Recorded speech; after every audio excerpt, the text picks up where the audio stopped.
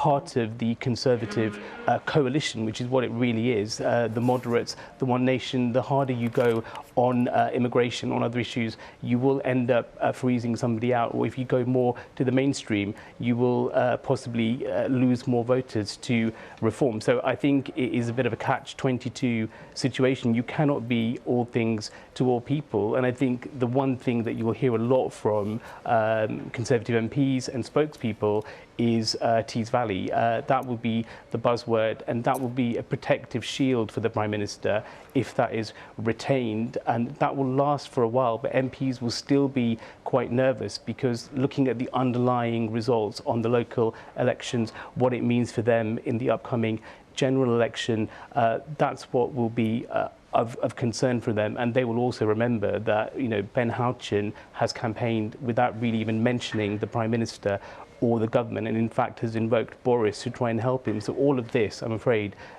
does not bode well. Mo Hussein, thank you very much indeed for joining us and for your patience in hanging on. It just makes me think of a minister said to me today, there are lots of places where panic could come. So let's see where we are by the end of play on Saturday. We can bring you a result though. South Tyneside Council has been held by the Labour Party.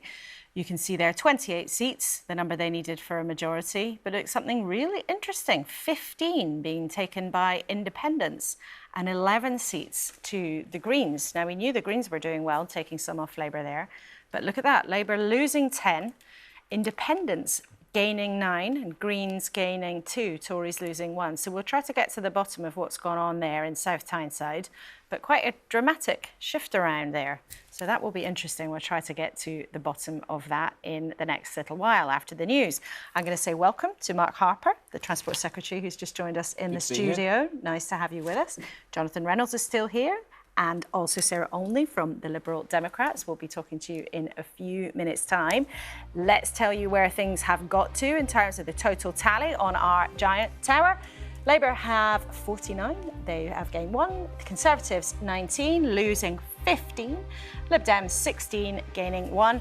Independents there, look, 14, going up as they did in South Tyneside, and the Greens gaining 4 so far to take them to 7.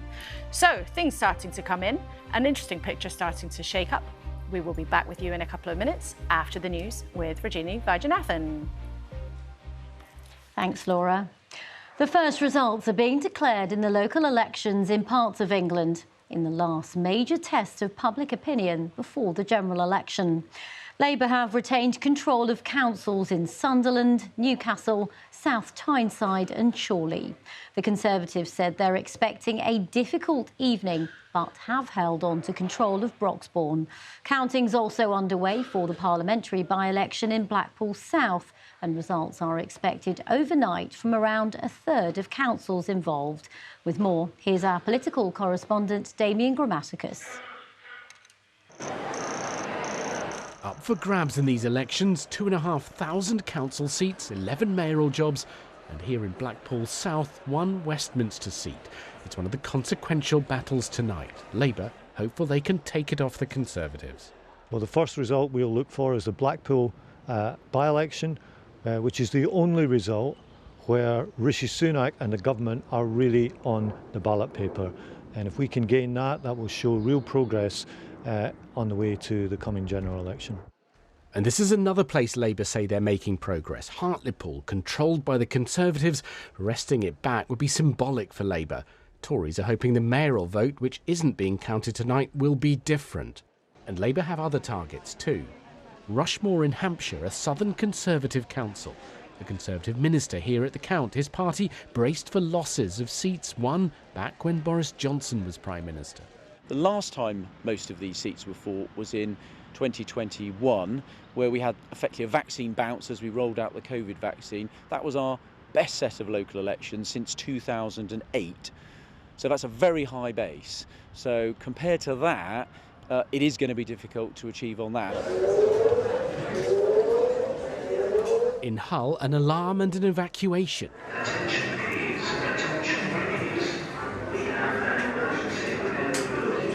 Whether Conservatives think these elections signal trouble ahead for them will depend on the scale of any losses. In Stockport, where they're counting in a car park, Liberal Democrats could make gains from Labour. But what they're most focused on are the places they face off with Conservatives. Across the country, we've heard that people are absolutely fed up of the Conservatives. And across the blue wall, lifelong Conservatives are switching to the Liberal Democrats. So we're very optimistic. People want to cast a verdict on the Conservatives' appalling record on the NHS and care, on the fact they've allowed the water companies to pump their sewage into our rivers, and the cost of living crisis. In Grimsby, Conservatives are facing a tough night too. They've controlled North East Lincolnshire Council since 2019 and may see support eroding here. It's exactly the sort of place Labour will be targeting at the general election. Damien Grammaticus, BBC News. In other news, John Swinney looks set to become Scotland's next First Minister after his main potential rival, Kate Forbes, said she wouldn't be standing for the leadership of the SNP. Instead, she's given him her support. Mr Swinney's the only candidate to put himself forward, but nominations are open until next week. He said the SNP was not as cohesive as it should be and pledged to create a modern, diverse and dynamic Scotland. A man's appeared in court charged with the murder of the schoolboy Daniel Anjoran in North East London. Daniel, who was 14, was on his way to school when he was fatally stabbed in Hainault on Tuesday. Marcus Monzo, who's 36, also faces several other charges, including 2 counts of attempted murder. To the US, and President Biden has urged pro-Palestinian protesters on university campuses to uphold the rule of law. There have been further clashes between police and demonstrators in a number of cities, including Portland in Oregon and Washington, D.C. Earlier, riot police dismantled a camp at the University of California in Los Angeles. The protests against the war in Gaza have spread to around 50 campuses, with more than 2,000 people arrested across the US in the past fortnight. The Foreign Secretaries met with President Zelensky in Kyiv to discuss the military equipment being sent to Ukraine by the UK. Lord Cameron said it would include precision-guided bombs and air defence missiles, which could be used by Ukraine against targets inside Russia. In terms of what the Ukrainians do, in our view, it is their decision about how to use these weapons. They're defending their country. They were illegally invaded by Putin, and they must take those steps. We don't discuss any caveats that we put on those things, but let's be absolutely clear. Russia has launched an attack into Ukraine, and Ukraine absolutely has the right to strike back at Russia. Lord Cameron there. Now, a hydroelectric dam has collapsed in southern Brazil after days of heavy rains, which have killed at least 31 people. At least 60 people are missing and 15,000 have been forced to leave their homes since those storms began on Saturday. Dozens of cities and towns have been flooded across the state of Rio Grande do Sul. The extreme weather is being caused by a rare combination of hotter than average temperatures, high humidity, as well as strong winds. Well, a reminder that you can follow all of the election results overnight over on the BBC News website or on the app. You can also see who's won and where using our postcode checker, which is at bbc.co.uk/news or on the app. Now it's time to return to Laura and the team and Elections 2024.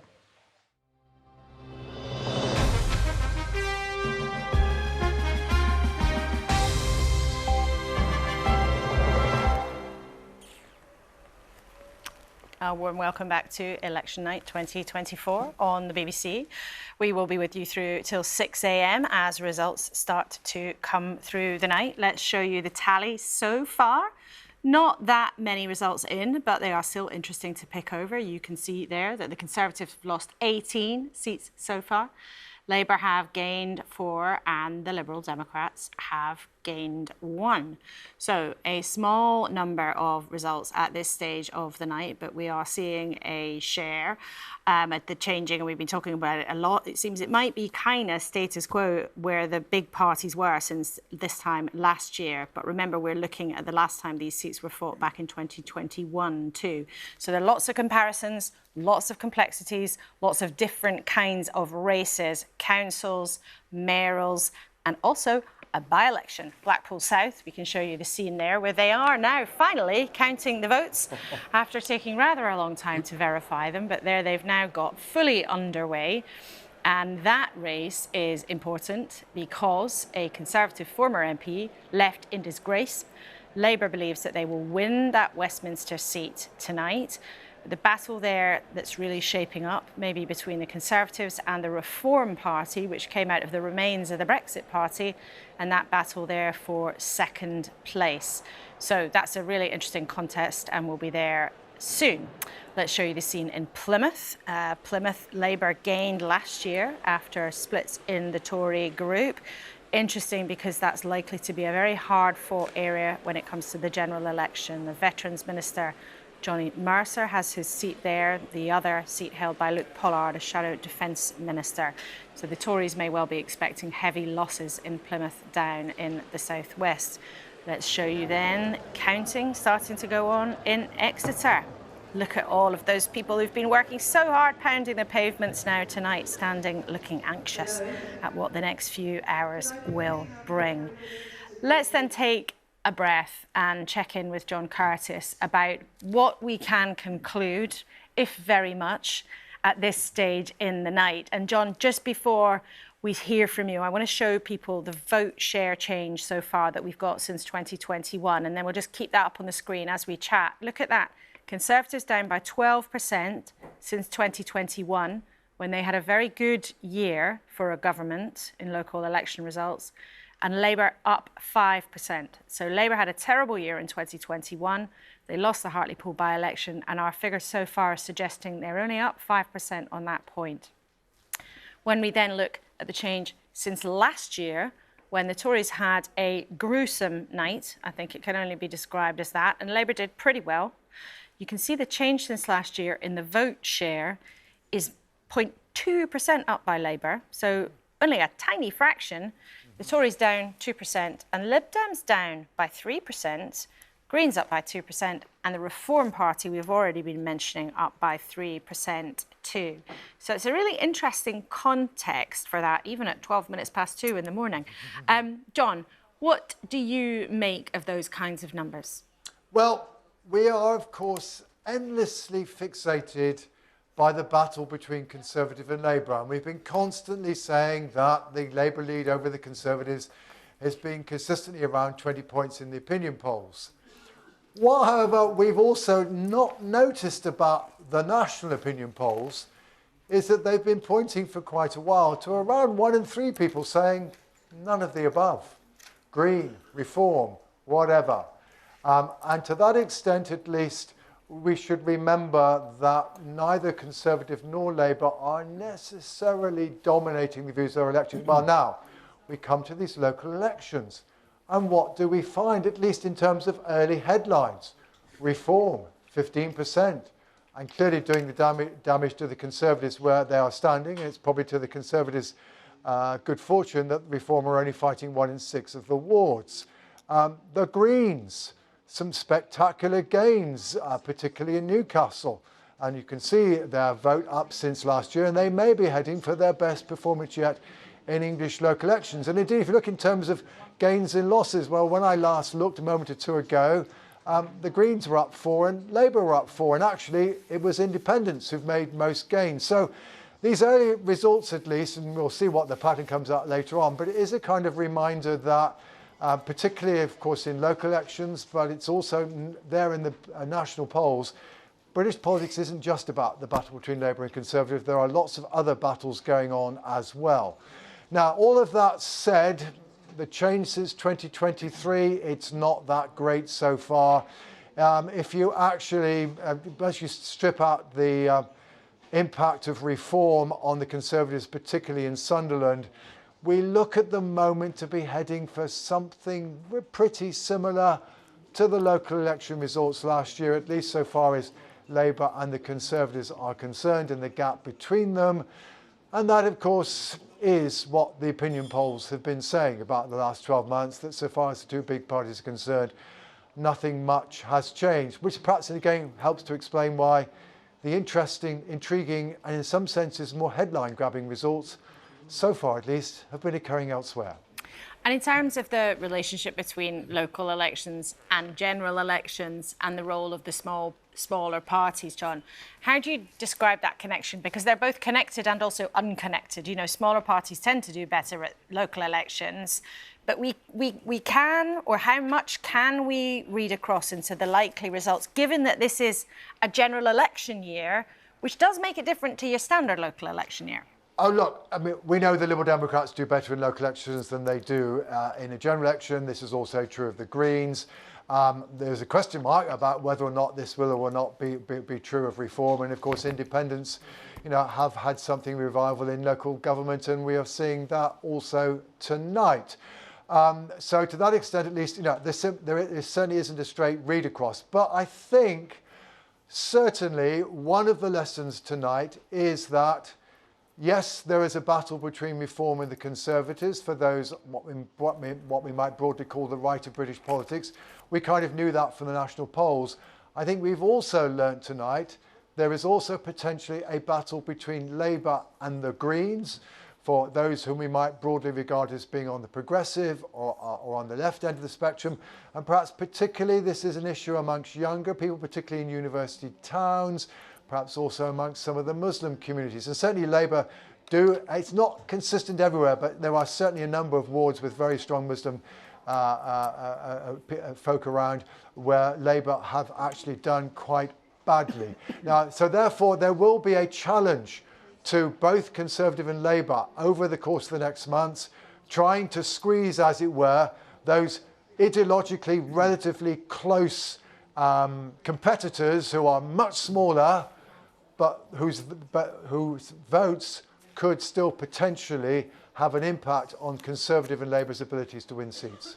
John, thanks for now. We'll be back with you later. We can give you a couple of results in the last few minutes. Colchester Council in Essex, that still doesn't belong to any one party. None of them have managed to grab it for themselves, so that's still in no overall control.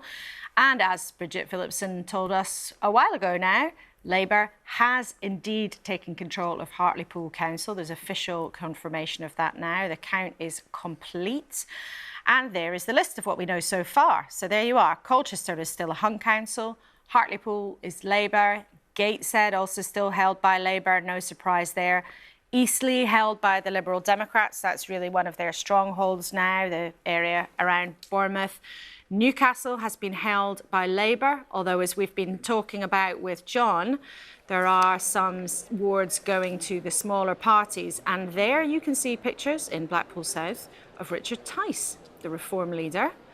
I'm not sure if he looks happy or full of anticipation, but he's looking at something very carefully on his press. Oh, laughing away. He's just, I don't know if he was looking at a funny post on social media or if he was looking at some of the party sums, just shaking hands with a supporter there. So Blackpool South, where a lot of the action will be tonight, and we will be there as soon as we've got any news to bring you of what might happen next. But Richard Tice, I'm sure we'll also try to speak to him a bit later in the night, the Reform leader. But just to go back to those councils coming through, Labour holding Newcastle, Labour holding Ipswich 2, Labour holding South Tyneside, where we were talking about just a couple of minutes ago. I can tell you the problem in South Tyneside that's got so many independent votes is the bins. There have been no bin collections today. There's been a bin dispute going on there, and we know how much people quite rightly care about their bins. So Labour's held South Tyneside but lost lots of seats to independents. Last few, just to show you there, Chorley in Lancashire held by the Labour Party, Rochford in Essex, no overall control.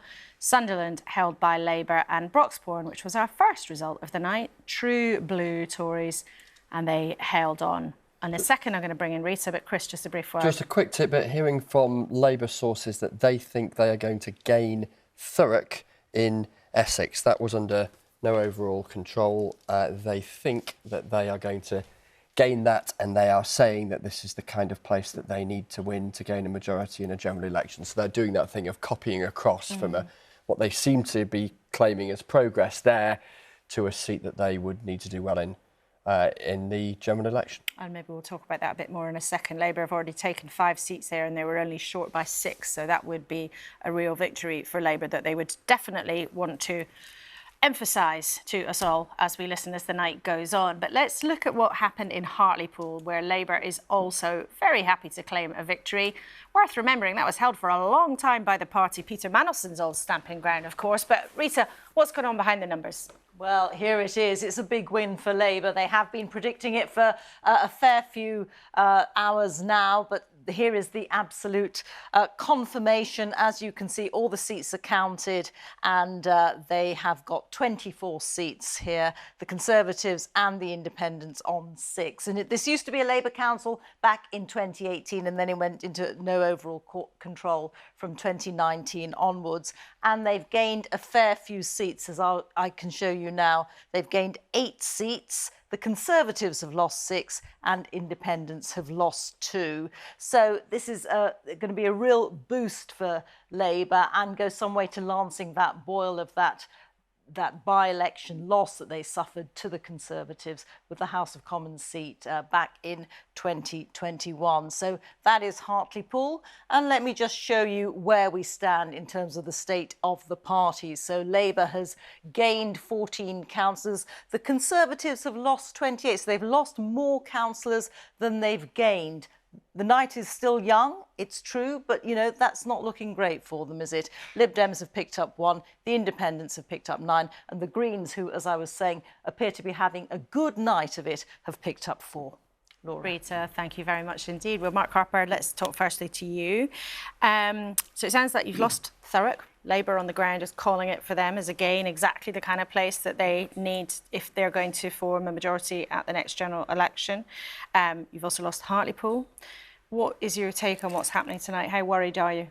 Well, first of all, I'm not going to comment on results until we've actually had them declared. OK, well, we've just had Hartlepool. Yeah, okay. So, yep. Look, I go back to what I said in the clip that you played in the news bulletin. It depends on what you compare it to. If you compare it to, which your seat calculator does, the last time most of the councils, the mayoral contests that are up, which we're not going to get any of those tonight, and the Police and Crime Commissioner elections, most of which I think are coming tomorrow. Last time they were all fought was in 2021. That was a very unusual thing. We had the vaccine bounce post-pandemic, where it was a cross-government effort. We were fastest in the world at rolling that out, and I think independent commentators think that had a really big impact on what was our best set of election results then since 2008. So that's a very high base if you're going to compare things to. So I think I said earlier, you know, that's going to make it very difficult to hit that level. So that's the first point.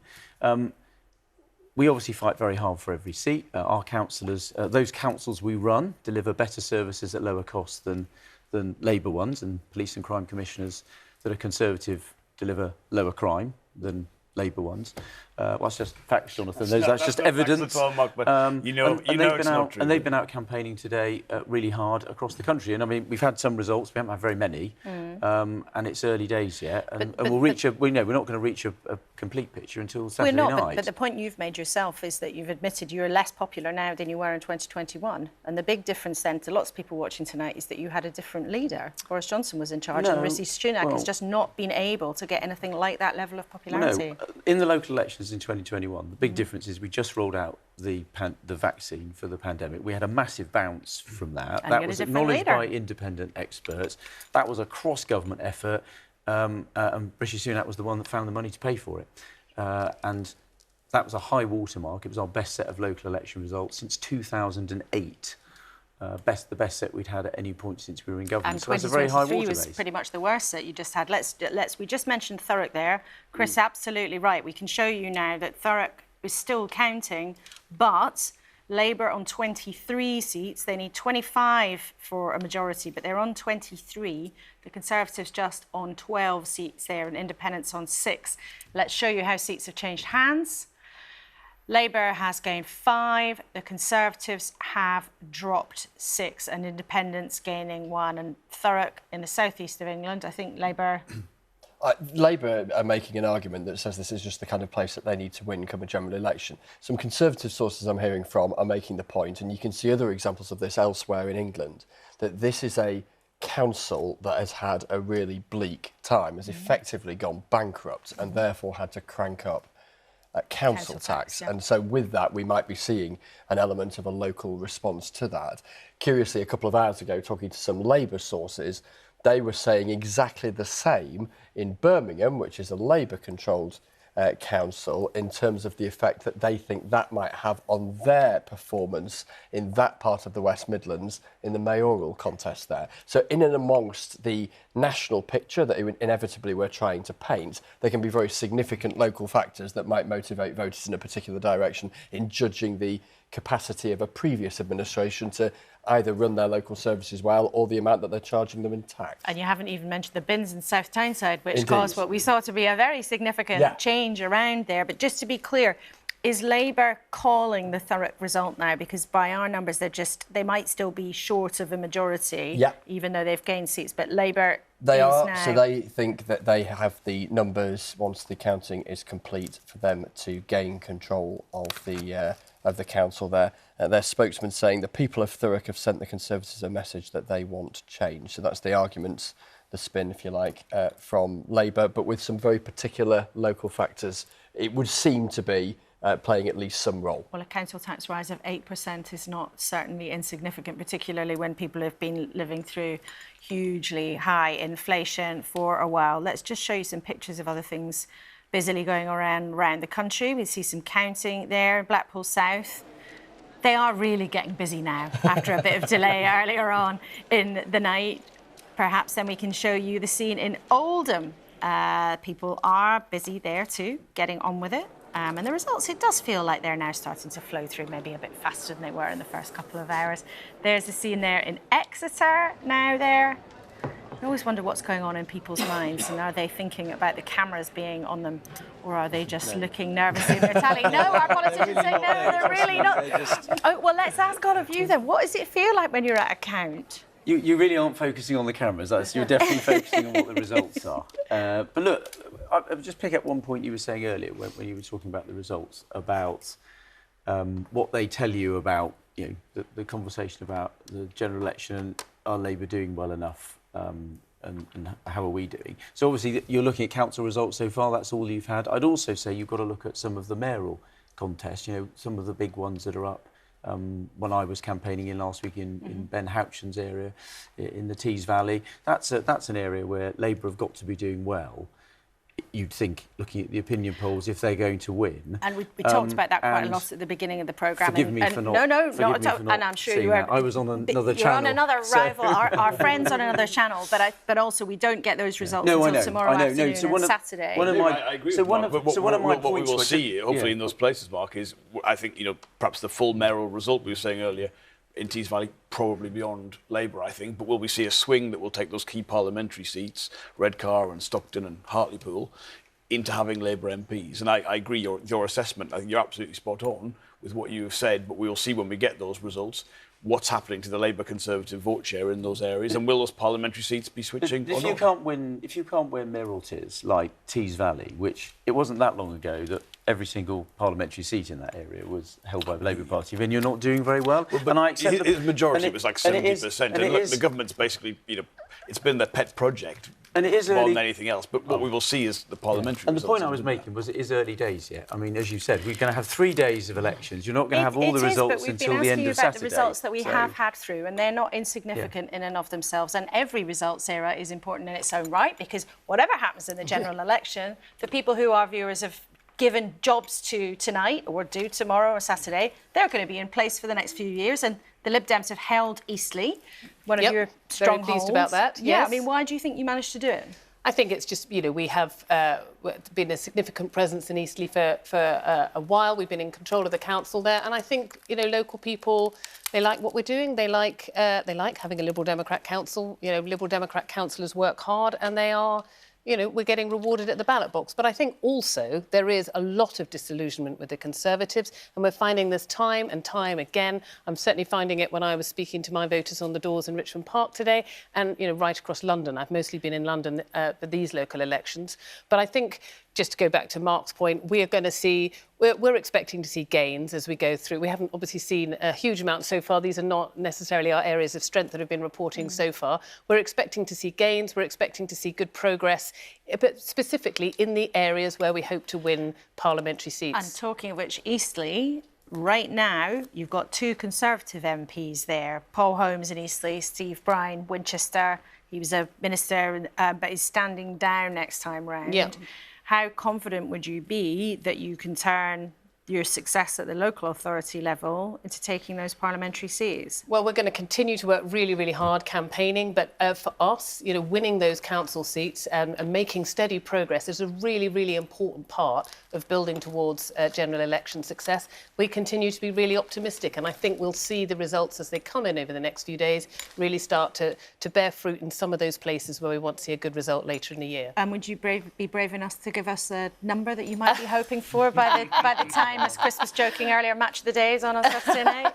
I don't even know when that is, but no. I mean, what I would say is, it's not going to. We had some really spectacular gains last year and the year before. It's not going to be quite at that level. There's not so many seats up for election this year.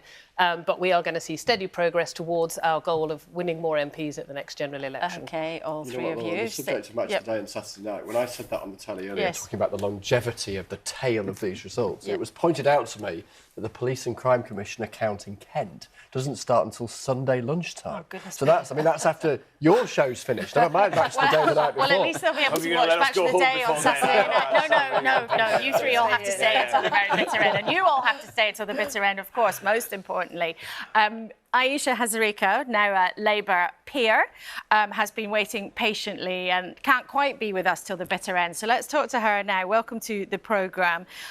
We've talked quite a lot about the impact of the Labour leadership's position on foreign affairs might have. And we have seen in some places what looks like some voters turning away from them because of that. How significant an issue do you think it might be for the Labour Party tonight? Well, I think this is an issue that Labour strategists are going to be monitoring very carefully. I mean, Labour wants to be winning as broad a coalition as possible.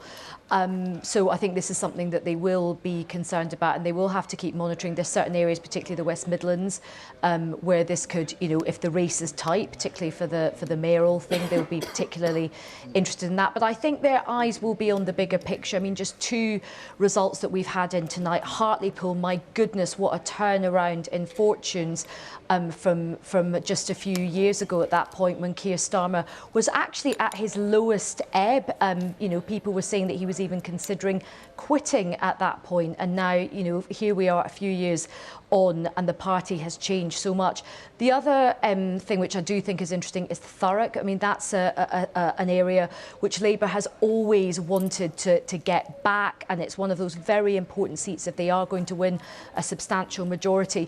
But I don't think Labour can ignore the impact of foreign affairs. But the other story of the night, and of course we're very early in this process, as you've been saying, it won't really be until the weekend that we can properly assess the situation.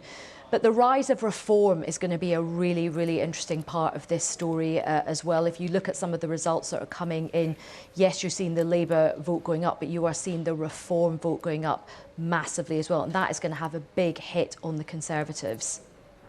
But what do you think the Labour Party should do about trying to win back the trust, perhaps, of some of those particularly Muslim voters, not just Muslim voters, but some voters who clearly have felt discomfort and unease with the leadership's position on the Israel-Gaza conflict? Well, I think you've just made a very important point there. Many people just stereotype this and say it's just Muslim voters who care about this, but there is a broader coalition of people across society of different ages, different backgrounds, who of course are really, really traumatised by what's happening in the Middle East. And also people can see that this is a very difficult issue and that there are 2 people in a lot of pain here, the Jewish community and of course you look at what's happening in Gaza as well. I think what the Labour Party has to do, it started to do that more, is to reach out to people more, to have more nuanced conversations about this. They've now called for a ceasefire and David Lammy is out talking to people a lot. But, this is going to be a very sensitive issue. And if Labour does win power at the next general election, foreign affairs and foreign policy is something which historically is difficult for Labour, and I think Labour will want to win all across the country, but it will want to have a broad coalition of support from different backgrounds and different communities. Aisha, thank you very much indeed for joining us and for being patient before we were able to speak to you. Thanks very much indeed for being with us tonight. Now then, a couple of minutes ago we were talking about Thurrock, the reports coming in from Labour sources on the ground, but we can now confirm, we can show you the seat count. Labour has gained Thurrock. There'll be cock-a-hoop about that. 25 seats there for the Labour Party, 13 for the Conservatives, 6 for Independents. Let's look at the way that seats have changed hands. Labour has gained 6, the Conservatives have lost 7. Now, as Chris was telling us, Thurrock Council has had a shocker. People who live there have had to have an 8% rise in their council tax. They've had to contend with a big rise to that during a cost of living crisis. So, as ever, there's always a local story, but Thurrock, in terms of the national story, will be something seen as a big victory for the Labour Party that they'll be delighted about, as I'm sure we'll hear in the next few minutes of the programme. Let's remind you of the scene at Blackpool South, where the counting is underway in the by-election. That's going to be one of the big headlines of tonight's set of results. Our whispers on the ground there suggests that Labour is miles ahead in terms of first place, but it may be too close to call between the Conservative Party and the Reform Party for second. And remember, not long ago, we were talking to the Reform candidate on the ground, who certainly suggested second place might be within their reach. That kind of result really would give Conservative MPs the proper collywobbles. So they will be hoping that that isn't what comes to pass, but that could be extremely significant if that happens. We are, in just a second, going to speak to the new Labour leader of Hartlepool Council. Before we do that, I want to say thank you very much and goodbye to Sarah Olney, the Lib Dems Treasury spokesperson, who've been with us for the last part of the programme. Thank you for being with us here in the studio.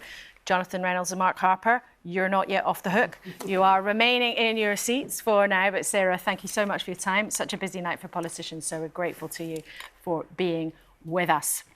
Now, as promised, let's talk then to one of the first victors of the night, Brenda Harrison, who's the new Labour leader of Hartlepool Council.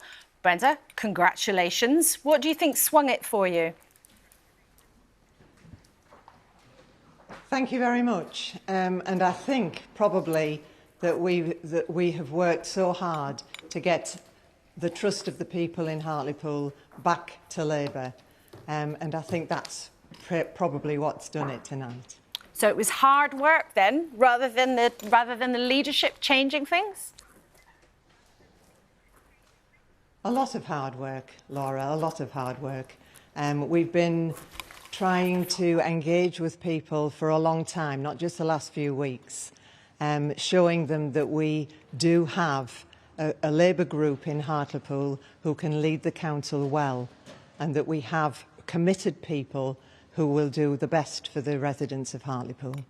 And just describe for us how difficult that sort of journey has been. Jonathan Reynolds with us was saying, well, look, we were coming from such a low base. It was very, very difficult. You wouldn't believe the transformation in the Labour Party in the last few years, except a lot of our viewers might think, well, hang on a minute, that absolutely should always have been Labour natural turf. It was Peter Manelson's seat. It was Labour for as long as you could remember, until the Jeremy Corbyn years. So how would you describe that journey that you've been on? So locally, it reflected really what was happening nationally as far as the Labour Party was concerned. We had quite a difficult time in Hartlepool going back a few years, where we actually then dropped to 6 councillors in the Labour Party, in the Labour group, and we've risen up over the years, bit by bit, and got back to actually, I think, making people realise that we are to be trusted and that we can do the job that we are now going to be doing.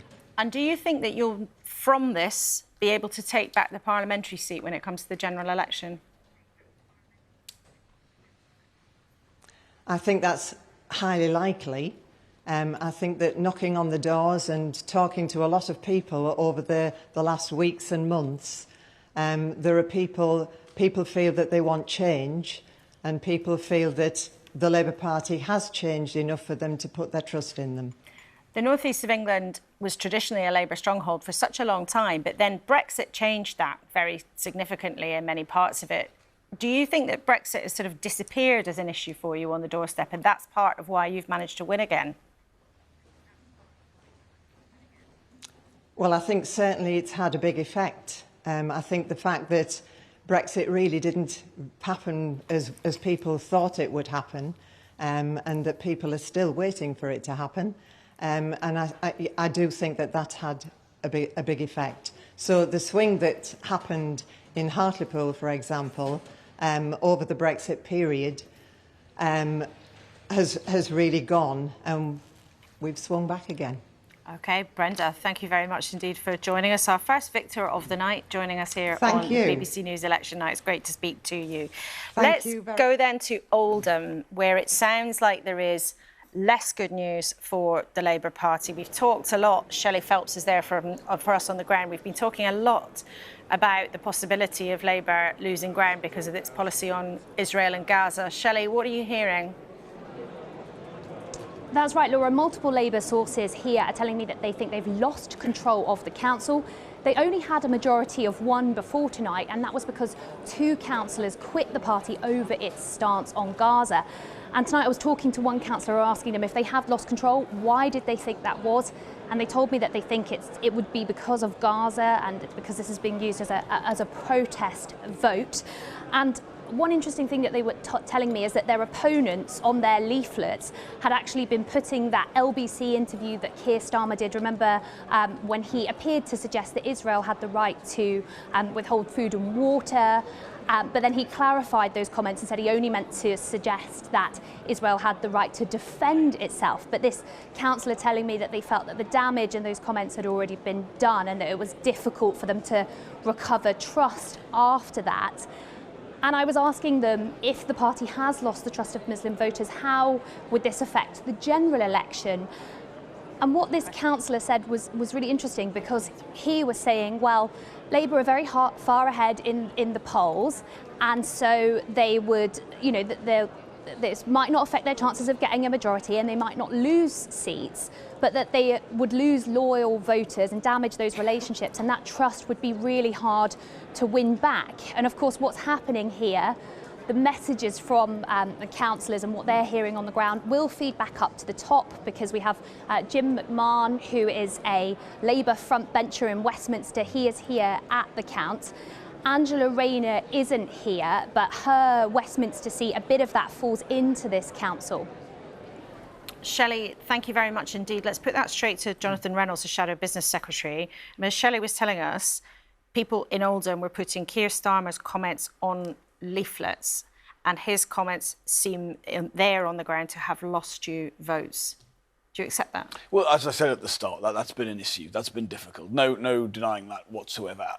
Oldham, obviously next door to me in Tameside. I actually think we will maintain control of the council. We might lose a couple of seats, but gain a couple of others. But yes, that has been challenging. Again, look at the results that we have seen tonight. We've talked about one area where it was the bins that was the major issue. Here we're talking about a major foreign policy issue. This is why local politics can be hard, and you've got to be covering all of those bases. But yes, there'll be a particular issue around the Middle East. But we were hearing before from Aisha Hazarika, who's, you know, a newly ennobled baroness in your party, and she was saying this is really significant, not just for Muslim voters, but also for other voters who have been really concerned about the leadership's stance.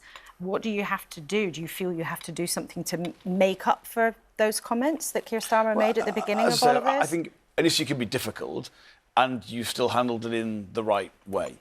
Okay, and when you see a conflict as difficult, as frustrating as this is, and you know we've got limitations as British politicians as to what we can deliver in the Middle East. We've got to be very clear about that.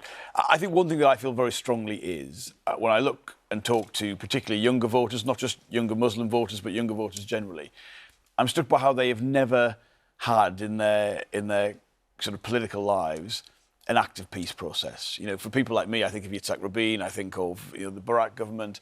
I think of times where that has been a process which has been, Oslo, not got us to where we need to be, but that's been a part. And they've had no experience of that. And getting across to people, this is not a zero-sum game. What Israel needs, what Palestinians need, are security, respect, dignity, two states alongside one another. That's the emphasis I think we need more of in the future. And it is a very sensitive issue, and it is very difficult for any politician to imagine it, and we should not, to manage it, and we shouldn't underestimate that. But I just want to show our viewers some numbers we've been able to crunch. This is the change in areas where there's a high Muslim population since 2021. The Greens up by 16%, but Labour down by 19%. Now, I'm not at all denying that this is a difficult thing to do, but it appears that there could be a really significant impact on your vote.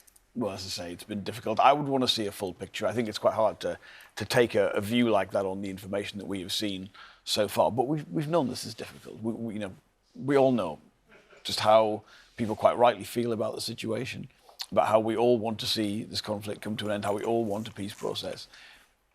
But it's challenging. Do you fear this could cost you seats at the general election? Again, I think let's not get carried away. Let's see the full results, Chris, at the end of this. I still think I would caution anyone in making assumptions about whole communities or about an issue like this being the deciding issue in a general election. People will always, I believe, when it comes to a British general election, be thinking about the cost of living, about public services, about what it means for them and their family. Doesn't mean foreign policy is not important, of course it is, but it's only going to be one of those factors in that. OK, thank you very much indeed for now, Jonathan. I want to say hello to Baroness Susan Kramer for the Liberal Democrats, who's just joined us here on the panel in the studio. Welcome to you, and we'll be back with all of you shortly. Let's remind you on where our seat totals are so far. You can see there Labour has gained 23. They've made it over the century mark. First party to do so on 109. The Lib Dems have gained 5 seats, and the Tories are on 25. They've lost 48. The Conservatives at this stage, oh look, they've just lost another one. At this stage, the Tories are losing more than 60% of the seats that they are defending.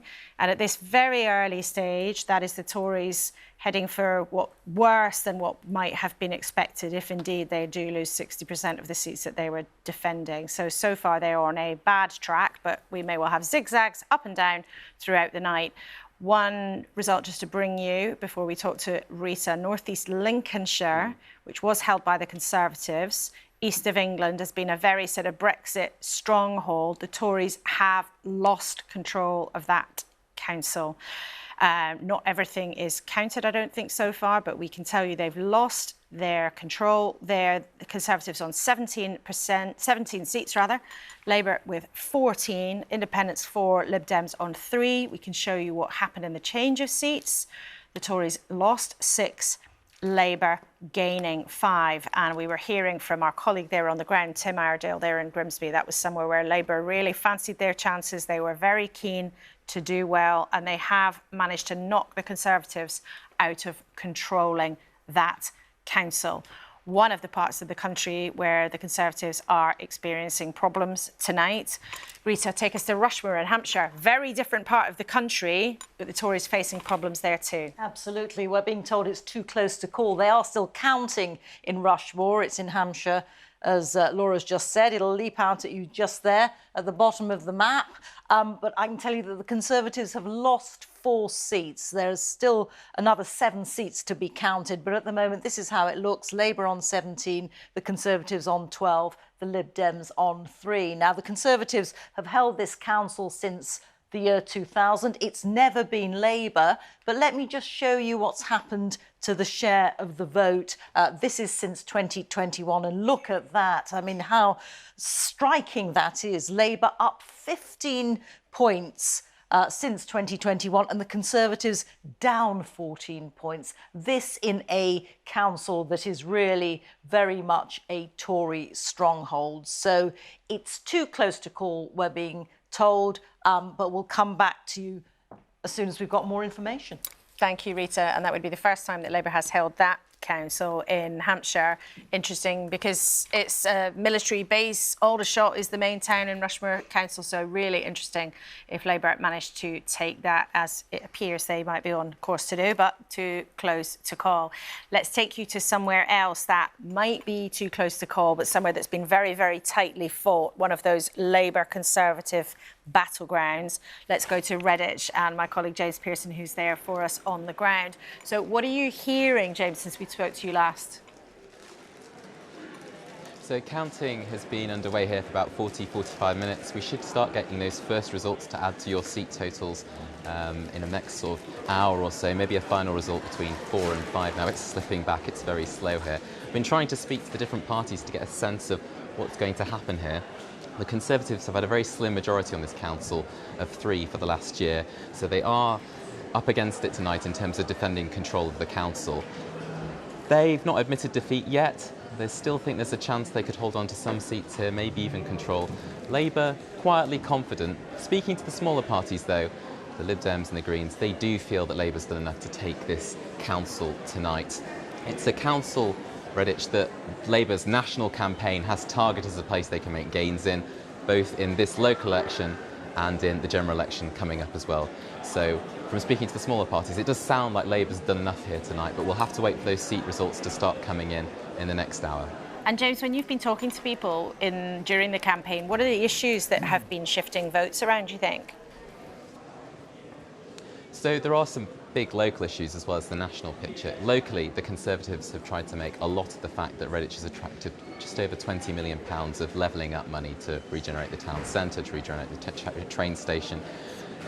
Labour, though, have basically been arguing that that money hasn't been spent in the right place to achieve the levelling up that people want to see here. They've focused on the sentiment in the town that the town centre, the district centres aren't really going in the direction that people want them to be. Both sides admit that there hasn't really been enough investment in Redditch the last couple of years, so that's something that's come to play. From going out with the political parties on the doorstep, you do get the sense as well that there are a lot of Conservative voters who will take a lot of convincing to come out and vote for the Conservatives this year, and that could be the main thing, Conservative voters deciding they don't want to vote this time. James, thank you so much for joining us. Give us a shout when you have got news there from Redditch, a really interesting and important Tory-Labour battleground. And James there mentioning the power of the sofa vote, because of course staying at home is a different kind of vote, but a vote nonetheless. Let's take you around the country. We can show you what's going on in Plymouth, where there is counting going on, and it looks like people are waiting for something that might be imminent. We'll listen in carefully there and bring you it when there's any. Oh, there's someone coming onto the stage. So let's just take a listen in. It may be just one ward results, but let's have a listen, because why not?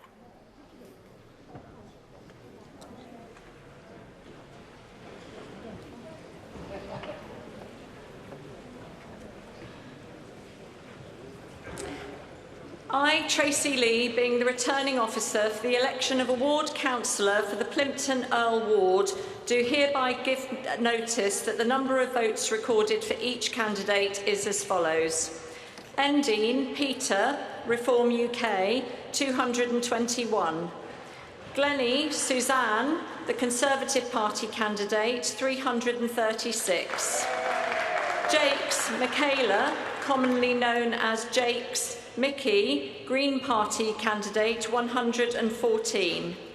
Loveridge Andrea Victoria, Independent, 896. Oran Christopher Michael, Liberal Democrats, 235. Soper Sebastian Anthony, commonly known as Soper, Seb, Labour and Cooperative Party, 483. Ward result there, but it sounds like that ward there in Plymouth was taken by an independent. Very, very close call between the Reform Party and the Liberal Democrats, only 4 votes in it. But that particular situation there, Susan Kramer, just one ward, just giving you a flavour of some of the events that are going on, and that ward was taken by an independent, which is something we've seen in a few places tonight, not least in South Tyneside, where there's the story of the bins, and the independents have done terribly, terribly well.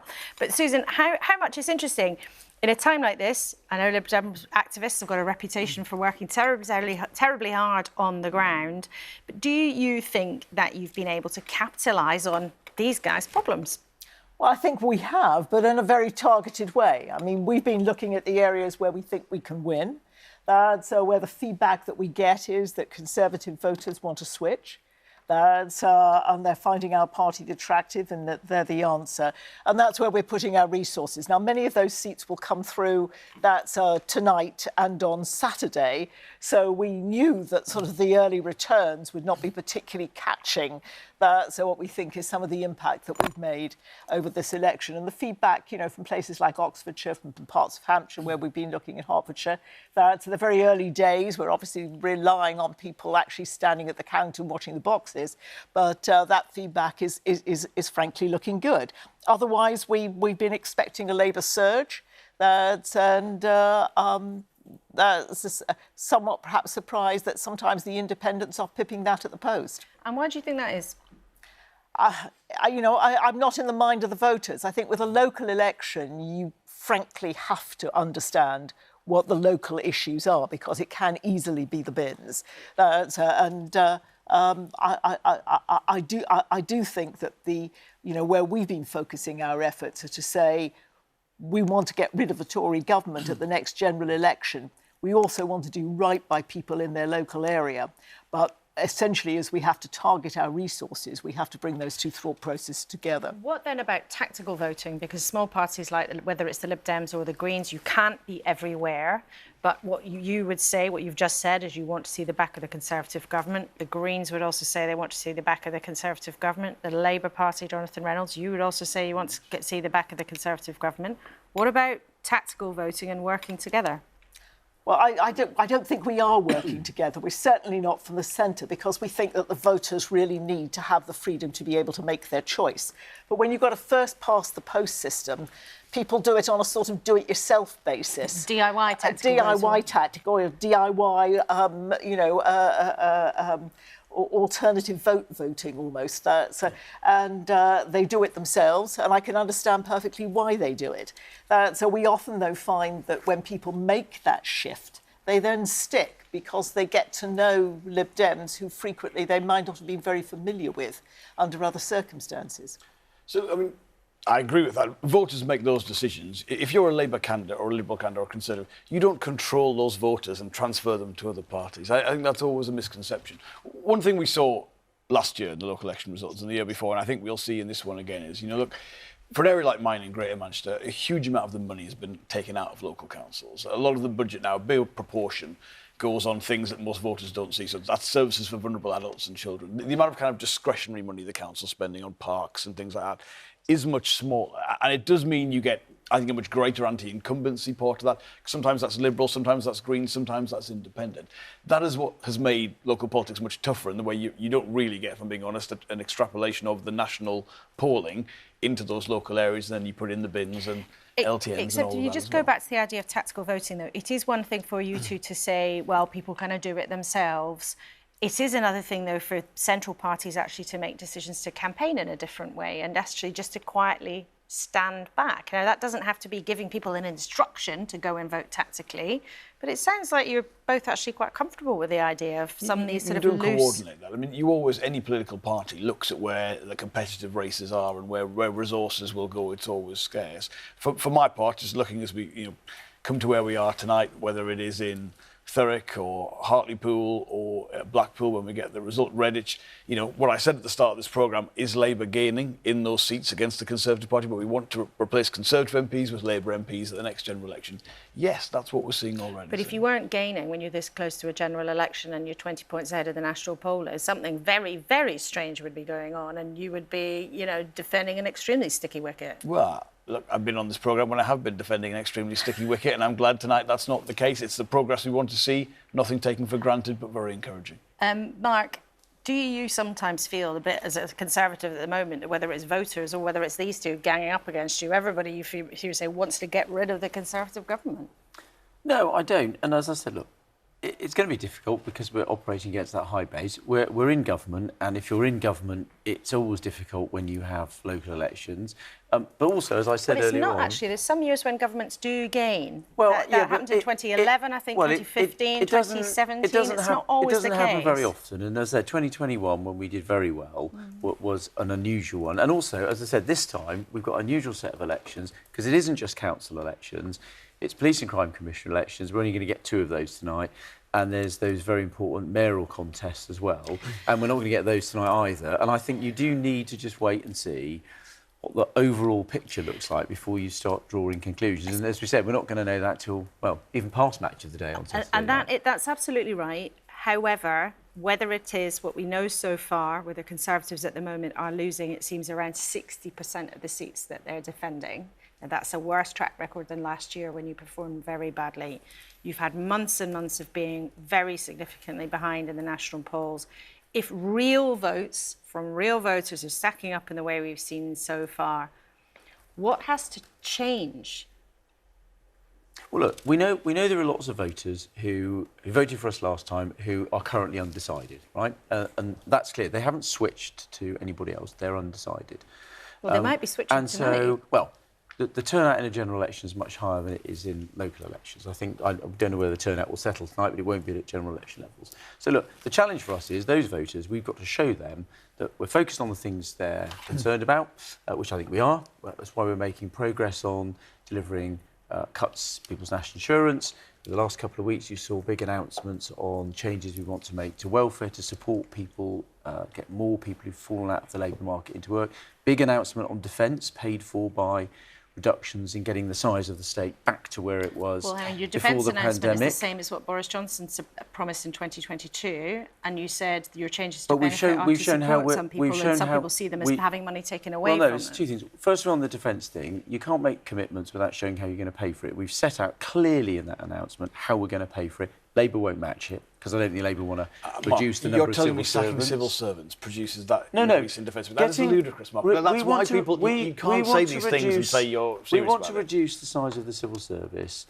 Not doing anything ridiculous, just back to where it was before the pandemic. And that will fund the level of defence spending you're talking about. That's just not true. The rest of it is taking the investment we're making in research and development and spending most of that on improving research and development on defence. We've set it out very clearly. That's a really important thing, defending the nation in these difficult times. So if we continue to set out policies like I think will persuade our voters that, firstly, they want to support us, and when they see the choice between our party and the Labour Party and between the 2 people, there are only 2 people who are going to be Prime Minister at the end of that general election, either Rishi Sunak or Keir Starmer. When you look at the choice, then I think we will persuade people to vote for us. But that is the battle that we're going to have for the rest of this year. That is the battle and people are choosing Labour. Can I just say that this is nothing to do with what I'm hearing on the doorstep. When I'm on the doorstep, people are saying cost of living. And although the government keeps telling them that everything is better and getting better, that is not their personal experience. It's getting worse.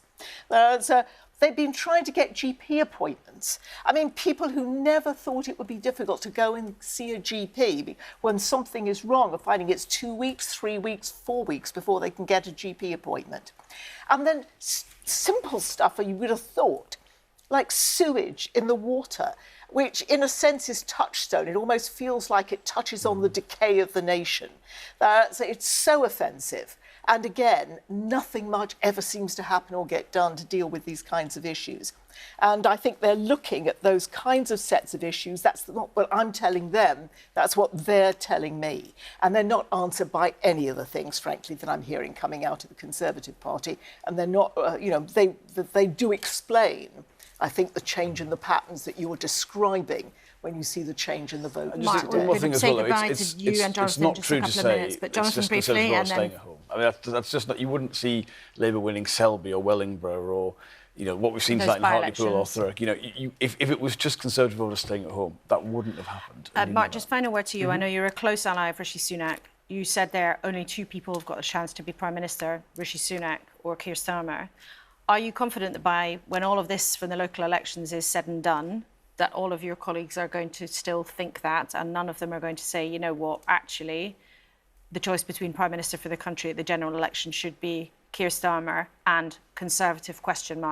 No, I think the Conservative Parliamentary Party is going to be very clear that changing leaders is not a sensible idea. I think colleagues have liked what the Prime Minister's been setting out. I think they're going to get behind the Prime Minister. Yes, they have. There's been huge support for our defence announcement, for example, and our welfare announcement.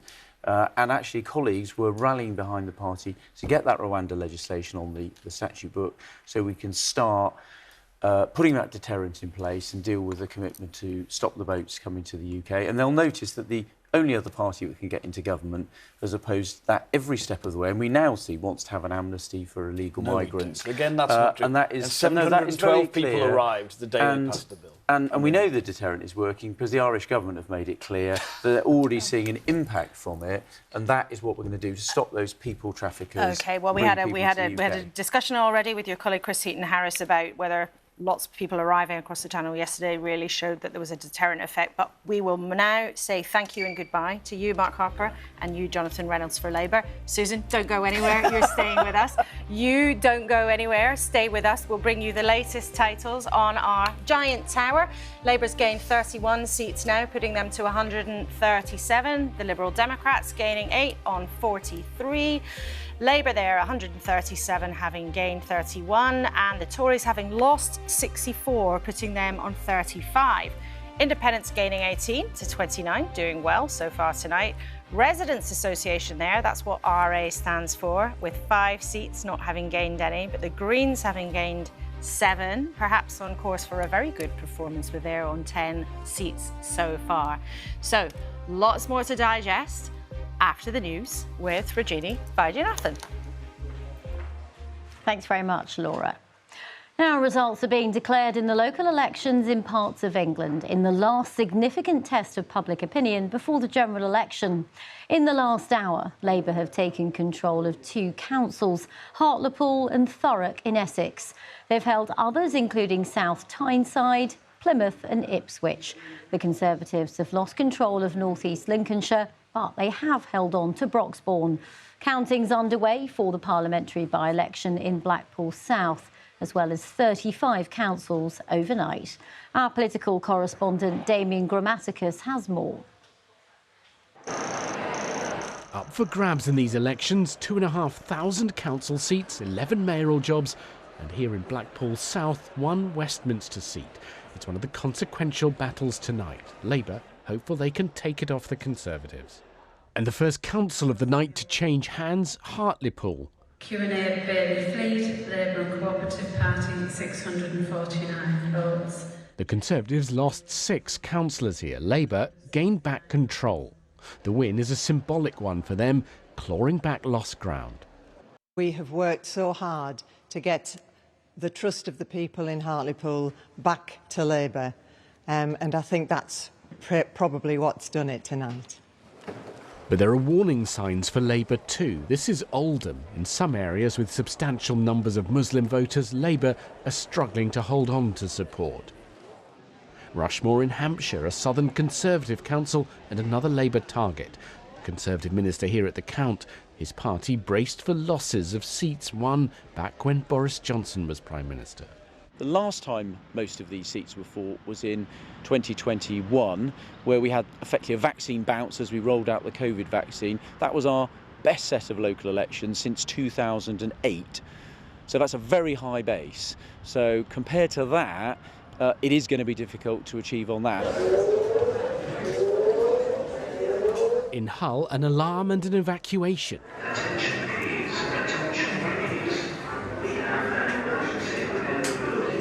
Whether Conservatives think these elections signal trouble ahead for them will depend on the scale of any losses. In Stockport, where they're counting in a car park, Liberal Democrats could make gains from Labour, but what they're most focused on are the places they face off with Conservatives.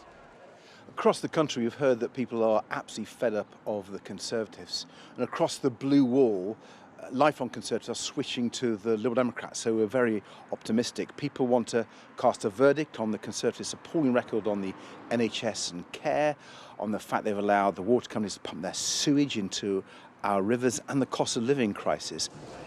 In Grimsby, Conservatives are facing a tough night too. They've controlled North East Lincolnshire Council since 2019 and may see support eroding here. It's exactly the sort of place Labour will be targeting at the general election. Damon Grammaticus, BBC News. Now to the United States, and President Biden has urged pro-Palestinian protesters on university campuses to uphold the rule of law.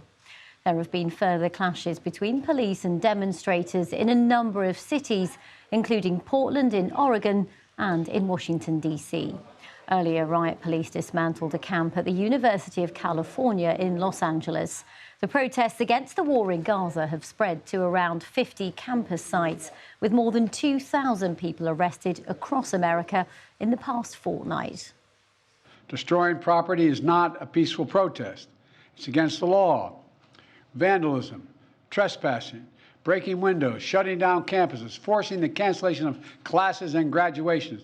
None of this is a peaceful protest. Threatening people, intimidating people, instilling fear in people is not a peaceful protest. It's against the law. A man has appeared in court charged with the murder of the schoolboy Daniel Angerin in northeast London. Daniel, who was 14, was on his way to school when he was fatally stabbed in Hainault on Tuesday. Marcus Monzo, who's 36, also faces several other charges, including 2 counts of attempted murder.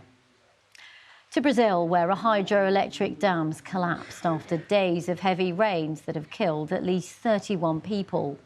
At least 60 people are missing and 15,000 have been forced to leave their homes since the storms began on Saturday. At least 500,000 people are without power and clean water across the state of Rio Grande do Sul. The extreme weather has been caused by a rare combination of hotter than average temperatures, high humidity and strong winds. Apple has seen its biggest fall in sales in more than a year. The tech giant saw a sharp drop in demand for its most important product, the iPhone, with sales of the device dropping by 10% from January to March compared with the previous year. Executives said the results were distorted by COVID-related supply disruptions, which led to unusually strong sales during the same period last year. The King and Queen have been presented with the official document recording their coronation almost a year after the service at Westminster Abbey. For at least 700 years, monarchs have been given a coronation roll with a handwritten official record of their crowning. For the first time, the manuscript will not use any animal skin. King Charles said the 21-metre-long roll goes on for miles, while Queen Camilla said she would need my specs to read it.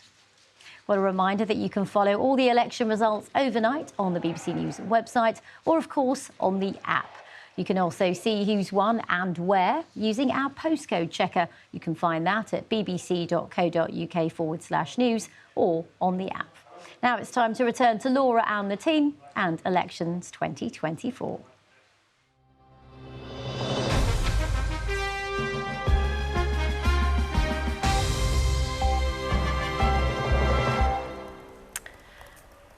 And a warm welcome back to Election Night 2024 on the BBC. There will, of course, in 2024 be a different kind of general election, but what we have tonight and in the next couple of days is a really complicated jigsaw of all sorts of different things. There are mayoral contests, there's a by-election in Blackpool South. We should have the result there before too long. There are also police and crime commissioner elections and council elections across England. Let's show you what's happened so far in those council elections. Here is the state of the parties as things stand. You can see there the Conservatives have lost 71 seats so far. On current trend, that's looking pretty bad, like they're losing about 2/3 of the seats they've been defending. Labour so far have gained 37. The Liberal Democrats have gained 7. So those are the tallies so far for the main parties, although we have seen also some really interesting things happening with the smaller parties so far tonight. Let's say hello to 2 new guests, Jonathan and Jonathan. Well, this is going to be easy in a way. Jonathan Cullis from the Conservative Party, a deputy chair, I believe. Deputy chair, not vice chair. I'm getting that right. It's early in the morning. And Jonathan Ashworth, who is the Shadow Paymaster General. So I think you call yourself Labour's attack dog, really. We're allowed to say that, aren't we? If you want to call me that, that's fine. Yeah, I like to think of myself more as a pussycat, to be honest. Oh, OK. All right. So maybe a few scratches and not biting. Anyway, we'll chat to you 3 in in a minute. Susan Kramer for the Lib Dems is still with us, I am pleased to say. Right, let's give you what has been quite a dramatic result. We've been able to confirm the numbers during the news. The Labour Party has gained Rushmore Council from the Conservatives. You can see there they've got 21 seats to the Tories 15, the Lib Dems with 3. Let's look at how seats have changed hands. Labour has gained 7 seats, the Tories losing 8, and the Lib Dems gaining 1 seat. The change in the share, you can see there, Labour on 48%, the Tories on 37%, and the change in that, if we can show you that, Labour gaining 16%, the Tories losing 17%. And I wonder if a bit later we can show you actually the swing there in that council, because that's really interesting. And Rushmore, we will be on the ground there before too long, but I can tell you that's really interesting, and Labour is cock-a-hoop about that, because not just it's in Hampshire, the south of England, maybe not their natural territory, but they've never held that council before. And also it is the home of Aldershot, which of course is the home of much of the British military. And given how Labour has tried to show they've changed since the Corbyn years in the last few years, I expect that they will be shouting about the Rushmore result from the rooftops. Let's show you another result that Labour will be pleased about, where the Tories have lost control of North East Lincolnshire Council. Grimsby, the big town there, and you can see what's happened. The Tories lost 8 seats, Labour gained 6, and the Tories have been knocked off controlling that council. Currently, that area is split between 2 Conservative MPs. One of them will be a target for the Labour Party at the general election whenever we get there. So Labour will be pleased to have knocked the Tories out of control there. And let's check in then again with Tim Iredale, my colleague who's in Grimsby for us tonight. You were saying earlier, Tim, that Labour were looking pretty chipper about what they were able to do. Why do you think the result ended up as it is? Yeah, you know, Laura, I think before a single vote had been counted here tonight, the Conservatives were looking pretty glum. They knew they were onto a loser here in North East Lincolnshire. Before these elections, the Tories had quite a sizable majority on this council, but it's gone now. The Tories are still the largest party, but it is a hung council because Labour made gains tonight. 6 council seats gained at the Tories' expense. Now, this is a classic red wall constituency. The parliamentary constituency of Great Grimsby was won by the Tories at the last general election in 2019 under Boris Johnson's leadership, of course, after decades of Labour dominance. So this will be a big blow to the Tories, losing control of the council here, so close to another general election. It looks like they're packing up already, Tim. They've been once they got going very quickly. Do you think then that this is likely to translate for the Labour Party? I mean, was this about the national mood or was it about local issues?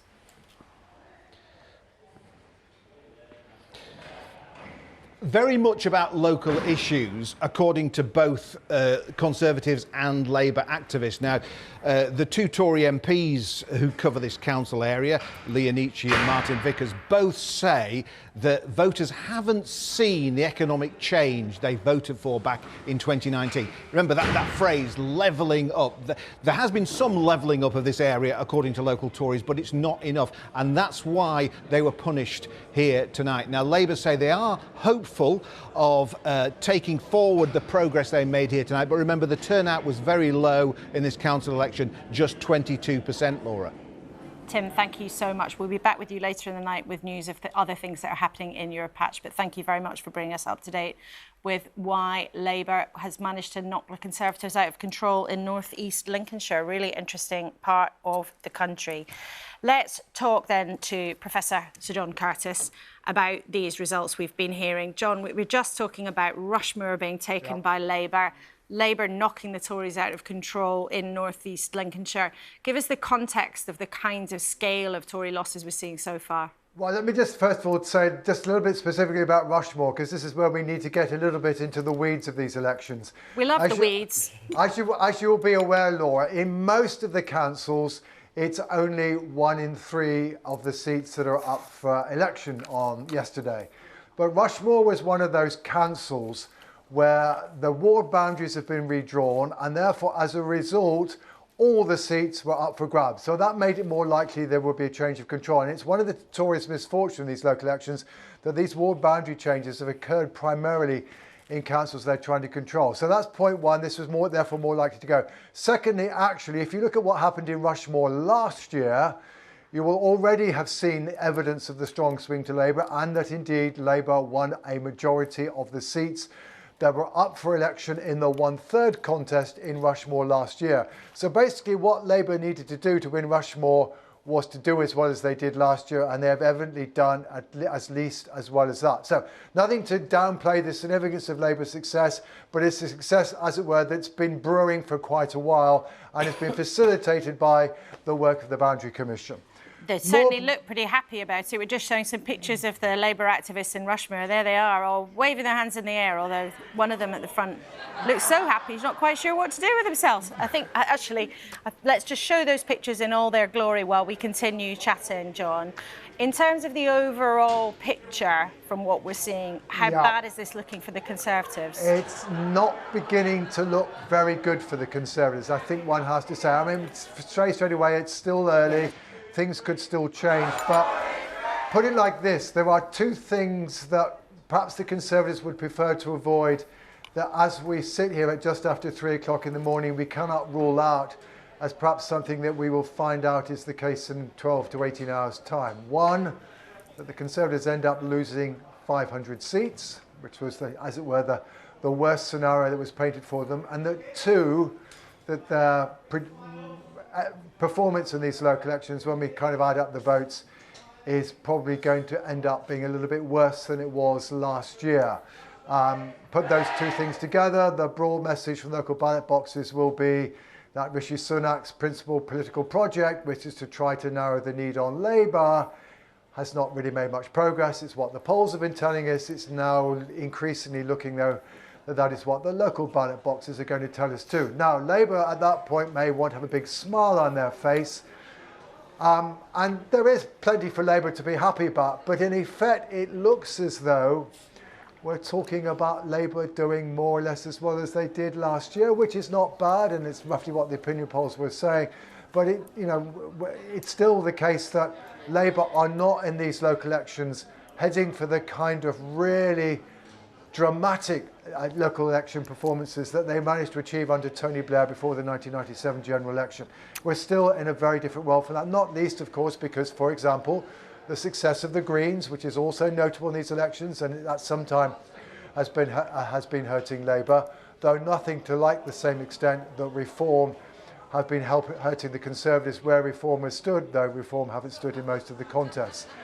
Finally, on the Liberal Democrats, well, they're up on 2021. It's helping them to make net gains. But actually, so far, they're down a bit on last year, though I think they will say straight away, but a lot of the places where we really have an interest are only voting next year. But we are, I think, going to end up in a picture where, big headline, Conservatives in at least a bigger hole as they were 12 months ago. It's what the polls have been saying. There doesn't seem to be anything in this so far to contradict that message. And to that extent, at least, these results at least don't look as though they're going to provide that much solace to 10 Downing Street. John, thank you very much for now. And in a couple of minutes, we'll pick up on those points that you were making about the Liberal Democrats having a modest night, which might not be the kind of thing that they want to see in the run-up to a general election. Let's start, though, Jonathan Gullis, with what John was telling us there. He was painting a picture where it looks like you're on course to lose very heavily, maybe 500 seats or more, which was the bottom end of expectations.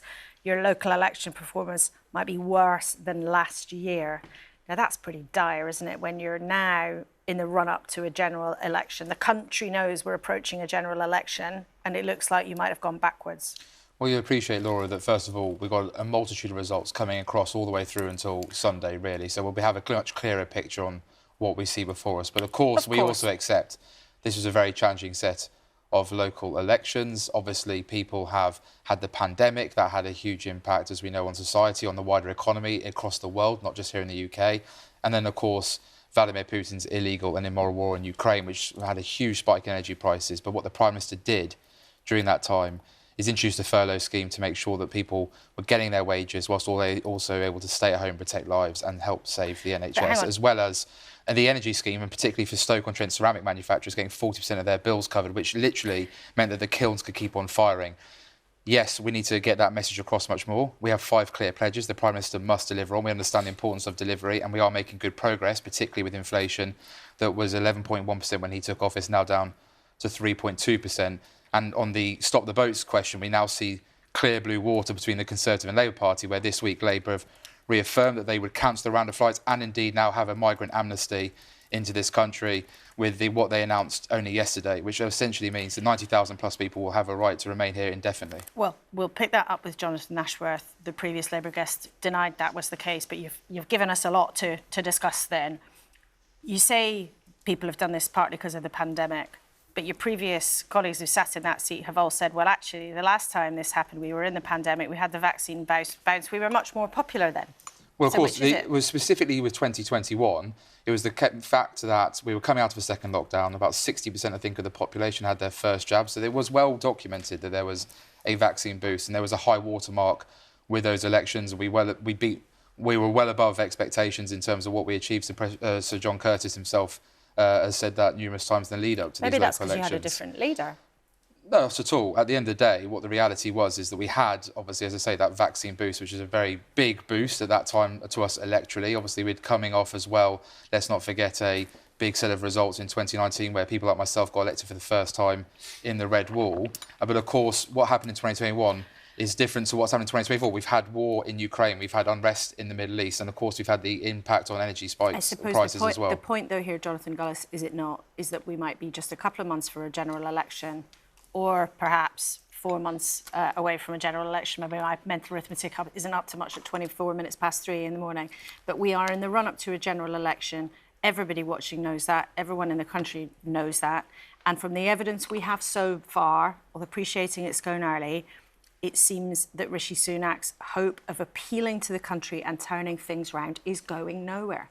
Well, I disagree with that because actually what the Prime Minister's done with inflation... That's what votes so far tonight are What we've seen with inflation is that it's now got down to 3.2% from that 11.1%. We've seen the Prime Minister therefore have the ability to not only continue investing in public services, about 160 billion now a year going into the NHS, or increase from 2021 of 49 billion to schools up to 60 billion by 24-25, and at the same time cutting taxes for working people. So on the average, £900 a year, better off. What are you going to change if you hope that people will appreciate what you've set out? You said he must deliver on them. You must communicate what you're doing better. Well, we doubled down on what is the people's priorities, which is the 5 pledges that the Prime Minister has clearly laid out. What does that mean? Well, that means delivery means making sure that we do see that growth in the economy, and we've seen that with the package of what we've introduced in the last 2 budgets, that there is a very clear trajectory towards that growth. Ultimately, of course, we're still coming out of a global shock, as I say, led by the illegal war in Ukraine by Vladimir Putin, which had a huge impact on energy prices, as well as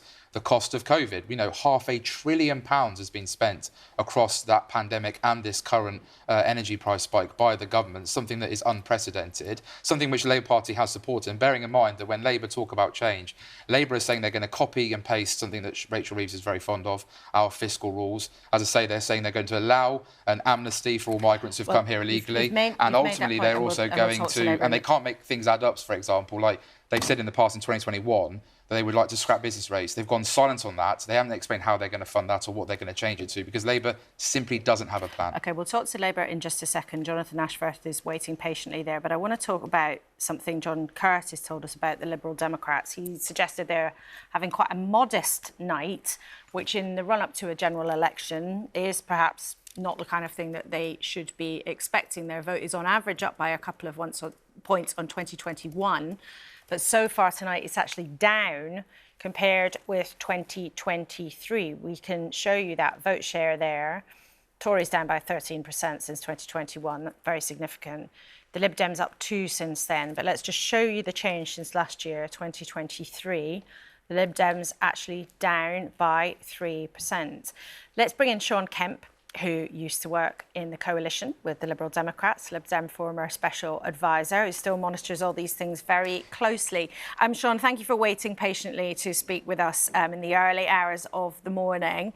If you were still working at Lib Dem HQ, would you be happy with what you're seeing so far? I'm going to be woefully predictable and say what John Curtis said that Lib Dems would say, which is I don't think they thought this would be as big a winning round of local elections as the last one was. So I think at the moment they're fine watching what's coming in. There's a bunch of seats that are probably going to come in sort of tomorrow, well, you know, later on today now, I should say, like places like Wokingham, Tunbridge Wells, and look at Dorset, where they're going to be paying closer attention to those because they're what they see as sort of key battleground areas for the general election.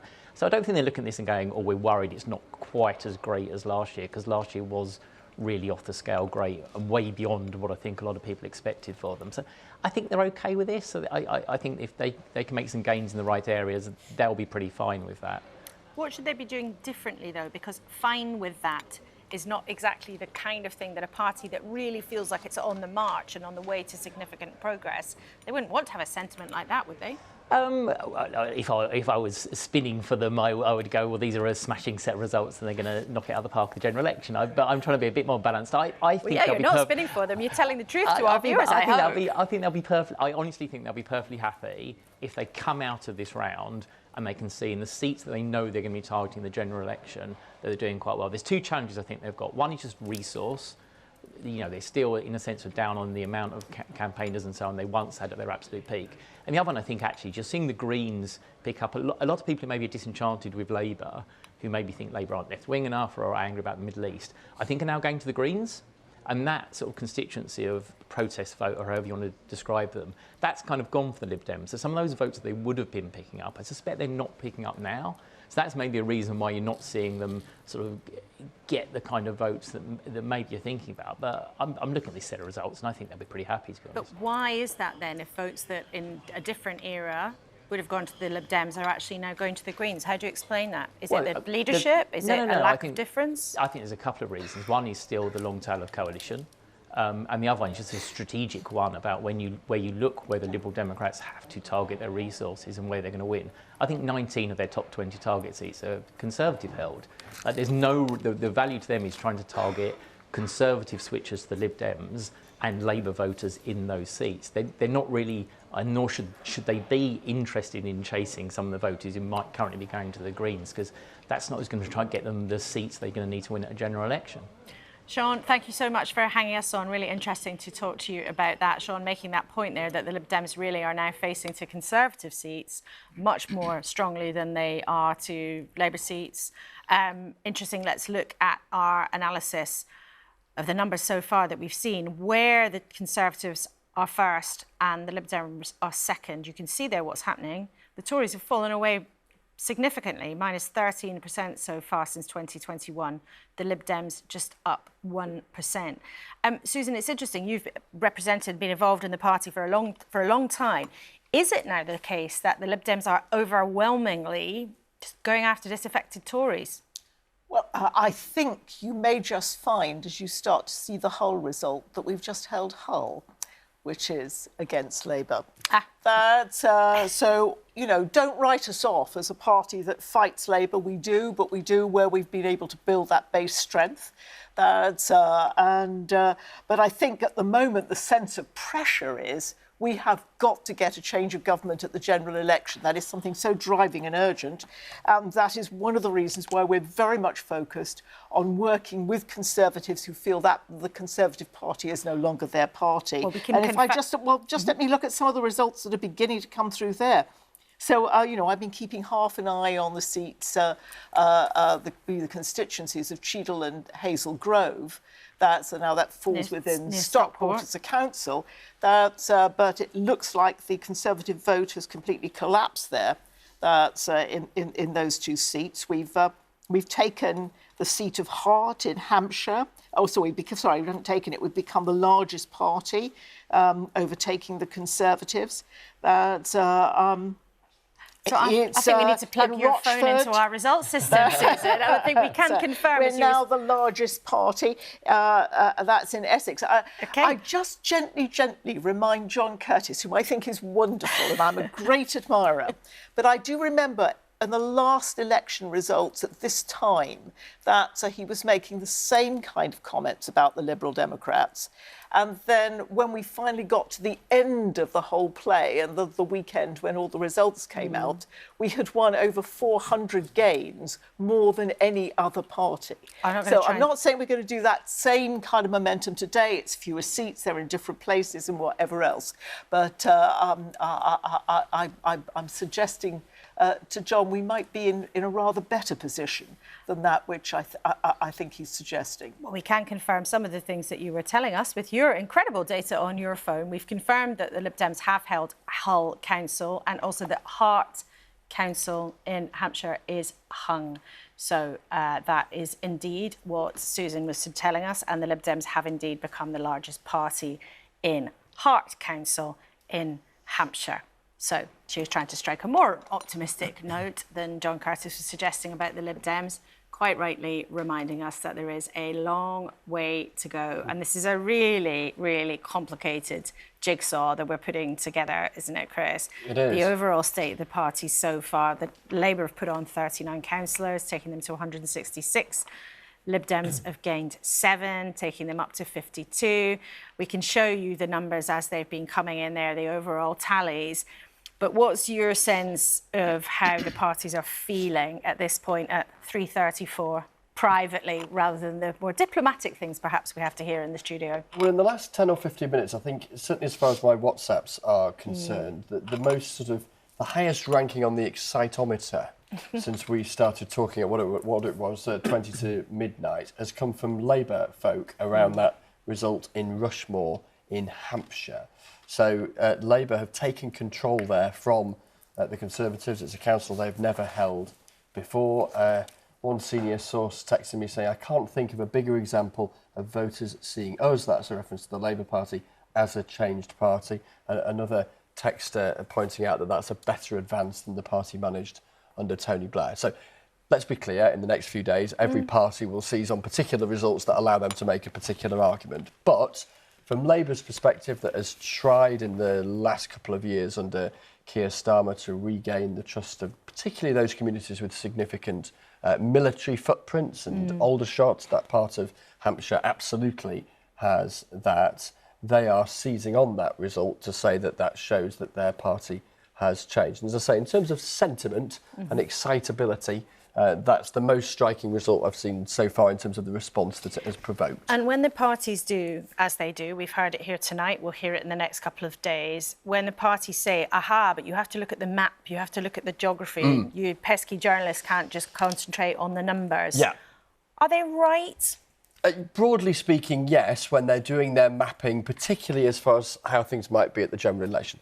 I'm at pains to point out, of course, when people like me are banging on about the general election, these results are important for their own sake, irrespective of what it might mean at a general election. Newly elected or re-elected councillors in control of millions of pounds of money and deciding so much that we rely on day to day the minute we set out of our front door. But geography matters because the imprint that parties have in particular parts of the country matters when you look at a first-past-the-post voting system at Westminster, where you have to accumulate a significant number of voters in a relatively tight geographical area to win a seat. So particularly, for instance, for the Liberal Democrats, you look at how they might poll in a national opinion poll, it's relatively useless as a guide to how they might perform if they are successful in concentrating geographically their efforts in places particularly, but not exclusively, against the Conservatives in the south of England come a general election. And it's interesting hearing from Liberal Democrats out on the ground tonight that they hope when more of the results that they're keen on during the day on Friday come through, that they're making gains against Conservatives in the south of England, in places like Oxfordshire and Hampshire. So absolutely geography matters. And of course, those local council jobs, all hugely important in their own right. Those Yeah. people are elected in the next couple of days, and tonight we'll be making decisions for all of us, whatever happens in the next general election. But councillors are also so important because they're the foot soldiers, often who stuff the envelopes and pound the pavements. And that's where it comes back, doesn't it, to mood and sentiment, not just numbers of foot soldiers and pavement pounders, but also the extent to which you have fuel in the tank because you've had a good set of local elections and it empowers you to think, let's do more door knocking in the coming months. or the opposite. And then you have to pay pizza delivery leaflet deliverers to go and get your stuff out, which political parties sometimes have to do. Chris, thanks for it now. I'm just going to check in with the pictures of what's going on in Blackpool South. Remember, that is one of the really significant contests in this first slew of results. We can see they're starting to stack things up there. We had to wait a bit of time for the votes to be verified before the count got going. Our expectation on the ground from Helen Catt, who's been keeping us up to date, is that Labour believes they will take that seat. The competition there, but there's some smiling Conservatives. I was just about to say the competition there seems to be really, really tight between the Tories and Reform for second place. But I don't know if those smiling Conservatives strolling through mean that they are actually more confident now than they were a couple of hours ago about being able to hold Reform off into getting the bronze medal there. But the result of Blackpool South will be significant when it comes in, not just if Labour can confirm it has taken another Westminster seat, but also in regards of what has happened to the split between the Reform vote and the Conservatives vote there in Blackpool, with a turnout there of 32%. Which for a local election or a by-election is the kind of thing that we would expect. Let's though talk to Carla Denyer, the co-leader of the Greens. Now, we've been talking about the Greens. Carla, welcome to the programme. You've gained seats in Newcastle, South Tyneside, Exeter, Plymouth, Peterborough. It's shaping up to be a pretty good night for you. It is. Of course, it's early days, as everyone's been pointing out, but it certainly seems to be a promising start, and many of our target seats are expecting their results on Friday afternoon or Saturday, so we're expecting much more to come. And why do you think you're seeing, though, the gains that you've already got?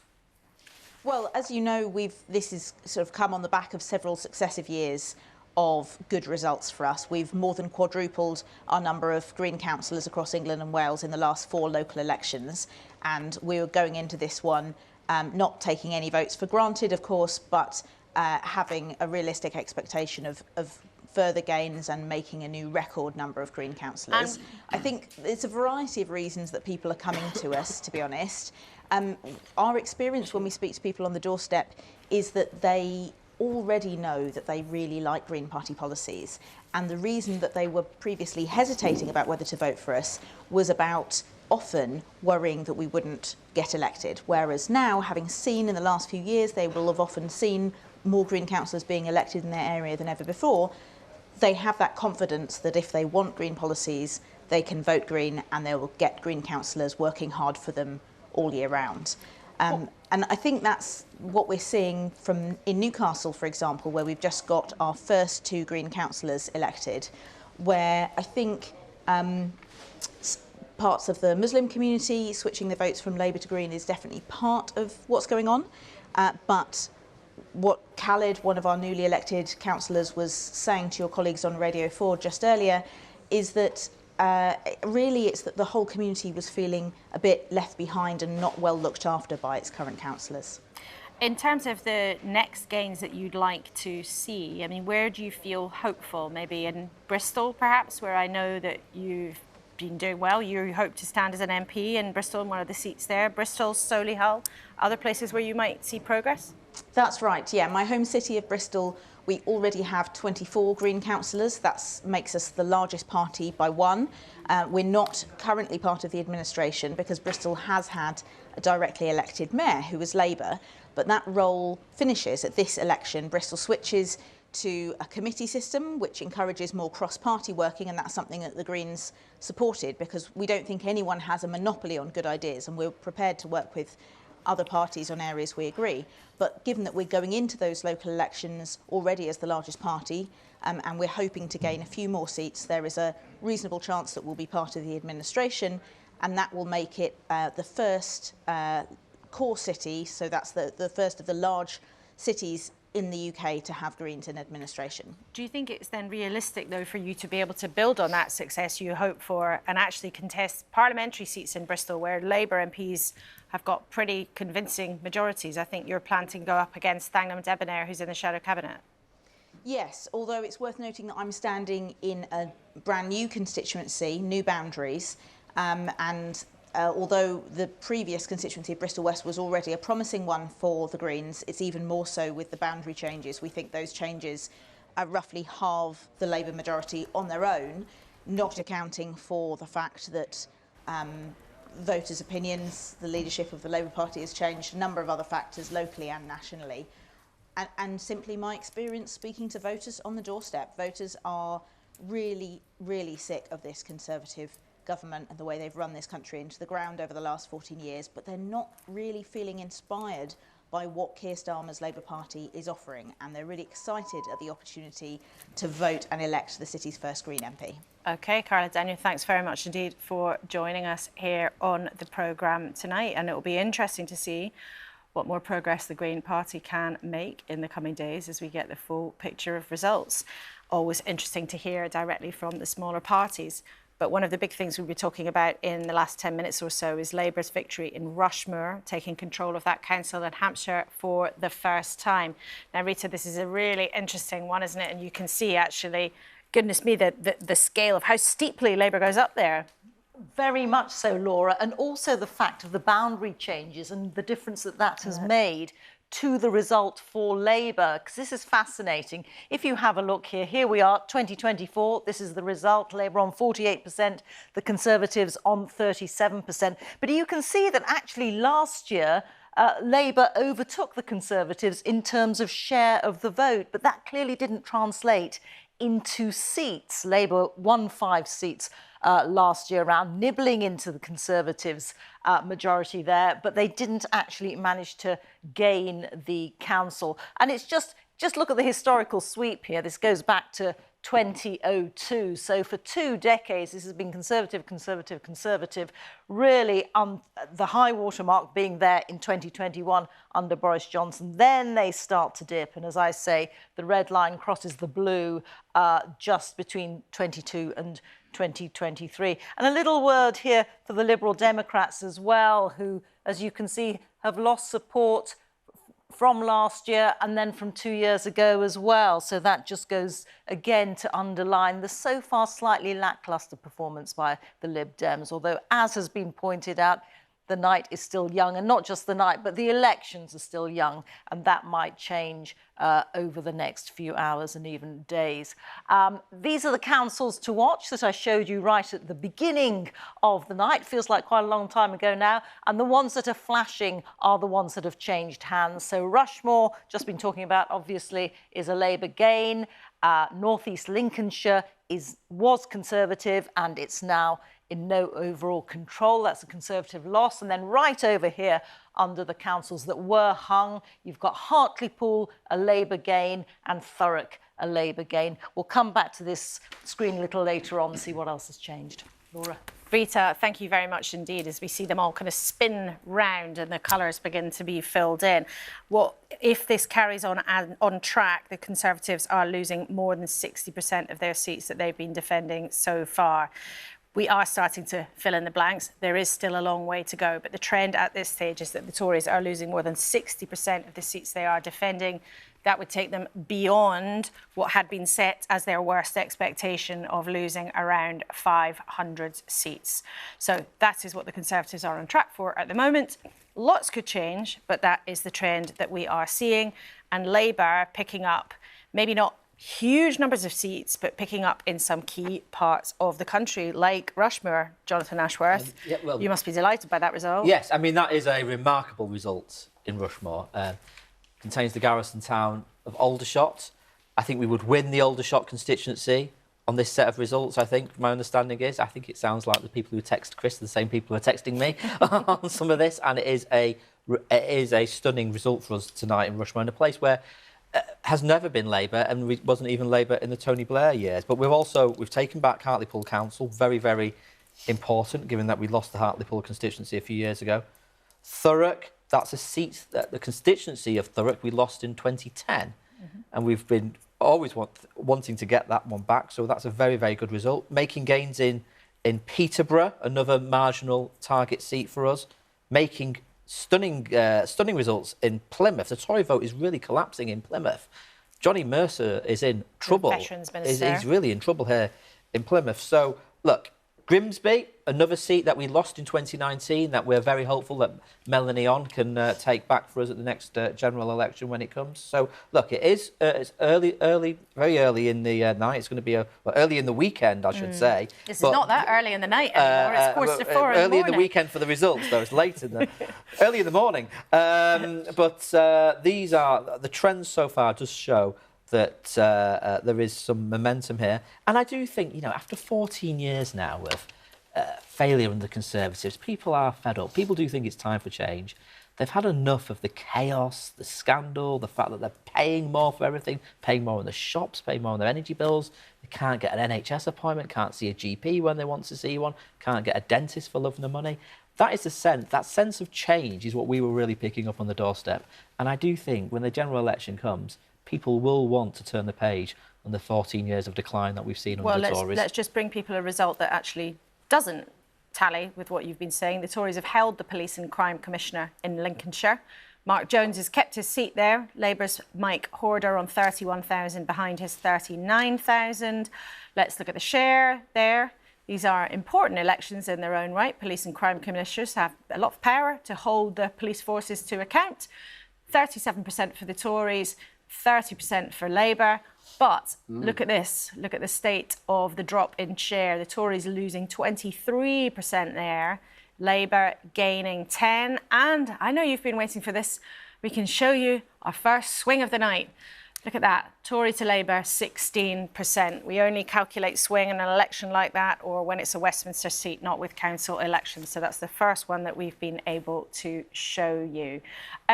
Jonathan Ashworth, I suppose one of the questions is how confident would you be that you can translate these kinds of things into Westminster gains? Because these are a complicated set of elections. You've picked out a few examples there of where you hope you'll be able to build on. We've only had a few results in, to be fair.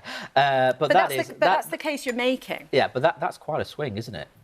I mean, you'd be toast if there was a 16% swing to Labour, wouldn't you? Let's show you again a swing of more than 16% if we can bring it up. I mean, how do you feel about looking at that? I'm laughing because Jonathan wishes to go, but look, I don't fear anything in Stoke-on-Trent North, Kidsgrove and Talk, because after 70 years of decay and decline under Labour, which held the seat for its entirety until 2019, it's this Prime Minister who delivered 56 million for the Levelling Up Fund that's seeing jobs created at key sites like the Goods Yard, Kidsgrove Sports Centre refurbished and reopened, which Labour couldn't be bothered to spend a pound coin to save in 2017, up to 1,700 jobs at Chatley West, 500 brand new Home Office jobs, hundreds of millions of pounds to fix our broken roads and pavements, which Labour Council simply won't do.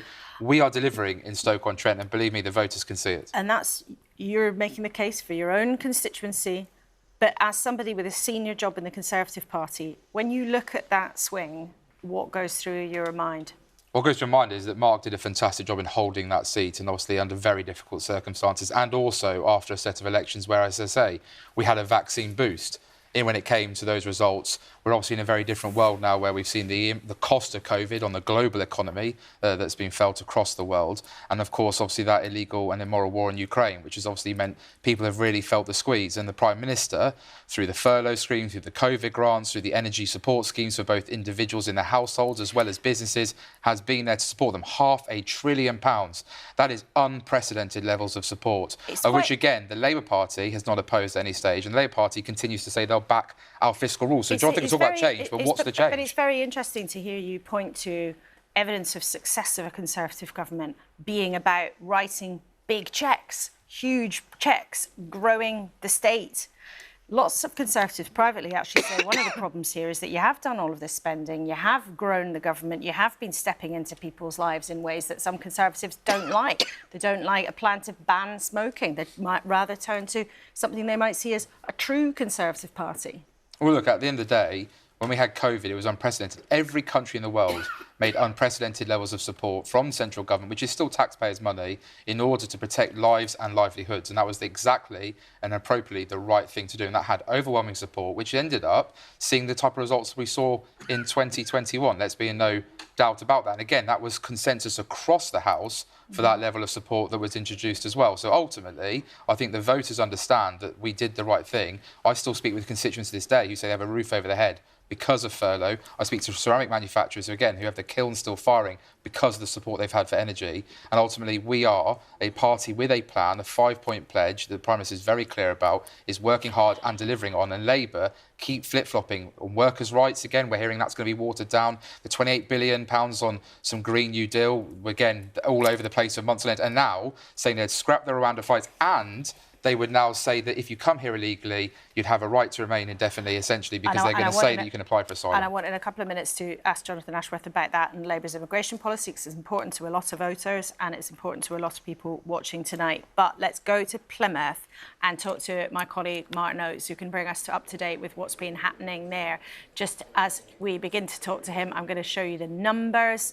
Labour has held the council. They needed 29 for a majority. They've got 34 seats. The Tories have gone down to just 6 seats on the Plymouth Council. Remember, as we were hearing, one of the MPs there is Johnny Mercer, who's the Veterans Minister. Gary Streeter, a Conservative MP in that part of the world, is retiring and standing down. Let's look at the seats changing hands. Labour's gained 7. The Tories have lost 10 seats. And what that means for the share of the votes. Now, remember, this is compared with 2021 to start with. 37% to 24% for the Conservatives. Let's spin on to the share change. The Conservatives down by a whopping 32% on Plymouth Council. So let's ask what on earth has gone on there with Martin Oates. Martin, what's happened? Yes, so I mean, you can hear the Labour jubilation behind me, and the prediction I had from a senior Plymouth Tory yesterday that they would be in for a horrible night has come true. I mean, you ran through a few of the statistics there. The other crucial thing, I think, is where these wards have changed hands. Now, as you say, Labour have controlled Plymouth City Council since last year. They've had one MP here in the form of Luke Pollard since 2017. So all eyes would have been on those wards in the north of the city in Johnny Mercer's seat. Well, in reality, those wards have been gobbled up by Labour this evening, so they will clearly feel that augurs very well for their prospects in the general election. You also mentioned Gary Streeter's seat. Now, that's a sort of semi-urban seat. It's got a chunk of the east of Plymouth and then a big chunk of rural Devon. Well, in the Plymouth chunk tonight, also the Conservatives faring very badly. The picture is slightly complicated there because there are some independents in Plymouth born of fractures within the Conservative Party, former Conservatives. They're contributing to the damage to the Tories there, but there will be long faces in that part of the city as well. And Martin, what would your contacts there on the ground attribute these big changes to? Now, voters might remember last year there was a huge row in Plymouth Council, and one of the reasons the Tories lost so many seats because there was a big argument over trees in the city. Same kind of thing has happened in Sheffield, massive local consequences for politicians there. But this time round, what do you attribute this huge change to? Well, I think the issue of the trees still seems to be very live for the Conservatives. Now, the Conservative leader who signed that executive order to cut down the trees had disappeared before last year's election. But interestingly enough, when a colleague of mine produced just a pre-election report in Plymouth looking at the topic of the trees, nobody from the Conservative group wished to contribute. Now, as you all know, in an election campaign, it is extremely unusual for no representative of one of the major parties to contribute. I think more broadly, though, I mean, Plymouth's an unusual place in the southwest in that it's a straight fight between the Tories and Labour traditionally. It is somewhere that goes with the national tide. So, for instance, Plymouth had 2 Labour city centre MPs all the way through the Blair and Brown years. So if Labour is riding high nationally, you would generally expect Plymouth to be going with that tide. Martin, thank you so much for joining us. We might be back with you a bit later in the programme. Really interesting result there in Plymouth. Jonathan Gullis, seeing that kind of huge drop for you in the city of your colleague Johnny Mercer, you must be pretty gutted to see a change like that. Of course, I always feel for the councillors who work tremendously hard in their local communities, who pound the pavements, as you say, and a lot of them who work incredibly hard for, let's be quite frank, sort of very little pay in return. They do this because it's about public service. And, you know, on behalf of the Conservative Party, I'm very sorry to see that they've lost their seats. But what I will say is that, you know, the Prime Minister has a clear plan. It's laid out. We are sticking to that plan. We are seeing progress towards those 5 pledges. And ultimately, is it right to stick to the plan if it's losing you? If the public doesn't like it, are sticking to it the right thing to do? We know the 5 pledges that the Prime Minister outlined are the priorities of the British public. I hear on my own doorsteps day in, day out, of course, the cost of living is up there, the NHS is up there, and immigration undoubtedly is a major issue as well. And it's the Conservative parties who are the only party in Parliament setting out a clear direction, a clear path. Labour is full of fudge and full of flip-flopping, and ultimately, in best cases, saying they're simply going to copy and paste what we're already doing. Jonathan, are Reform UK giving you the heebie-jeebies tonight? We saw that result from Lincolnshire, the Police and Crime Commissioner result there, where Reform did well. We've seen elsewhere in Sunderland as well, a couple of hours ago, them doing well there. Granted, in a lot of these local elections, they're not standing, but it would seem that where they are, they're doing pretty well, and that must be concerning to you. What I would say to those who have or are considering voting for Reform is that we know one of their top priorities, as I say, is about controlling our borders. And a vote for Reform is going to lead to a Labour Party who want an amnesty on migrants coming into this country, who will cancel the Rwanda flights, who have a leader who wanted to campaign for a second referendum and campaign for remaining. You've got the Rwanda legislation too, haven't you? You were just the other day talking about, albeit unconnected to the new Rwanda project, managing to get an asylum seeker to Rwanda, and yet we're still seeing Reform do as well as they have. And let's just show voters, actually, the change here. Where the Reform Party's been standing, the change since 2021, the Tories have dropped by 20%. Now, back then they were the Brexit Party, granted, but a drop of 20%. Well, it's a timely reminder for those who are considering voting Reform that if they do so, they are going to end up with Sir Keir Starmer, who does not share their values and their beliefs in controlling our borders and believing in his patriotism in this country. And let's not forget that Wave Streeting chose yesterday to tweet out that if you vote Conservative, basically if you believe in strong borders, as Susan Hall does, that you're some sort of racist and white supremacist, to quote his words directly. Now, I'm hoping Jonathan will actually condemn those comments, because to suggest that people voting for a mainstream political party and the Conservatives are somehow white supremacists is disgusting and abhorrent, especially when the Labour Party are the ones who are found to have breached the Equality Act 3 times under the former leader, Jeremy Corbyn, with the anti-Semitism that went rampant within that party. Well, Jonathan, do you want to respond to that? I mean, this is just nonsense from Jonathan. I mean, he's going on about immigration and Rwanda, and he's doing very well to speedily run through all of his lines in his briefing pack in every question he gets. But you were the guy who was nearly bursting with excitement the other day at Prime Minister's question about this fellow who's been given $3,000 to go back to Rwanda, saying it's oh marvellous. Then we got the news that there's over 700 across in a boat. That's more than your Rwanda scheme's going to. That's more than your Rwanda scheme's going to take over there in a year. So what's your deterrent? What is your deterrent? Because the Rwanda, 700 in a boat. Okay, so your idea is we're going to tell people if they come to this country they can claim asylum. You're then going to claim you're going to process them quicker. If you process them quicker, where are you going to put them? So are you going to do returns deals with Iran? Are you going to do returns deal with Syria? The reality is you're not going to do. Please don't patronise me, Jonathan. The reality is you're not going to do a returns deal with Iran, with Syria. So ultimately, you're going to accept them to stay in this country, which means you are aiding and abetting the smuggling gangs, because they'll say, get to the UK, get to the UK, they'll let you claim asylum, and ultimately they'll let you stay here, because as long as you say you're from a country that is no longer safe. On one boat on Wednesday who's going to get on them flights Jonathan Ashworth, if they take off. We'll find out, won't we? Yeah, we will. I want you both to answer. There's only going to be about 350 on flights. There's going to be more than that, because there's no cap on the scheme. The Rwandan government has said there is no cap on the scheme. And you and I both know that's the reality. Yes, there is an initial figure to test the system, but there is no cap on the scheme. And when we get that deal off the ground, you watch how many mainstream European countries are going to copy that deal, how many other deals we'll do, but you have no plan. You have no idea, apart from we'll process quicker, accept more. It's a Labour migration amnesty in this country. They'll cancel Rwanda flights. And the only letters they signed... Trying to give the impression it was all sorted and then 700 turned up on his boat. Jonathan and the only letters they signed are for foreign national offenders to stay in this country. Jonathan and Jonathan, right? Political debates, good to be passionate, but we also want to be able to hear what you're both saying. And I want you both to answer a specific but different question. Firstly, to you, Jonathan Ashworth, what is Labour's proposal to deal with the tens of thousands of people who are stuck in this country in part of the asylum we have to properly process these, right? We have to process these asylum claims.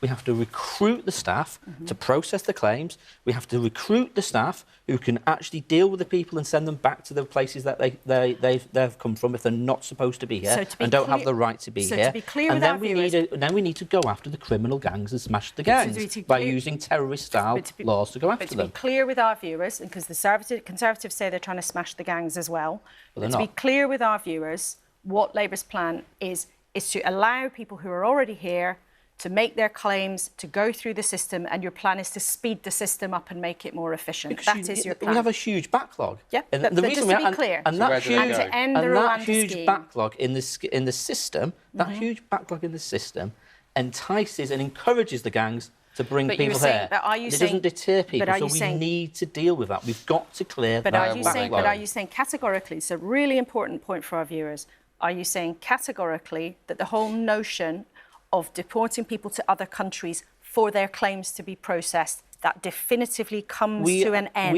if you win the election? We are not continuing with the Rwanda or scheme. Any other country. But at the moment, these people, right, are in the system, and we are paying for it because they're in a limbo land, and the taxpayer is funding that. Okay, we need to process their claims. If they don't have the right to be here, then we will ensure that they are sent back to the countries that they come from if they don't have the right to be here. But at the moment, like Iran. But the moment they are in Syria, they're in. Let it at the finish. moment they are in limbo, staying in hotels paid for by the taxpayer, and they have these gimmicks. While more and more come over in boats, 700 on Wednesday. Okay. Laura, if you have 90,000 people told they can stay here, then you'll tell the smugglers that they should be able to bring more people over, which will add more pressure to our hotels, more pressure to our NHS, more pressure to our schools, which comes at a greater cost to the taxpayer. This is what this man's not being honest about. Right, Jonathan, my specific question to you is how on earth are you going to persuade voters that when you have a scheme which may or may not be able to get about 200 people to Rwanda in short order, because that is the initial capacity of the scheme, how on earth can you convince the public that that is the way to deal with it when there are tens and tens of thousands of people stuck in the system? Because we've made it perfectly clear, if you arrive in this country illegally, you will not be able to claim asylum. That's one part of the deterrent. We've done the deal with France already. We've stopped 23,000 vessels coming across in 2023. We've got returns agreements with countries like Albania that saw a 90% and yet drop yesterday, more in Albanians. people came across the channel and than Laura, at any other point this that year. makes the case even more important as to why the Rwanda scheme has to get off the ground, and we will get off the ground, and we will ignore any European court that tells us not to. And let's hope Labour, because they're briefing one thing to Andrew Marr, aren't they, saying that they will keep the Rwanda scheme in place for a while. So that's saying something different. You just said that, so and then I'm going to bring in believe? Susan Kramer, who has been almost head in hand, Susan, I think, at what these two have been up to. But just you made a point there. Are you saying definitively that the Prime Minister would ignore the ruling of a European court? Because I think that's what you just said. The Prime Minister has made it abundantly clear he will not allow a foreign court to interfere, and a foreign court would include the European Court of Human Rights. These Rule 39 Bajama injunctions are not based in law, and we will ignore them. But that didn't end up actually quite like that in the legislation, and some of your colleagues, like Robert Jenrick, wanted it to be. But you've made that point. He's made it clear in the dispatch box many a time. OK. Baroness Kramer, listening to these two argue passionately and chuck brickbats over immigration, what goes through your mind? What goes through my mind is that, you know, what we need to do is bring this country together, not keep trying to split this country apart, and to accuse people of not being patriots because they don't support one policy. This kind of mudslinging is exactly what I find that people on the doorstep are absolutely fed up and tired of. They want the country healed. They want the country pulled together. They want a sensible control mechanism to deal with immigration. They want policies that will forward the quality of the economy. They want decent public services. They want jobs and opportunities. And around that, we build common ground and pull people together. And frankly, if you want to pull people together, please take a look at the Liberal Democrats, because I think that is where we stand. And we can do that, and we can push for that kind of change here in this country. I don't want battles like this to be the heart of our politics. What I want is people working together on the great common ground that we have. Okay, well, there was I thinking, because they've got the same first name, that they might be able to have debate in a slightly different way, but it's good to have passionate arguments in politics. There's no doubt about that. Let's just remind you of the state of the parties. We can show you that there. The Lib Dems, as Susan was just talking about, making some gains tonight. They've gained 5 councillors onto 58. Oh, we can't quite show you that there. I'll just read them out instead. Oh, there it is. The Lib Dems have gained 5 councillors. The Conservatives have lost 84. We are only in the foothills of a Himalayan range of election results in the next few days. But at the moment, they are losing 2/3 of the seats they've been defending. That is very serious. Labour gaining 46, taking them up to 200. The Greens, their co-leader Carla Denyer sounding very cheery and chipper earlier on. They've put on 9 seats, putting them up to 15. Independents and residents who have footholds, importantly in local elections, also their tally is there for you now. And in terms of control of councils, which is important when we talk about the map and when we talk about where the parties want to make gains or are desperate not to make losses. Labour have gained 3 councils, Rushmore, Hartlepool. They're particularly cock-a-hoop about Rushmore in Hampshire, and the Tories losing 2. And North East Lincolnshire there is the one that has gone to become hung in no one party's overall control, as Labour knocks off Tory control there. So Labour is making progress in parts of the country that they want to, but we were talking earlier in the night to various guests about some issues they've had with seemingly losing votes over the leadership's stance on the Israel-Gaza conflict. We can speak now to Andrew Fisher, who was one of Jeremy Corbyn's senior advisors when he was leader of the Labour Party. Andrew, thank you for hanging on to speak to us here in the early hours of the morning. From what you've seen so far, how big a problem do you think the leadership's position on the Middle East has been? It's definitely a problem. I mean, look, overall, Labour is gaining seats from the Conservatives, in places like Rushmore, in Peterborough, in Thurrock. They'd be very happy with that, and they're taking lots of seats off the Conservatives. But yes, they are losing some seats as well in places, and we'll probably see a bit more of that tomorrow with Bristol and other places coming in as well. And that is because I think a lot of people are disillusioned on Gaza, yes, but also on some of the U-turns and dilutions we've seen around, say, for example, the Green New Deal policies as well. So Labour does need to have a think about its message and to be a bit bolder, a bit more confident, and give people a reason to vote. People have got a reason not to vote Conservative, and you've seen that with the Conservative voters staying at home, going to Reform, going to the Lib Dems, going to Labour as well, of course, and going to the Greens. When it comes to the general election, though, Andrew, isn't it actually canny politics what they're doing at the moment? Because they don't have to stack up votes in those kinds of places because they're constituencies where they've got big majorities already. Yeah, look, they're winning seats from the Conservatives because the Conservatives are doing very badly, and that's been the case for the past 2 years, post Partygate, post Liz Truss, and post the recession that Hunt and Sunak have put us into. So the Conservatives' results have been on the floor for 2 years now, both sets of local elections, and all the by-elections we've had since as well. So yeah, Labour's doing very well, picking up seats from the Conservatives, and that's going to put them over the line in the general election, almost certainly. And in terms of what next for the Labour Party, do you think that the left is being listened to in the way that you want to? I mean, you've been outlined there a few things. There have been anxieties about whether it was the Middle East or giving up on the £28 billion a year that was promised for spending on green projects. Yeah, look, I think the left has definitely been deliberately marginalised under Keir Starmer, there's no doubt about that. But I think the reality is the more the Greens do well, I think that will be a bit of a wake-up call for some Labour MPs whose seats may be under threat. We've seen some surprising results, Labour possibly losing the council in Oldham. I mean, I don't think anyone was expecting that at the start of the night. I don't think that's quite confirmed yet, but that seems to be the indications from the count. So it is having some strange ramifications for Labour as well, and they have to inspire people to go and vote for them. They can't just rely on the Conservatives to be terrible, although that does look to be set in stone now. But the real worry for me is when they get into government, they're going to face huge problems with the NHS, with schools, the shortage of teachers, with the economy, flatlining for the last 2 or 3 years. They've got a real mountain to climb to get things turned around, and unless they've got the policies that will turn that around, that disillusion that's currently with the Conservatives could easily switch onto a Labour government. So for me, it's not about winning the next election. That looks fairly safe as it ever can be this far out, but it's about what they do in government when they get there. And for you, as things stand, yes or no, do they have the policies that they need? Not quite. They've got some good policies. I mean, the public ownership of rail, the stuff on workers' rights, as long as they stick to it. Even what is still there on the Green New Deal is good and will be an improvement. They just need to put the funding behind it to make sure it actually delivers and they meet their target. Because the worst thing they could do is leave it to the market, not put enough funding in, and people end up paying more on their bills and not seeing the rewards of it, because there's a huge opportunity in the green transition to create good jobs, to reduce people's bills through a combination of home insulation and domestically generated electricity.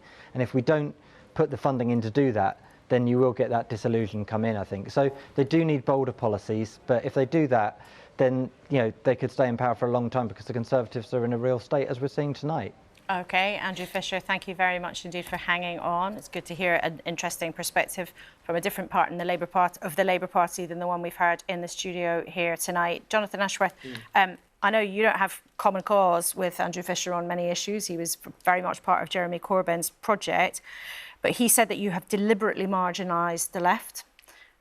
He said you don't quite have the policies that you need, and you could see a situation, if you're lucky enough to win the general election, where the disillusionment with the Conservatives just switches over to you. What do you say to that? Well, I've always gotten very well with Andrew and always listened to him and read his columns in the I newspaper carefully. So I wouldn't want people to feel that there's any issue between us at all. There's not at all. I'm sure he's grateful for the plug and being nice, but can you answer his question? He's saying you're not doing enough for true believers in the Labour Party. Look, we do have a transformative agenda. We do want to improve working conditions and make work pay for working people by giving people decent workplace rights and conditions, the right to join trade unions, the right to parental leave. We're going to deal with exploitative zero-hours contracts and so on. It's called the New Deal for Workers. It's a very important part of our programme. Are you going to water it down? It's been reported this week. No, we're not going to water it down. In fact, Keir spoke at the USDOR conference, that's the Shop Workers Union, just this week, restating his commitment to the New Deal for workers.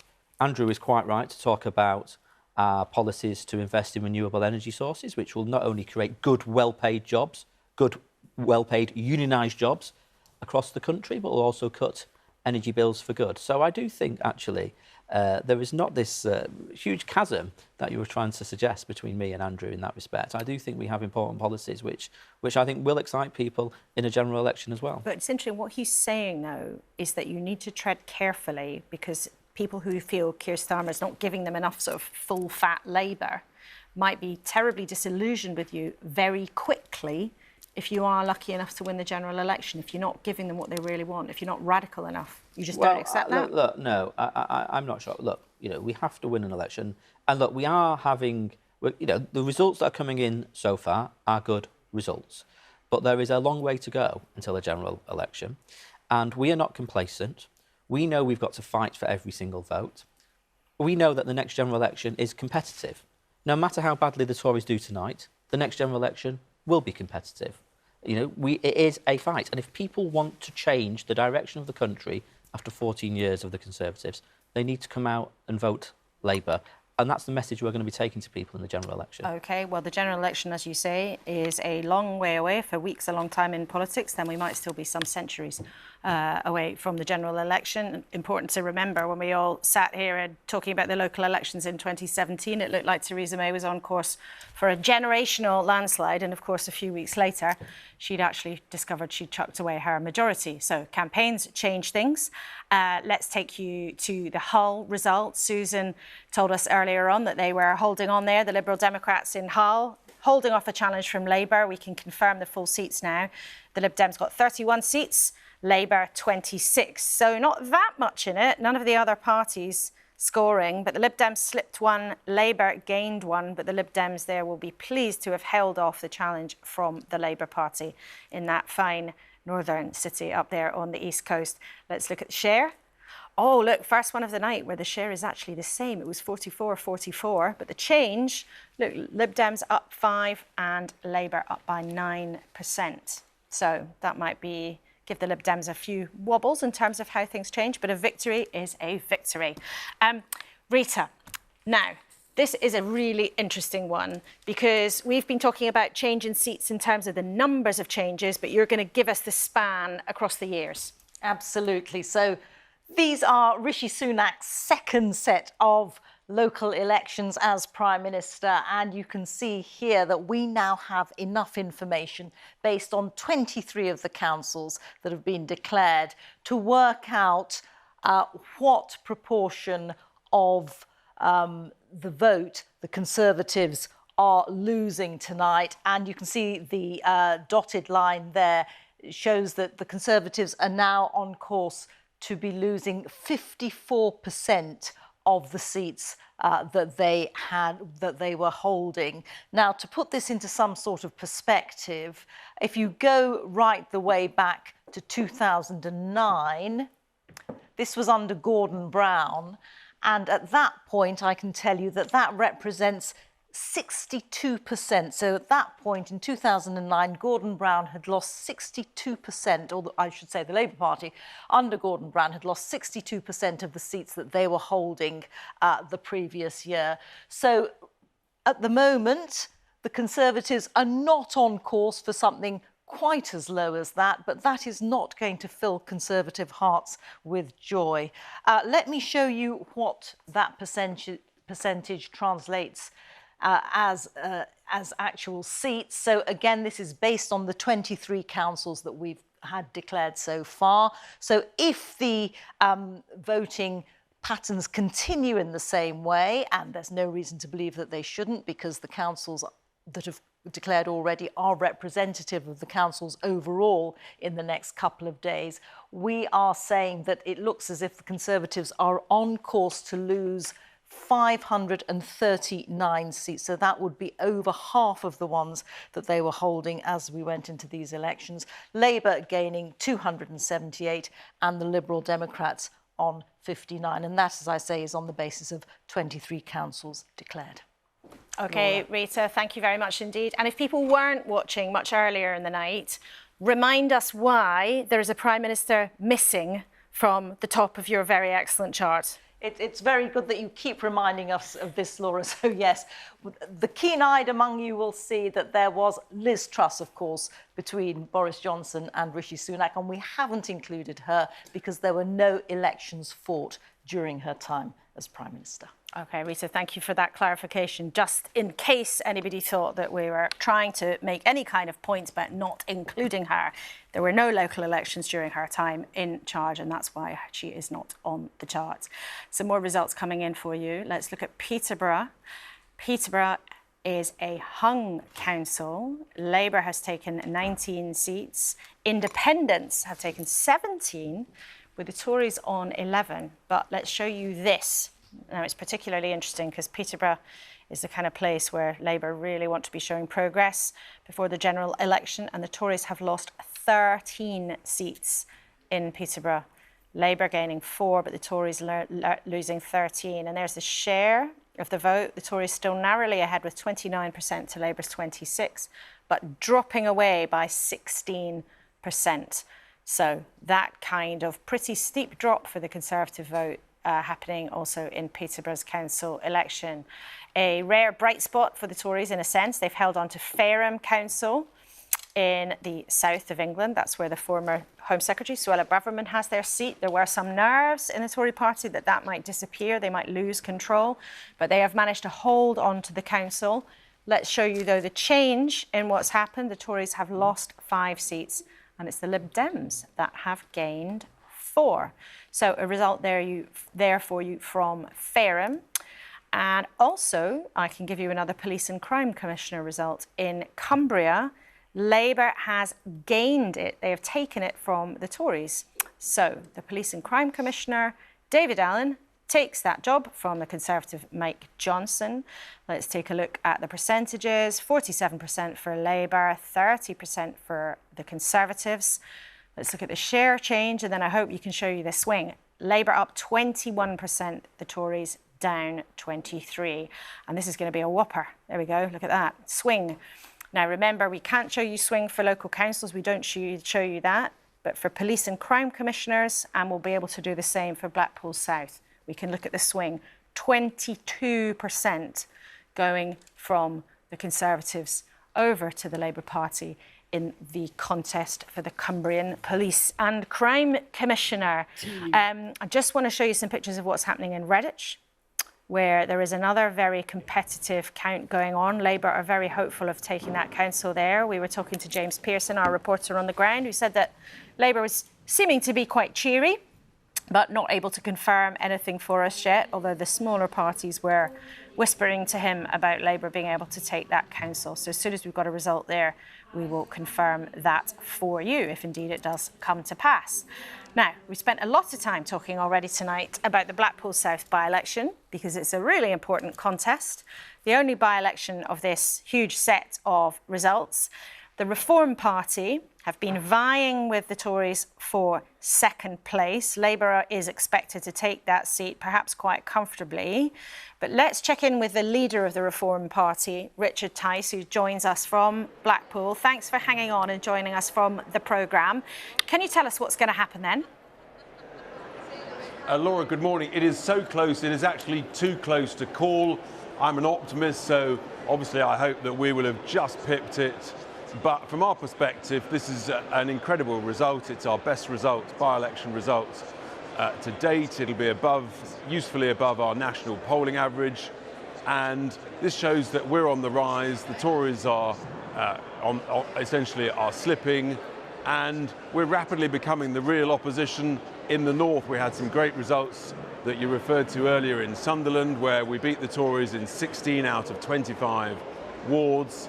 So yeah, we're making great progress, and it's too close to call, but I think there'll be a declaration sometime in the next 20 to 30 odd minutes or so. And you are hopeful, you say, that you will manage to pit the Tories to second place? We are hopeful, but it is so close. It'll either be just above or just below.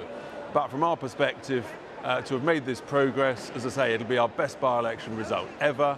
It'll be usefully above our national polling average, and it's onwards and upwards. We've been focusing on getting ready for a general election. We think that could well be in the summer. We'll be ready for it whenever it is, and continuing to make great progress, because frankly, the country's broken, nothing works. We're in the longest recession for 70 years since records began per person. Of course, that's what actually matters. And the truth is, Britain needs reform. Our economy needs reform. Our health system needs reform. And our immigration needs to be frozen. Our immigration system needs reform. So wherever you look, people are actually saying there must be someone out there with some common sense policies. And that's why, as people hear about us, they're saying, I like what I hear, and that's why people are starting to vote for us. The thing is, Mr. Tice, if you're actually the real opposition, then why haven't you won any council seats so far tonight? Well, because we've got a first-past-the-post system, and as I say, we've been focusing on the general election. But you know, the results that you referred to in Sunderland, we were getting in some wards 30% plus in those council seats, and we're delighted with that. Rome's not built in a day, but we are making great progress where we're standing. And as I say, this is a serious medium-term project. It's not a one-election pressure group. And yeah, we've been focusing on getting ready for the general. We'll be ready for that. And I think we're going to surprise lots of people on the upside. But other smaller parties have been making progress. The Greens have been putting on seats. Independents have been gaining seats. And your ancestors, you know, UKIP and the Brexit Party, they often picked up lots of seats at local elections. And you're not doing that so far tonight. Well, that's because we've been focusing on the general. I mean, UKIP have been around for 20 years. The Greens have been around a long time. And so we're making, as I say, we're making great progress in the parliamentary seats. And actually, you know, you look at the percentages we've got in Sunderland and elsewhere as results get declared. We've also got the mayoral elections. We're excited about how we're going to perform in those relative to the Conservatives. And it's, you know, as I say, Rome's not built in a day, but we are making great progress. And all these results are showing that we're achieving more than our national polling average. And that's an important indicator. Richard, it's Chris Mason here. Morning to you. You know the critique that you hear from Conservatives that a vote for reform is a vote that will put Keir Starmer into Downing Street. When we look at the results so far where you guys have been standing, you've been doing pretty well, but certainly the critique that can be made from your Conservative opponents is is quite a stinging one, isn't it? And perhaps come a general election where people are picking a government as opposed to councillors, that could have a real impact on you. No, look, I mean, the two main parties, they're two variants of socialism. High taxes, high wasteful government spending, mass immigration, a failing health system, and it's leading to the longest recession and per person. You know, no one expects the Labour Party to create growth with their plans. We don't know what their plans are. So look, the country doesn't need socialism. That's going to take us towards bankruptcy. You know, we need reform. We've got to change direction. And as far as I'm concerned, there's no difference between those two parties. And if we keep raising taxes, keep spending government spending badly, we keep having mass immigration, which the Tories brought in completely against what they promised to do, then don't be surprised if they get punished at the polls, and deservedly so. Jonathan Gullis, he's just called you a socialist. Do you want to answer that, or even answer it to him? At the end of the day, I think Chris made the point perfectly, which is if you look at the results that have been happening at local councils, a vote for reform will essentially lead to a Labour councillor, will lead to a Labour MP, in my case, Labour opponent in my own seat, who actually tweeted on the day of the Brexit referendum who's praying to London to save him from Brexit. These are the type of people that will be getting elected who do not share the values nor the beliefs of the people of places that I'm proud to represent. And that is the reality of what's being faced. And I do find it bizarre when it comes to immigration that even the Reform Party seem to oppose the Rwanda scheme itself as well, when actually this is something that is very popular with voters on doorsteps, as we see from polling time and time again. Richard Tice. Well, it's clearly not a deterrent. I mean, you've had over 7,000 people have come over this year. I think over 1,600 migrants have made the journey since the Rwanda bill received royal assent, which just proves it's not a deterrent. The whole thing is a complete wasteful farce. Everybody knows it is. The only way you'll stop the boats is to pick up and safely take back to France. We know that's what worked. The Belgian authorities are doing it. We see it work in Greece. It's a variant of what works in Australia.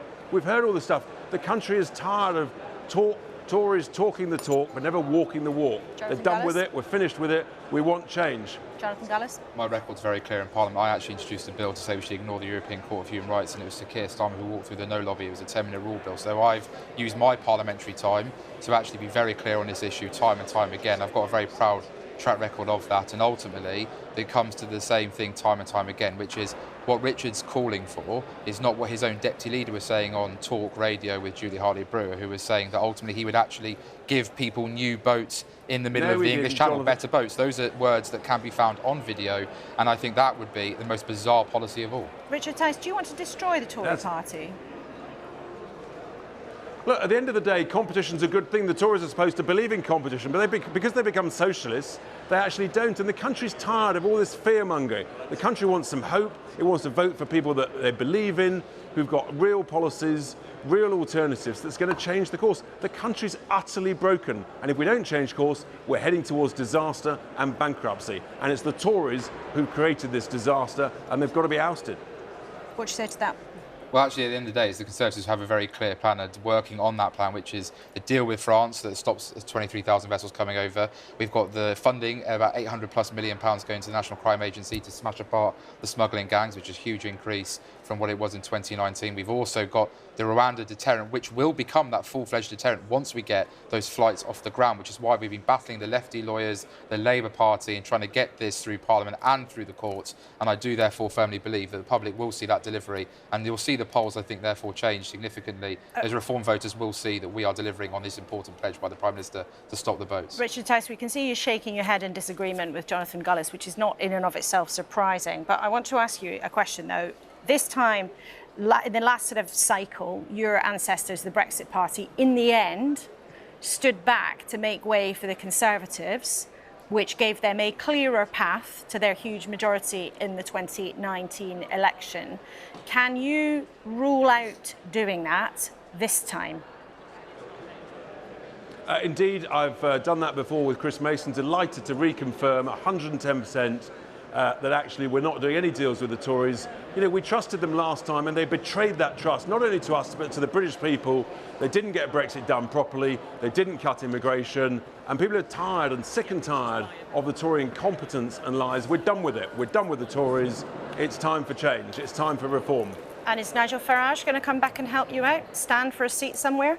Well, Everybody's asking that. Look, the clock is ticking towards the general election. The more help Nigel can give, I welcome it, the better.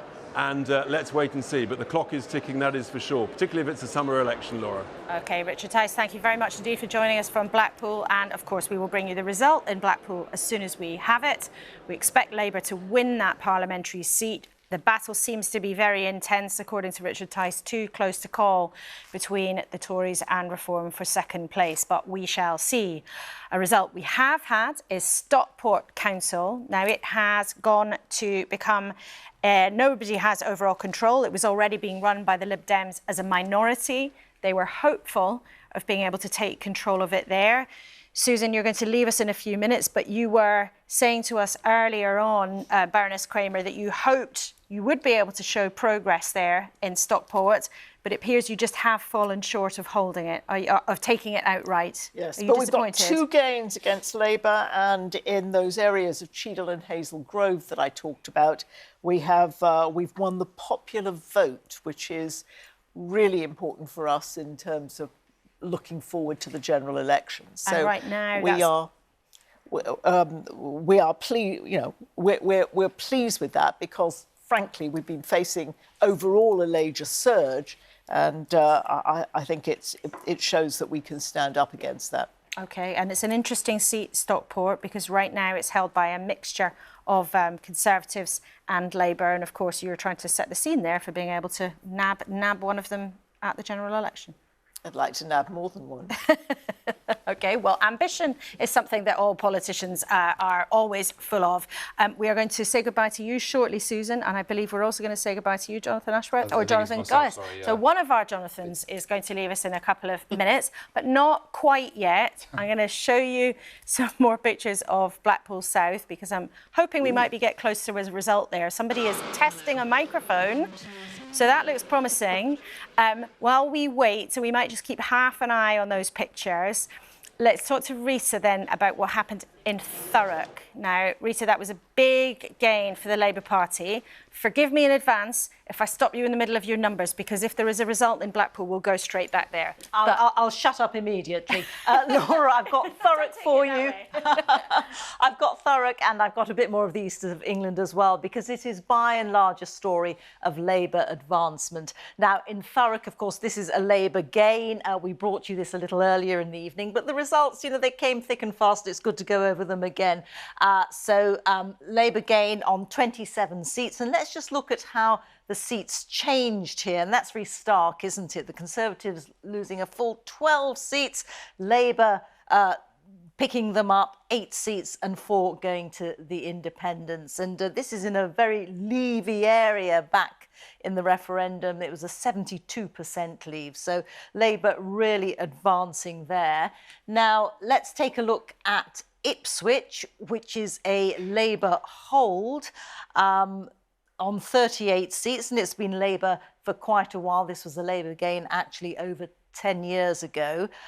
This is what has happened in terms of seat change, and that again is quite marked, isn't it? Conservatives losing 5, straight swap to Labour. Now, Ipswich has been in the news a lot recently with the defection of Dan Poulter from the Conservatives to Labour.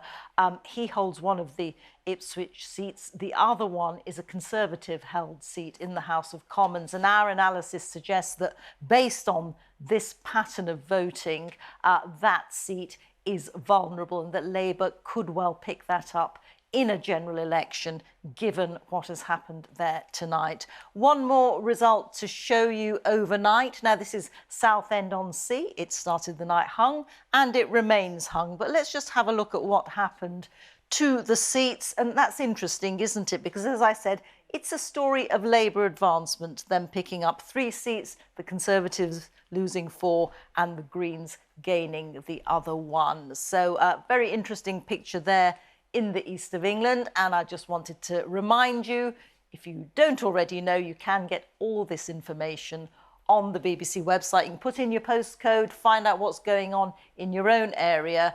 That is the address. And of course, you can go to the BBC News app as well. And I got through that without Blackpool South. You did get through that without Blackpool South. We're going to quickly say goodbye and thank you to Susan Kramer and Jonathan Gullis, thank you very much indeed for joining us and sharing your views and having a good old rammy. Always part of politics. I can show you there what is going on in Blackpool South, where it looks very much like the candidates and their supporters are lining up for some kind of announcement and declaration before too long. And all the classics, the Monster Raving Loony Party, are there in the front row for us as well. Fine British tradition. And there's a baby too at the front. Somewhere at a political event, there's already somebody ready for a baby to kiss when they've got something to celebrate. Chris, as we wait for the result in Blackpool South, remind us why it matters to the Labour Party so much to be able to show a victory there. Because this is the kind of seat they simply have to win, and they have to win and win significantly. And I think they'll want to make the case that they can win it by a margin that suggests that they might be on track towards winning the general election. Certainly as far as the Labour spin has been concerned in the last day or so around all of this, is that they can say, look, this is a Westminster by-election contest where people are thinking about electing an MP and therefore thinking of it through the prism of Keir Starmer and Rishi Sunak, rather than necessarily, as far as a local council election might be concerned, with other concerns being significant. Now, it's yet another by-election, a by-election in this instance triggered by the departure of a Conservative MP or former Conservative MP under something of a cloud. It's not been the first time that's happened in the last couple of years. We've seen Labour and Keir Starmer really campaigning pretty hard in Blackpool South. The Conservatives have been pretty expecting of defeat there for some time, and Labour pretty optimistic about winning there for some time. And it looks like, doesn't it, we are inching ever closer towards. Close, so yeah, forgive me if I interrupt you. From the stage. There has been so many by-elections though in the recent times. Yeah. I mean, one MP said to me, it's like we're trying to have a general election in slow motion and it just keeps getting worse rather than getting on with it. It was a Conservative MP, one of those, not a huge number, but a significant number, who believes they should just get on with it and have an election as soon as they can. Remind us then also why we were just speaking to Richard Tice, who believes that they might have managed to make it into second place.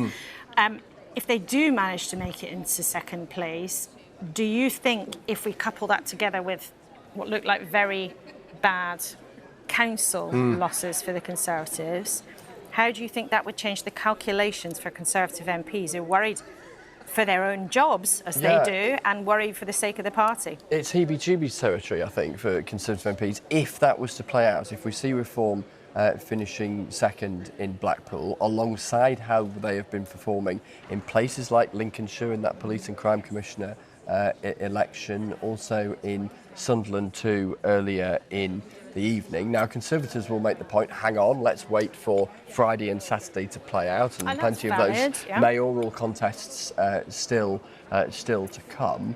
But when you look at the proportion of seats that the Conservatives are losing at this stage, that they are defending, north of 50%, that would suggest if that kind of proportion of loss was to continue throughout the day and throughout tomorrow, and that's an if, of course, that would be a greater proportion of losses than they sustained in their worst ever year back in 1995. And for that reason, I go back to my point about the heebie-jeebies that would provoke, I suspect, amongst Conservatives, because it would look very bleak for them. It would look very bleak indeed. And, you know, we have had such extraordinary turmoil in the Conservative Party, no doubt about it. Some of them think the idea of trying to do something as radical as say, OK, time for yet another leader, if Westminster chaos has been the problem, more Westminster chaos is certainly not the solution. And yet there are others who take a very different view. I mean, one former minister said to me today, this is the moment,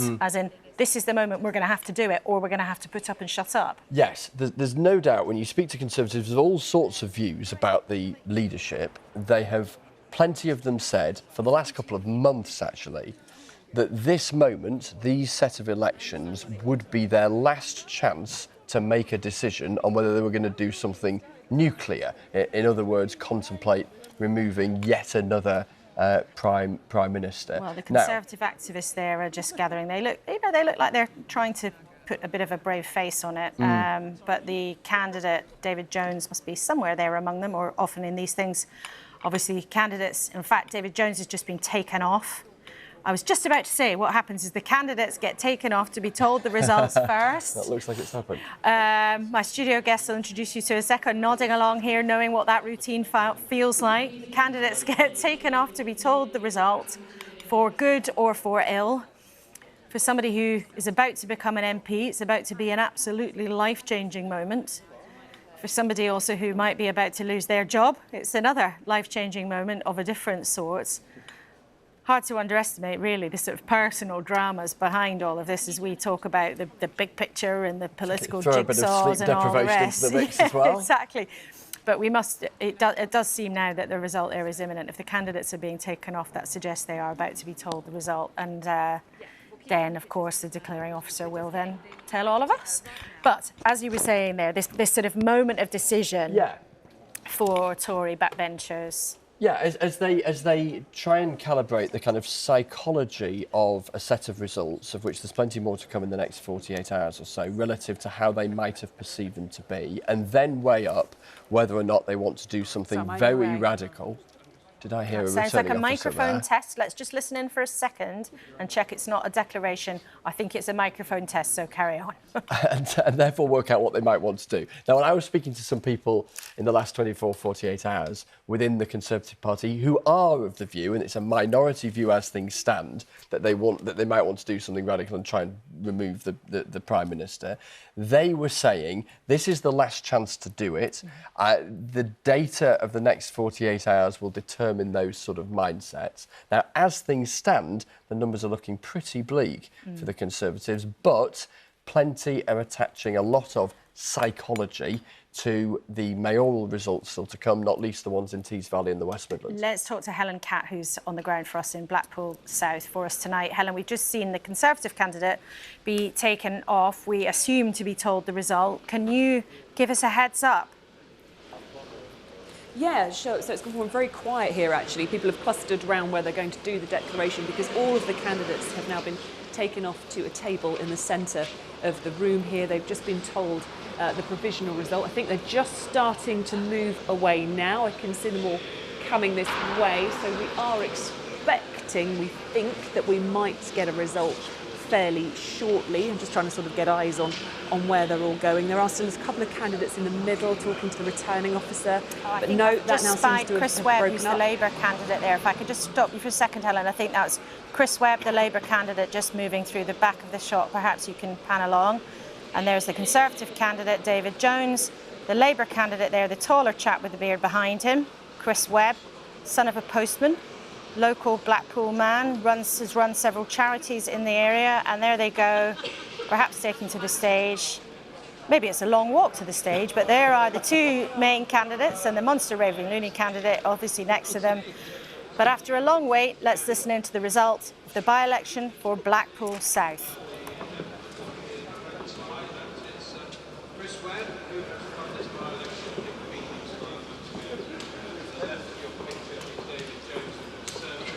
Just waiting for another one or perhaps two of the candidates to make their way, gathering alongside.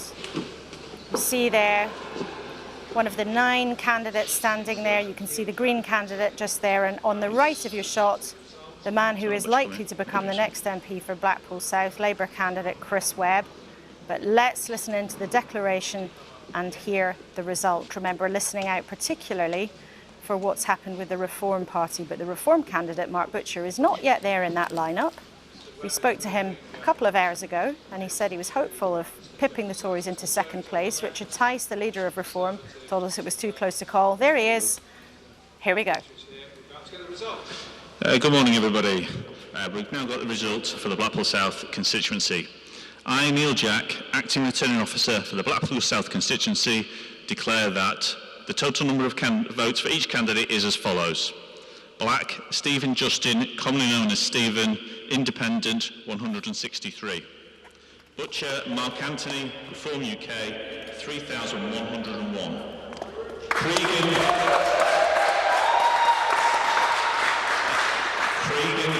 Andrew Kevin, Liberal Democrat, 387.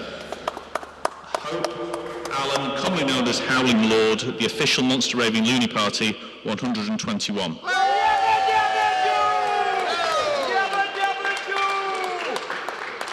Jones David, the Conservative Party candidate, 3,218.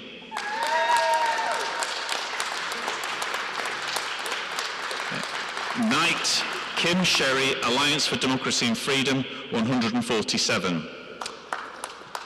Sharp Damon Lee, New Open Non-Political Organised Leadership, 45. Thomas Benjamin Scott, commonly known as Ben, Green Party, 368. Webb Christopher Paul, commonly known as Chris, Labour Party, 10,825.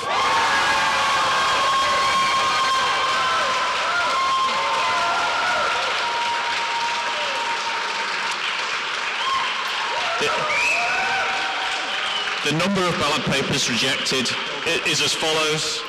Did not bear the official mark 0. And Labour has been victorious in the Blackpool South by-election. Chris Webb has been elected as the new MP for Blackpool South, winning the seat for the Labour Party after Scott Benton, the former Conservative, quit in disgrace. Crucially, though, the Conservatives just managing to hold off the Reform Party with only 117 votes in it. But let's listen then to the new MP for Blackpool South, Chris Webb, as he takes to the microphone now and takes his cheers from his supporters. The people of Blackpool South have spoken for Britain. They have said to Rishi Sunak and to the Conservatives they've had enough. They've had enough for 14 years of the Conservatives being in power. They have lost trust of the British people, and Blackpool has had enough of this failed government, which has crashed the economy, destroyed our public services and put up taxes. They have said that it's time for change, and that change started here in Blackpool tonight. Only Labour offers new hopes for towns like Blackpool. We need change, and we will get it under a Labour government. I want to thank the returning officer, my election agent, Liam Didsbury, election staff and the police for the smooth running of this election and count. I know it takes a lot of work to put this on, so I thank you for your professionalism, your commitment to the democratic process. I'd also like to thank my entire campaign team and the wider Labour movement. Blackpool South is the 23rd parliamentary by-election of this Parliament, and it's down to each and every one of you for your sacrifices that have made sure we've turned Blackpool South red once again. And thank you to my amazing family who have given me endless support over the years, and to my incredible wife Portia for all her support and sacrifices she's made, especially in these last few weeks, and looking after our newborn son Killian. And thank you to my mum, dad and sister watching in Australia who have supported me all these years. Above all though, I'd like to thank the people of Blackpool South who have put their trust in me to be the next Member of Parliament.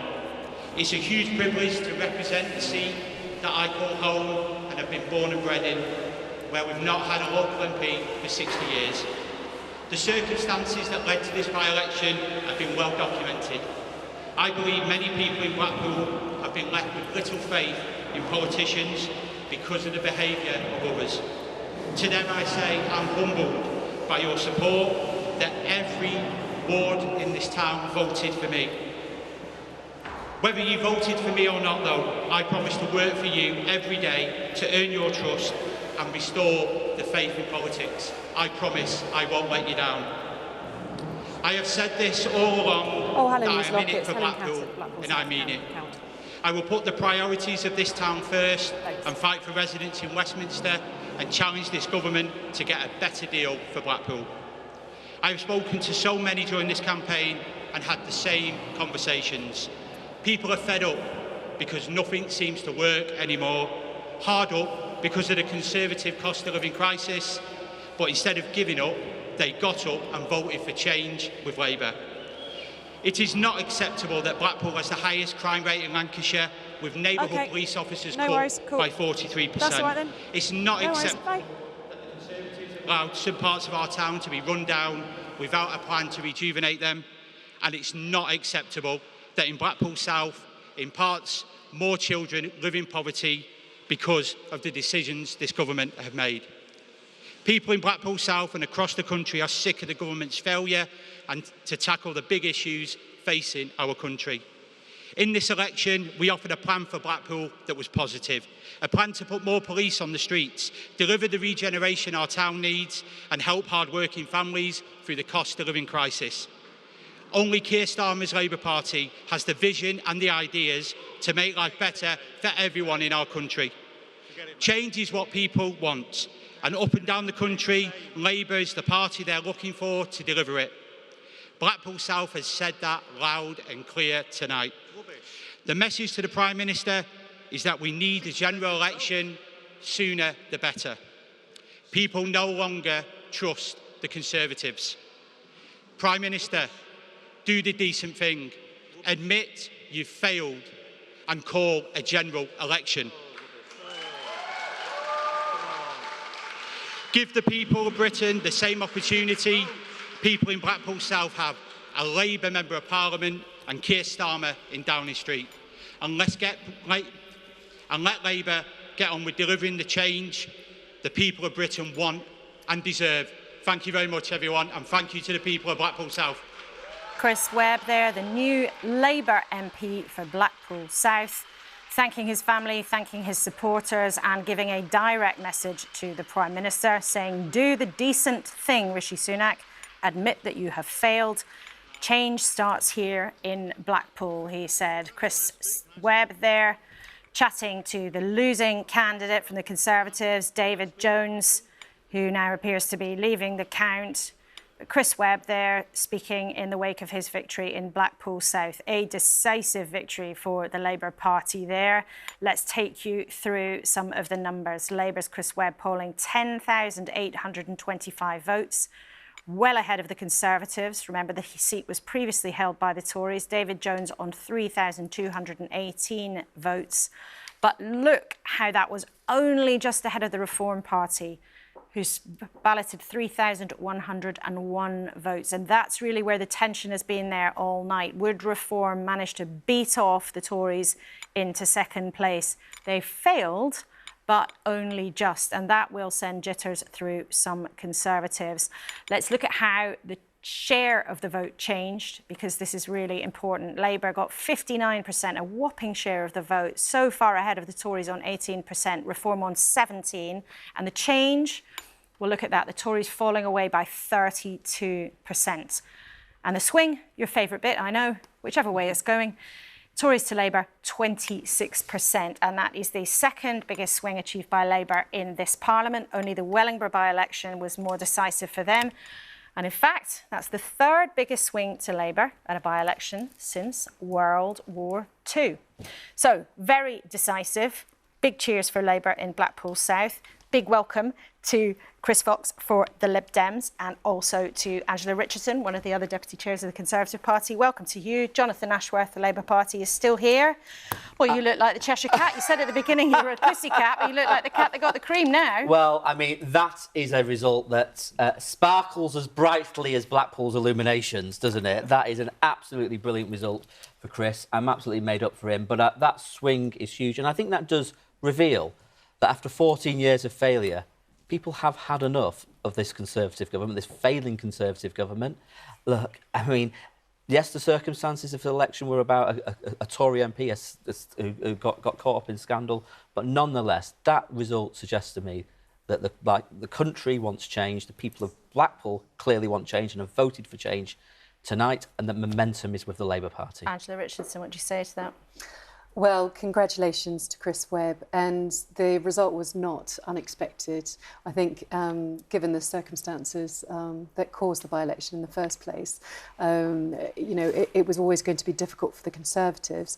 I think what's interesting in looking at the difference between the Conservatives and Reform, it just shows what we do in every election. They will have worked hard for weeks, but it's on polling day when you are knocking up your supporters that you have to keep going until 10 o'clock at night to make sure you can get every vote. But a Reform Party that hasn't won a single council seat, they don't have a single Westminster seat, they're basically sort of challengers who are working as hard as they can. They nearly beat you, the most established party in this country, and there was only 117 votes in it. You must be petrified about that. Well, I would look at the turnout of this election. It's 32%. In a normal general election, you'd be looking at least double that. So their supporters are much more enthusiastic than yours, Jan. Yours stayed at home and Reform got theirs out. Well, I think we've seen in the polling over quite a while now that there are a lot of don't knows and there are a lot of Conservatives who haven't made up their mind. But hang on, here we have do. real votes, OK? And you have the Reform Party were on 17%, the Tories just on 18%. Now, do you accept if that kind of pattern were to be replicated, that could deny you dozens and dozens of seats across the country at the general election where things are tight? That could evoke huge damage on you. I think in the context of this by-election, I wouldn't expect to see that pattern replicated. This is a very particular set of circumstances. And voters in all of the by-elections that I've been and campaigned in, they are really across when they're dragged to the polls outside of a general election in circumstances like this. So I've got full understanding and sympathy with Conservative voters who decided tonight in Blackpool South to stay at home. You've got sympathy for them. Do you want to say sorry to them about what happened with the former MP? I think it's up to him to apologise for the actions that he took. I think that the actions that he took were wrong, and colleagues agreed with me, and he went through the proper standards process, and Parliament made its decision on that. OK, Angela, we'll have more from you a bit later, but let's go straight to John Curtis then. John, looking at these numbers, the implications of that, what does the Blackpool South result suggest to you? Well, I must admit, I do have a certain amount of sympathy for a Conservative spokesman who has to turn up at 4:30 in the morning, and the first thing you have to deal with is a result like this. But to be honest, I don't think that the result can be explained away in the way it's suggested. First of all, let's talk about the turnout. Yes, the turnout is down on the general election, but actually the fall in turnout at 26 points is rather less than the fall in turnout that occurred in a number of the other by-elections in which the Conservatives suffered swings against them of over 20%. And the second thing to make, this is not an isolated case that you can explain away by the particularities of the way in which this by-election was occasioned.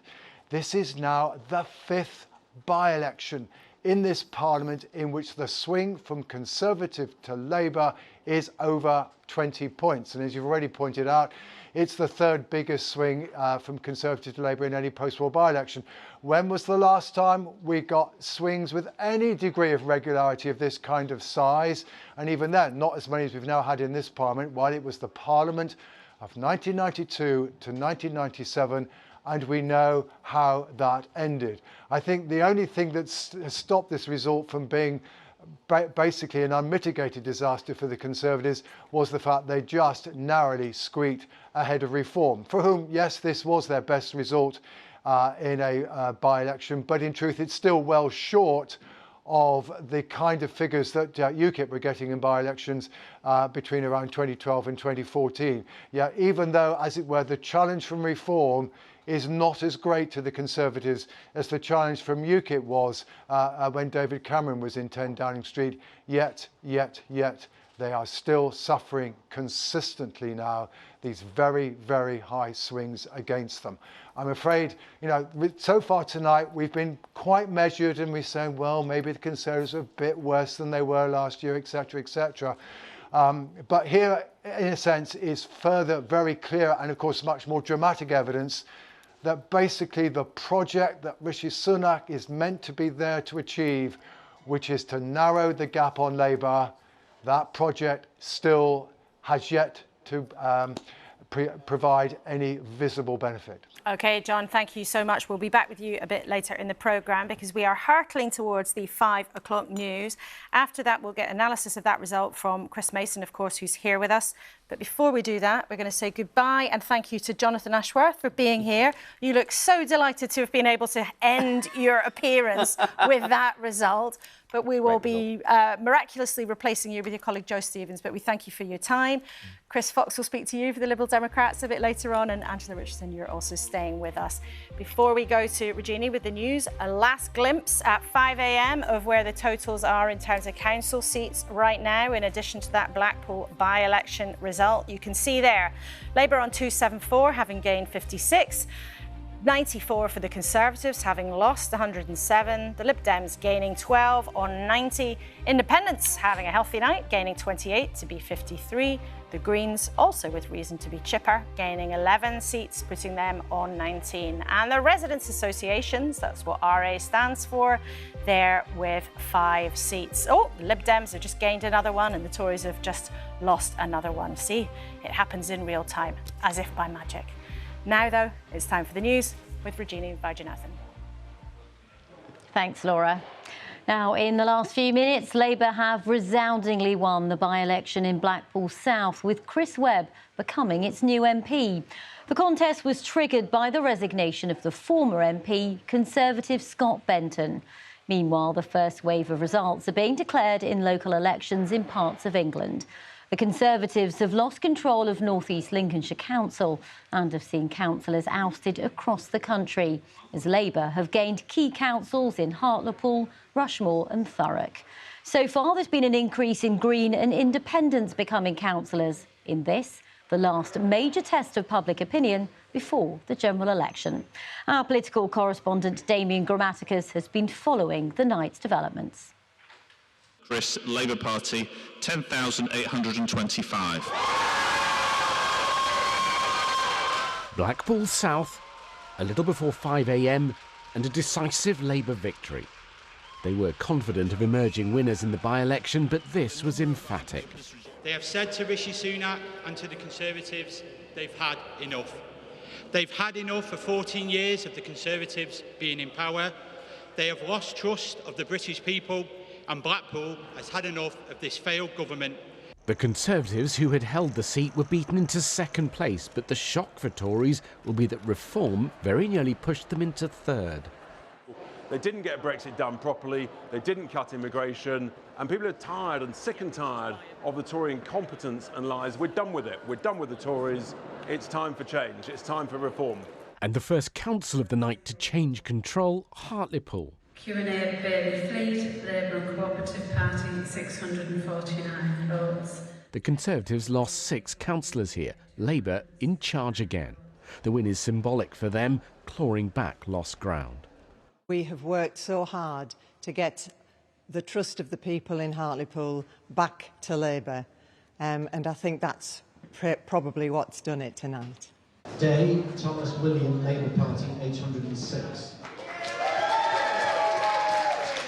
In Rushmore in Hampshire, Labour have taken control directly from the Conservatives. Boundary changes helped here, but it's also been gaining wards from Tories. Mounting losses, an unwelcome sight for the Conservative minister at the count. And in North East Lincolnshire, more Labour cheer. Wow. Conservatives lost control of the council here. Grimsby is exactly the sort of place Labour will hope to win back at the general election.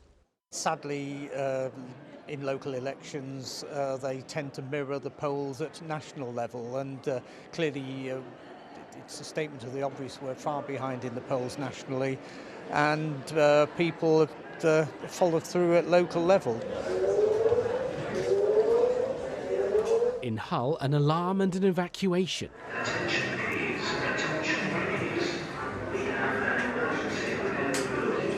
Whether Conservatives think these elections signal trouble ahead for them will depend on the scale of any losses.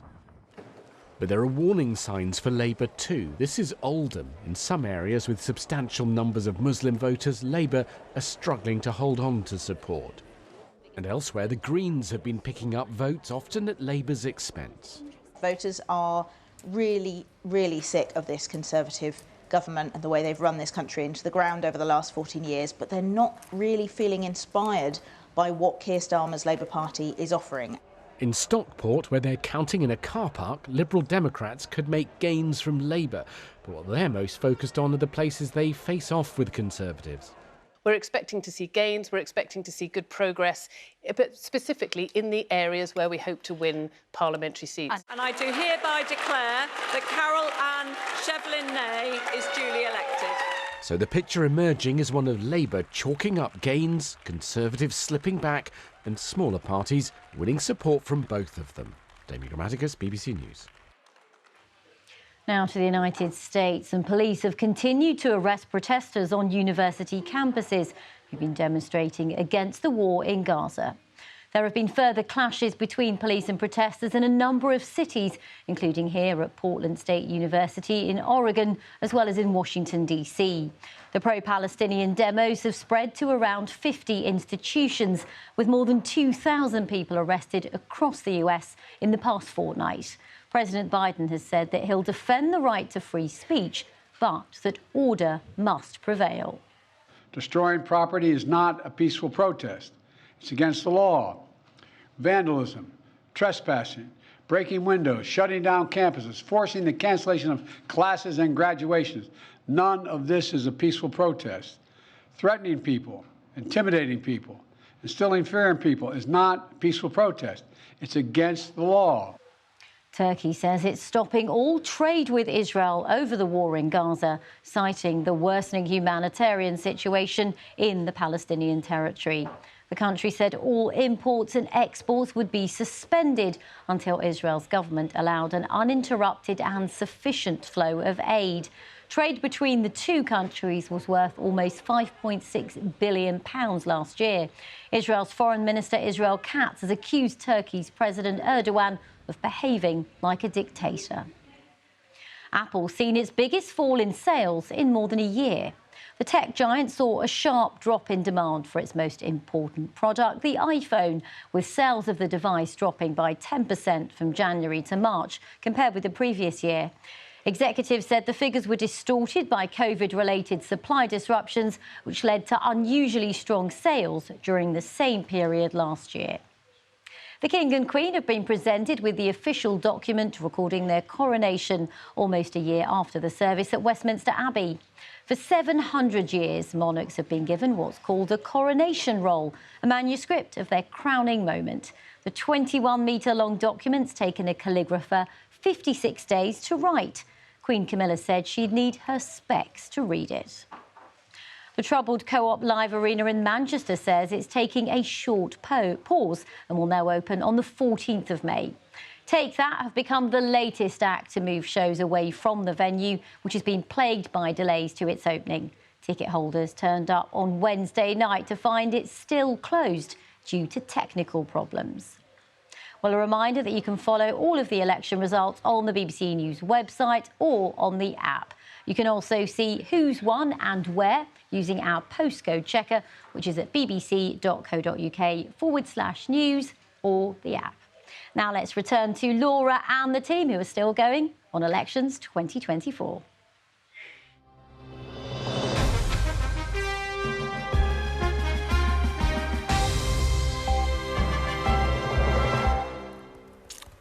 A very warm welcome back to Election Night on the BBC. We are with you for just under another hour until we'll hand you to our colleagues at BBC Breakfast at 6 o'clock. Let's take you straight to our tally of where the parties have got to in terms of council seats that have been racking up in the last couple of hours. You can see there Labour has gained 59 seats. The Conservatives have lost 112.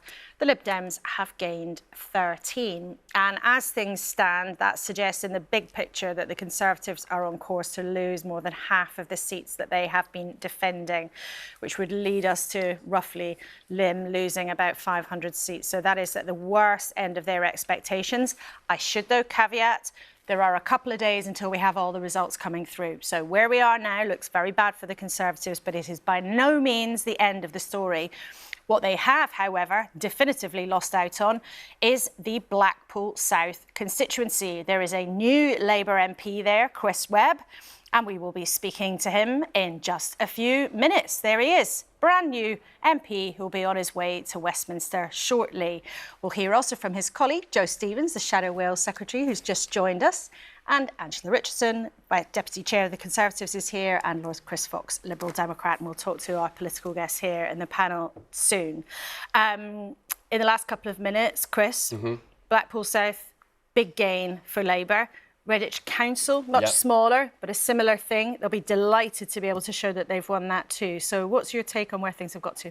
So, last half hour, two big results in both Redditch and Blackpool South. So, Blackpool is the kind of seat that Labour needed to win. It's a seat that they held between 1997 and 2019, but it's flitted between the two big parties over the last 50 or 60 years. What is striking about it is not so much Labour's victory, but the scale of it, a 26% swing. Absolutely whopping swing there, and just the kind of thing you'll hear Labour folk talking about in the coming hours in terms of where they need to be, in fact well beyond where they would need to be come a general election. Other key thing I think to tease out of the by-election results, Reform UK coming within a whisker of beating the Conservatives into second place. That matches a pattern that we've seen throughout the night in the places where Reform have been standing, albeit a limited number of places, and broadly the kind of places where they ought to do relatively well. But their capacity, it would seem, you can never get into the minds of an individual voter, but to eat disproportionately into Conservative votes is something I suspect that will alarm Conservative MPs. And the scale of their losses, Conservatives, as you were just touching on, across the council elections so far, definitely at the worst end of their expectations. As things stand, they're on track to do as badly, or perhaps worse, in proportionate terms as in 1995, which was their worst ever local election result, a couple of years out from losing a general. And in the unlikely event that there's anybody at 12 minutes past 5 watching this who doesn't know why the jockeying for position between Reform and the Conservatives was so important in Blackpool South, the Reform Party, of course, comes out of what was left of the Brexit Party, which was what was left of UKIP. Why will Conservatives be so worried about that kind of level pegging with the Reform Party? The key reason is exactly what we heard from Richard Tice, the leader of Reform, on this programme, about half an hour, 40 minutes ago. Reform are absolutely of the view that they are not going to go easy come the general election. Last time round, we saw their predecessor ease back. They are insisting that they won't, and so that's why it could have a real impact for them. OK, Chris, thank you very much indeed. Right, let's talk to another Chris. Chris Webb, the new MP for Blackpool South. Congratulations on your win. Welcome to BBC election night. You sounded delighted, but you also, in your speech, you sent a direct message to the Prime Minister.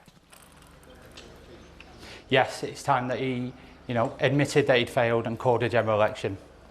Do you think that's realistically going to happen, though? Well, that's what the people of Blackpool South have asked for tonight. Is it really what they asked for, though, or weren't they choosing Labour because the Conservative MP there had left in disgrace, had let them down by being caught out, breaking the rules, and was punished then by Parliament?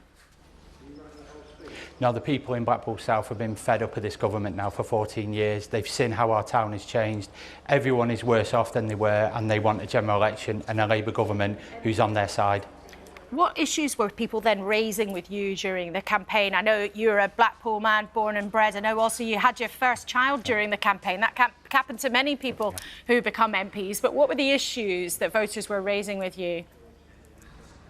The cost of living crisis was a big thing on the doorstep. So many working families are now struggling to make ends meet, and they need action on that. Crime and antisocial behaviour has run rampant across Blackpool. They want to see police out on the beat tackling that crime, and they also want decent, well-paid jobs and the high streets rejuvenated. They were the type of things that were coming up on the doorstep, and that's what I've pledged to support as the Member of Parliament. And the swing that you achieved there of, 26%, as Chris Mason was saying, was absolutely whopping. I mean, a huge move from the Conservatives to the Labour Party. But from what you've said in your speech, from what you've been saying us tonight, how much do you attribute your win just to people being fed up with the Tories rather than what you were saying instead? We ran an incredibly positive campaign. We were engaging with the public. Many a time on the doorstep, people were telling me I'm the only person that they've seen canvassing and only saw Labour Party in this by-election. They want change, and that's why they voted in record numbers tonight. And why do you think so many people chose the Reform Party? I mean, more than 3,000 voters, they're not necessarily all Conservative-minded people. Why do you think there was such a big presence for them? You'd have to ask Conservative voters how they went. We focused on the issues, we focused on a positive campaign. Yes, we have had scandal on the Foul Coast here with 3 Conservative MPs being under investigation, but we ran a positive campaign on the issues, and that's what people backed in this by-election. And Chris, what's the first thing you're going to do when you get to Westminster, do you think? Oh, sorry, can you just repeat that again? What's the first thing do you think you'll do when you get to Westminster in your brand new job? We've got to highlight the cost of living crisis. People in Blackpool are really struggling. Working families can't put food on the table. We need, one of my first jobs is to highlight that of this government that are sucked in with the Westminster bubble and then demand a general election. OK, Chris Webb, well, congratulations to you on winning your by-election, and thank you for speaking to us this evening on the BBC Election Results programme. Now, Rita, that was one big result for the Labour Party. Tell us about another. Redditch, which has just come in the last few moments. You remember we started the night looking at councils to watch, and Reading was top of the list. Redditch was top of the list. Sorry, it's after 5 in the morning. There it is in the West Midlands.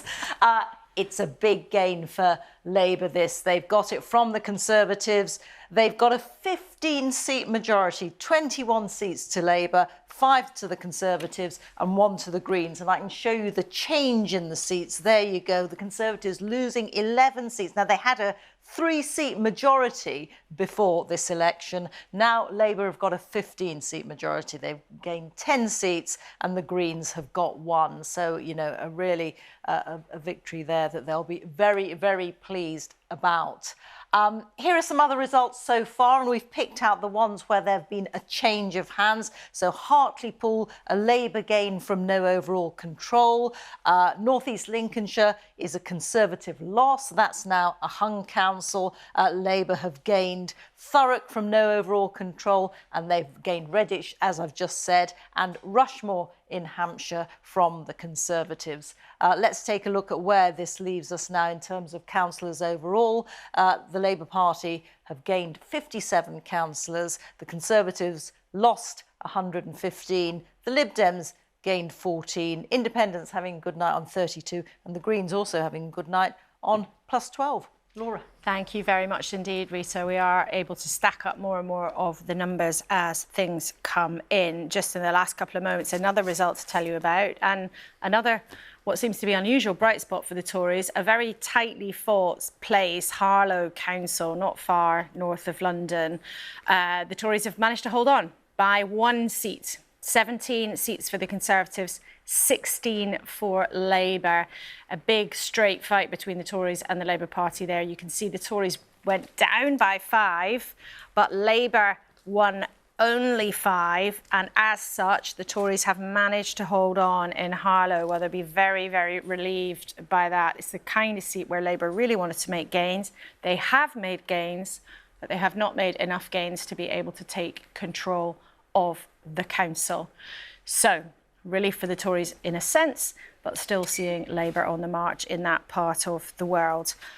Welcome to you, Joe Stevens, and to you, Chris Fox. We haven't been able to have a word with you yet. Chris Fox for the Liberal Democrats. But Joe, I must firstly come to you on that result in Blackpool South and Redditch. You must be delighted. Oh, absolutely stunning results. I'm so pleased for Chris Webb. He's been a fantastic candidate. He ran such a positive campaign. I campaigned up there with him.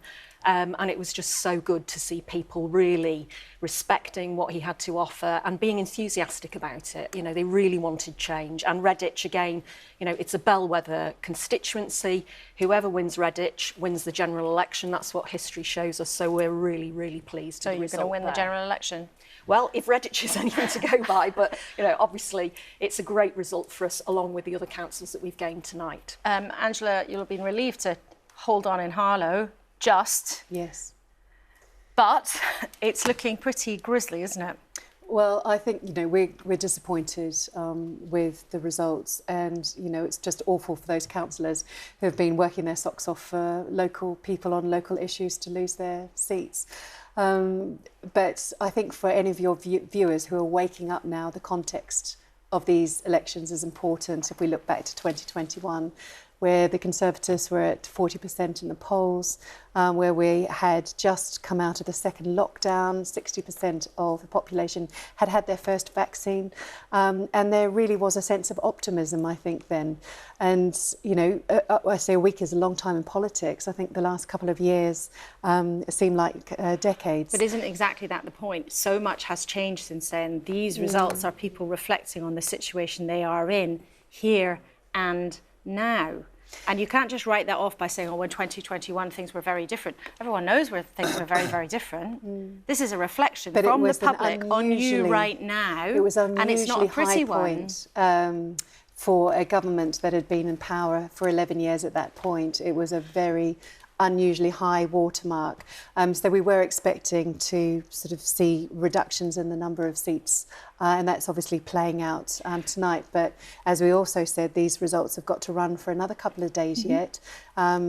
You know, things may look slightly different over the course of the next couple of days. They may. And one of the things I would say is two things, actually. One is turnout. It's not the same as it would be in a general election.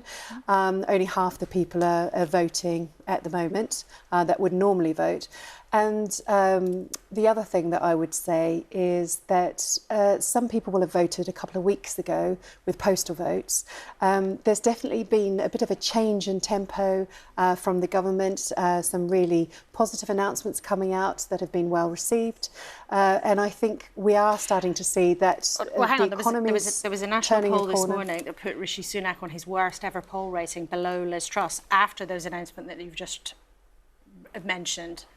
But I think we're going to see in the coming week, we're going to get more data on inflation. There's a prediction that we're going to get a little bit closer to that 2% target that the Bank of England needs to get to, where we should be.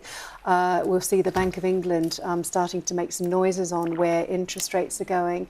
And with the national insurance cuts, people are starting to feel that they have a little bit more spending power, and that makes a big difference. OK, Chris Fox, what do you make of that? Well, that was a bravura performance of whistling in the dark, hoping that things might be better tomorrow and Saturday. Please don't hold out too much hope, because it's quite clear the electorate have made up their mind. And in Blackpool, congratulations to the Labour Party, that's a great victory, but we've seen it right across by-elections. The electorate decide who's going to beat the Conservatives, and they vote for them. And Labour have picked up 5 seats with huge swings. We've picked up 4 seats with huge swings, and I'd remind you that the North Shropshire swing was 34% to the Lib Dems. This is really huge swings away from the government, and it's very clear that the people have decided that it's time to end the Conservative government. It's just up to the Conservatives to decide when that moment is going to be.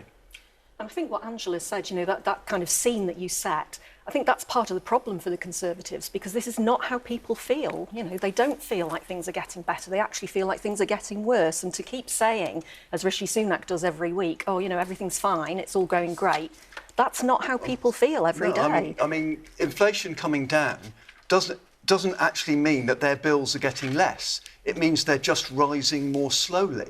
Angela, what do you say to them? Basically, they're saying, look, you've got your fingers in your ears. You don't want to listen to what the country's telling you. Well, it was interesting. I've been doing this all night, and I was on a BBC radio panel with Faisal Islam, who was saying that actually there is one measure now where people are saying they are feeling better off, and that is in their personal finance.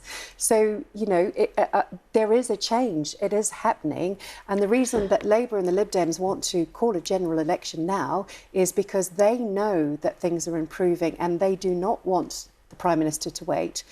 Because I think they think, because of the polls, they'll be better off going to a general election now rather than in the autumn or the second half of the year, as the Prime Minister has said. But do you really think that what's happening with the economy is going to turn to such an extent that you're going to be able to push back these kinds of big political movements that we've been seeing tonight? That you're really going to be able to change national poll leads of 20 points? And we had Faisal on our show earlier as well, and he was saying, you know, there may be some slightly better data. This is not suddenly people are going to put the taps on and milk and honey are going to flow out.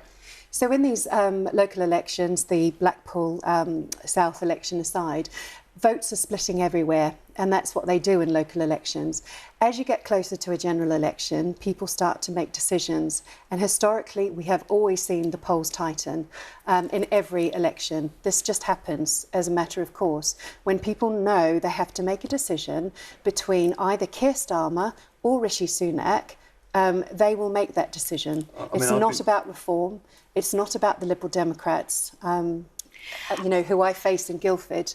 It is about choosing who runs the country. Well, the other two are rolling their eyes, so I want to bring you in a sec. But I just want to ask you one thing before we move on. The point about this is not mid-term. We're not halfway through a government that takes a few knocks because people get a bit fed up, and then as you get closer to a general election, suddenly things do start to narrow and turn.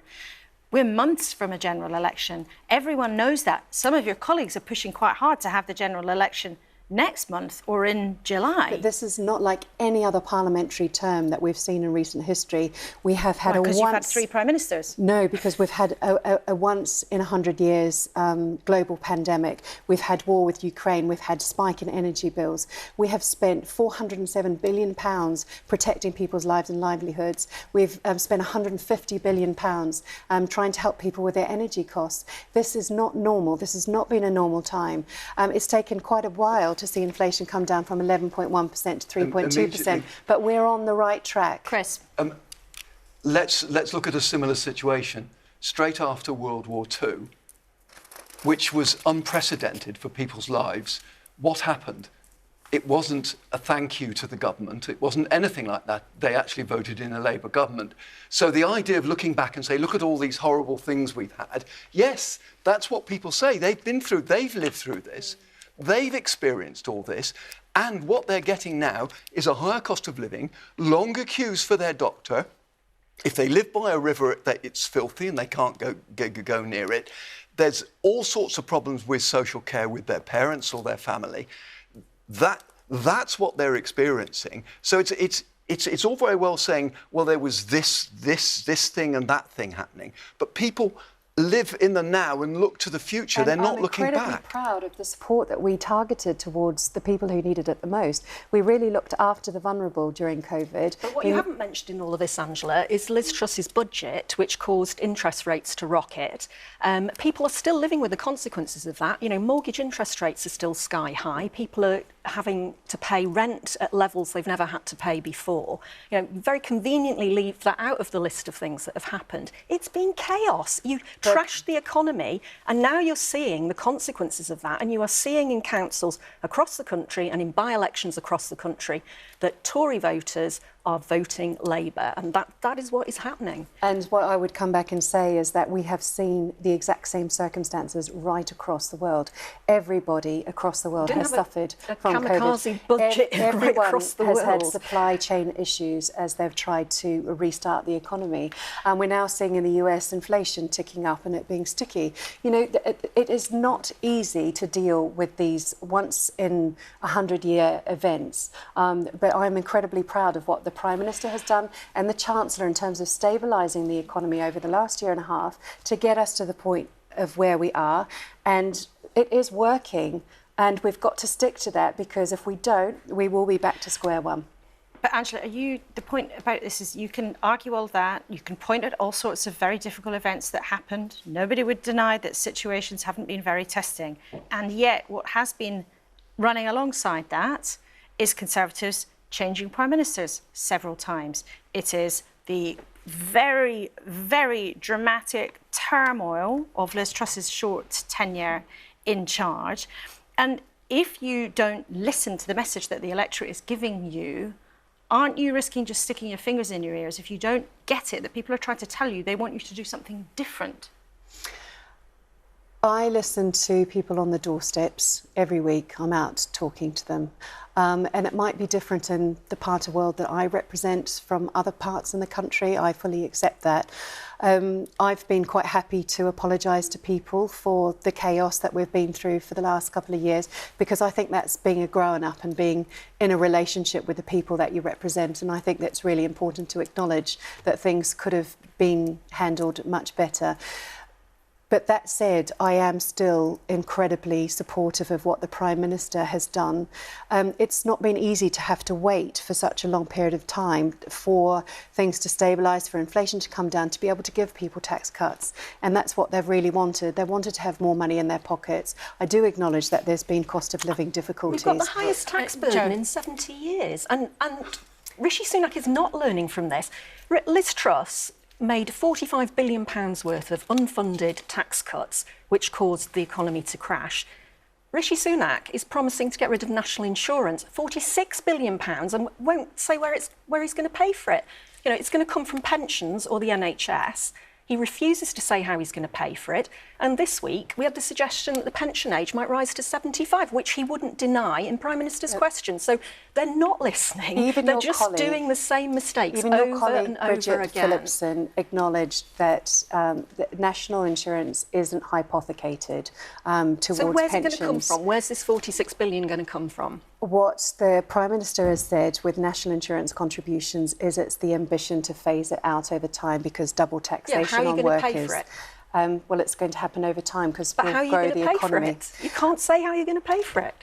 But the one thing I would come back to and say that after World War II, we had huge levels of debt. It took us a long time to pay those down. What the Prime Minister has been clear about is that we are not going to make our children and our grandchildren pay for COVID. We are going to take the measures now. We're going to take the measures now. We're going to take the measures now. They're going to be hard. And we can't have everything that we want. We have to make choices to governors to choose. But it's really important that, you know, sound money, which is what Conservatives stand for. I still believe that's very much the case, regardless of what's happened over the last couple of years. And we have been demonstrating that in the last 18 months. Chris Fox. The last budget is predicated on unrealistic cost savings going forward. Whoever's in the next government, they're going to inherit assumed savings that have absolutely no route to actually being delivered. That's not sound government. That's a stab in the dark in order to be able to give a tax cut, which isn't a tax cut. And it was very interesting to see HMRC's figures today, which points out that the people who are really paying the most extra tax are the sort of people who live in your constituency. OK, all three of you, thank you very much indeed for now. It is certainly true from any of the numbers that you look at that whoever wins the next election will inherit a very tough economic situation. And it might be worth remembering, I'm sure if you're up at 5:30 watching a political programme, you might remember this too, that the head of the independent government watchdog, who has a giant calculator, said that the plans that were put forward were the equivalent to fiction in terms of how much anybody might be able to count on future spending figures that were being put out into the public domain. But that is a whole debate we're going to talk about, I know, a lot when we get to the general election campaign. Let's look then at a particular aspect that we've touched on a bit tonight, what's been happening with the Lib Dems, the Greens and Reform, and the role of the smaller parties and the pattern we've seen so far. We can talk to the pollster Scarlett Maguire, who's been patiently hanging on for us. Thank you for waiting, Scarlett. It's great to have you with us. So what's the pattern telling you so far about where smaller parties have been gaining and losing? So local elections are normally favourable to smaller parties, and that is something that we're seeing tonight. Less so, I think, for the Lib Dems at the moment. Obviously, it's still very early days, but I think there are interesting things to read. Obviously, you've just been talking a lot about the Reform by-election results and also some of the damage they've done to the Conservatives up in the northeast earlier in the night. But I think the Greens will be interesting too. Now, on Reform, I think it is important to say this was a good performance for them. You know, this beat their previous record of Wellingborough with 13%. They still got less than UKIP got in the general election in this constituency in 2015. I do think, though, the problem for the Conservatives is if they're trying to read good news into that, I don't think there's much there. I think one of the interesting things about Reform, which is slightly different from UKIP, is that they are disproportionately drawing their votes from previous Conservative 2019 voters. So more than 7 in 10 Reform voters voted Conservative in 2019, and the number for Labour is in single digits. So they are really hurting the Conservatives. So now, even if their general election polling sort of halves, which is maybe what you'd expect in line with these sorts of by-election results and local election results, they could still do an awful lot of damage. I think the Greens, on the other hand, quite interesting as well, because I think it's sort of the mirror image. Now, I don't think anyone's claiming that at the moment the Greens are doing damage to Labour as Reform are doing to the Conservatives. I'm sure people in Bristol, people in Labour Bristol, will be nervously watching that result tomorrow evening, given some of the stuff that we've been seeing earlier in the night. But I do think it's these sorts of red warning signs potentially for what the story is of the next government, of the coalition of voters that Labour has to hold together, and some of the problems they might encounter to their left flank as the Conservatives have encountered to their right. And Scarlett, just as we talk, I'm just going to show people the state of the party so far, with Labour adding 58 to 297 councillors, the Tories losing 118, so more than they have so far at 110. The Lib Dems gaining 15, and our viewers can see the rest there on the screen. In terms of your expectations about the Conservative performance, how would you describe it versus the reality of what we've seen at this stage? Yeah, I think it's still early days. I think Blackpool South, I think Labour outperformed that expectation. That swing was, as you said, third biggest, absolutely huge. Also does look like that Conservatives might bottom out even their sort of low, very hyper election sort of expectation management predictions of losing 500. Looks like they could be on course to lose more. Obviously, again, still early days, but it looks like quite a dismal night.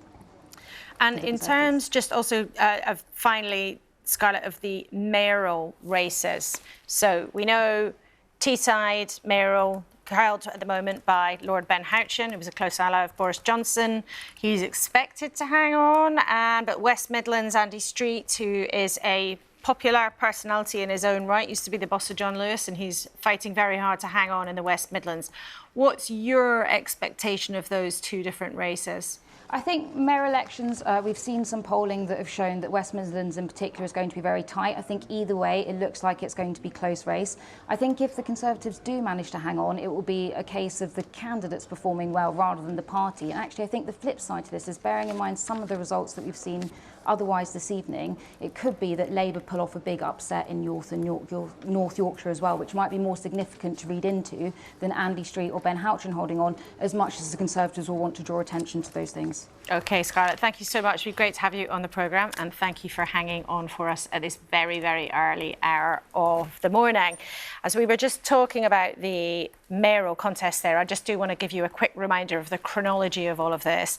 As we said, at midnight, which feels like a lifetime ago now, we've got a dizzying array of contests going on. We're in the middle of a stream of council results coming through. We've had the by-election result from Blackpool South. We've had plenty of councils, but there will be many more council results being counted tomorrow on Friday.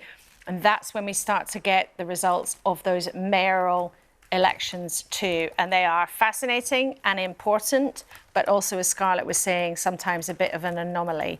So that result on Teesside will be tomorrow afternoon, we think.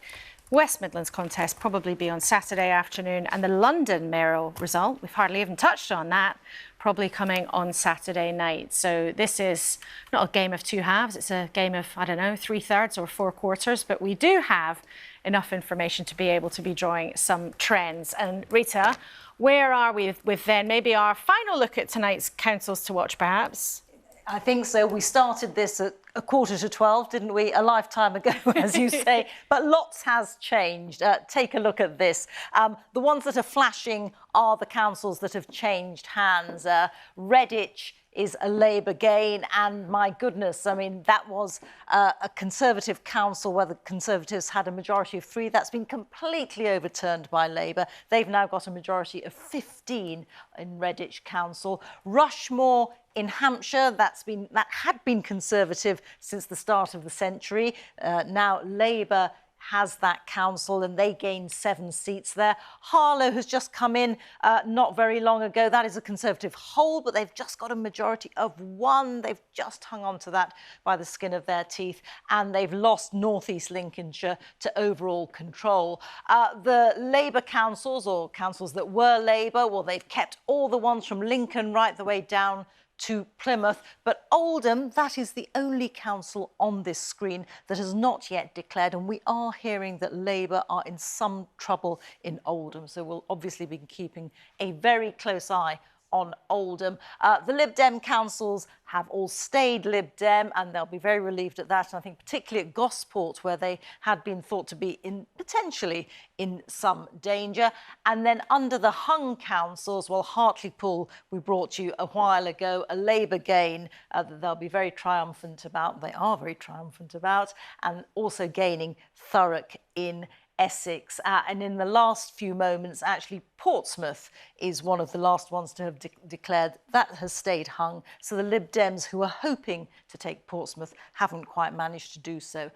Let me show you something that shows the overall picture tonight. Those were individual councils. This is the overall picture, which based on 33 of the 35 councils that are declaring tonight, we've got enough information to work out, assuming that the patterns of voting stay the same as they have throughout the night, and there's no reason to expect them not to. This is what we think that translates into in terms of councillors. So it means that Labour will have gained 253 councillors, the Conservatives losing 516, and the Lib Dems gaining 64. So that middle figure of 516 for the Conservatives, within those sorts of, bad guesstimates that Conservatives have been talking about in the last few days. But make no mistake, it's pretty bad. It's pretty bad, Rita. And just as you were pointing out, that's definitely at the bottom end, if not slightly below the bottom end of expectations for the Conservatives. Labour probably roughly where we might have expected them to be. Yeah. If, as you said, those trends do continue. But it's so interesting to see that all in the context of what's happened in recent years and all those different comparisons there. A reminder, we didn't leave Liz Truss out because she was in for such a short amount of time, just because there weren't any elections when she was in Downing Street. So that's why her name is not on the chart. In terms then of what happens next, so far we are seeing the Tories have a bad night. We've been asking our Conservative ministers and representatives in the studio whether anything needs to change, and stick with the plan has, you might not be surprised, been the message. Let's hear, though, from a prominent Conservative, Tim Montgomery, who was the founding editor of Conservative Home and now does all sorts of interesting things. Tim, thank you for joining us at this early hour in the morning. What goes through your mind when you've seen these results come in? Well, absolutely, Laura. They're definitely at the bottom end of expectations. And I think the danger is the Prime Minister has understandably been waiting for something to turn up, the hope that things would get better. But he's now been Prime Minister for 18 months, and you look at swings like in the Blackpool by-election, and the swings certainly aren't getting any better. I think the voters have made up their mind about this Prime Minister and this Conservative Party. And my concern is the longer the election is delayed, the worse the outcome is going to be. I think we're overstretching voters' patience. And I worry about that as one of the implications of tonight. So do you think then there should be an election immediately? Well, I think there needs to be something soon. And I think we do need to resolve the question of Rishi Sunak's leadership. He's a nice and decent man, but he just can't do politics. He hasn't defined Labour in any significant way. He's not able to campaign. He makes sort of announcements, waits for reaction in the opinion polls, doesn't get one, and then moves on. There isn't the sort of sustained campaign you would expect from an effective politician. I asked different people in the Conservative Party, what if the Tories won a majority, would the Conservatives do with it? And you don't have coherent answers. Rishi Sunak hasn't used the 18 months he's had as Prime Minister to show the voters that he wants to build houses, he wants to invest in vocational education. It's not really clear, other than stopping the boats, what his big message is. And that's partly the reason why the Conservative Party is, I think, in the bad place that it is. Should he go? Personally, I think the results are so bad, and although it's a big roll of the dice and it would be a gamble, I just don't think he is connected with the voters at all. I think he should go. I think Tory MPs are really waiting for the mayoral results in the West Midlands and in Teesside before they decide what sort of action they may take over the weekend. And who should replace him?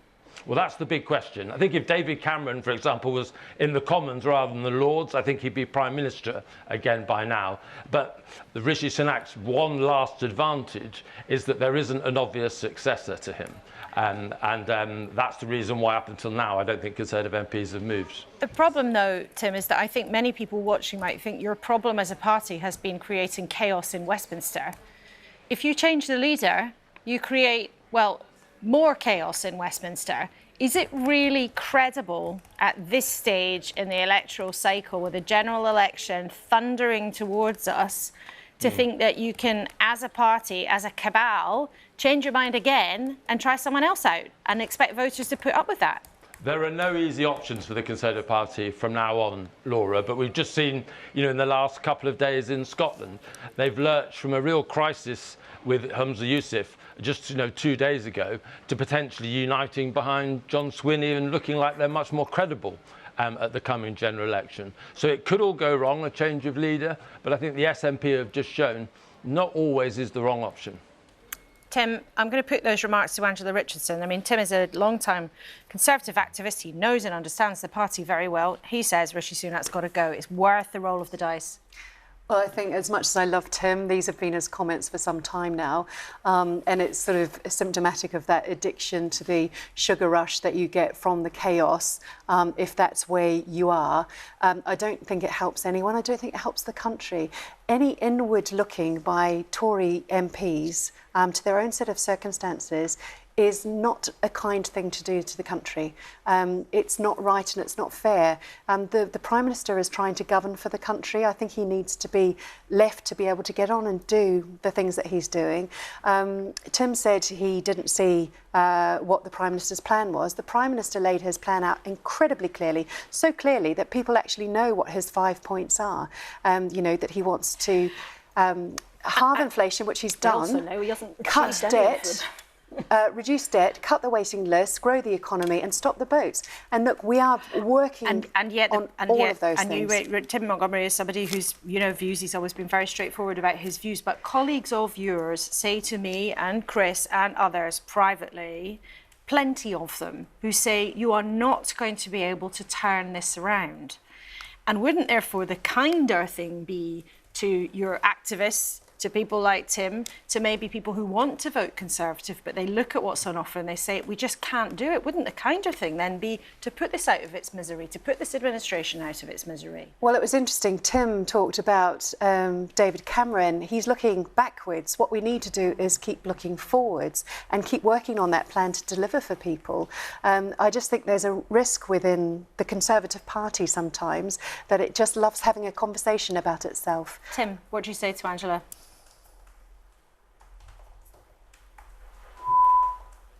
Any progress for...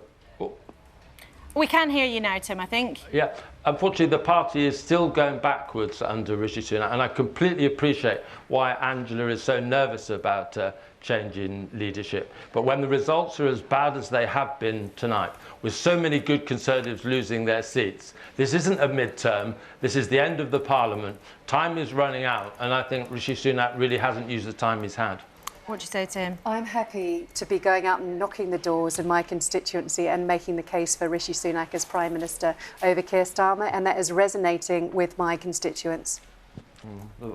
Doesn't look like it is, according to the results we've seen overnight.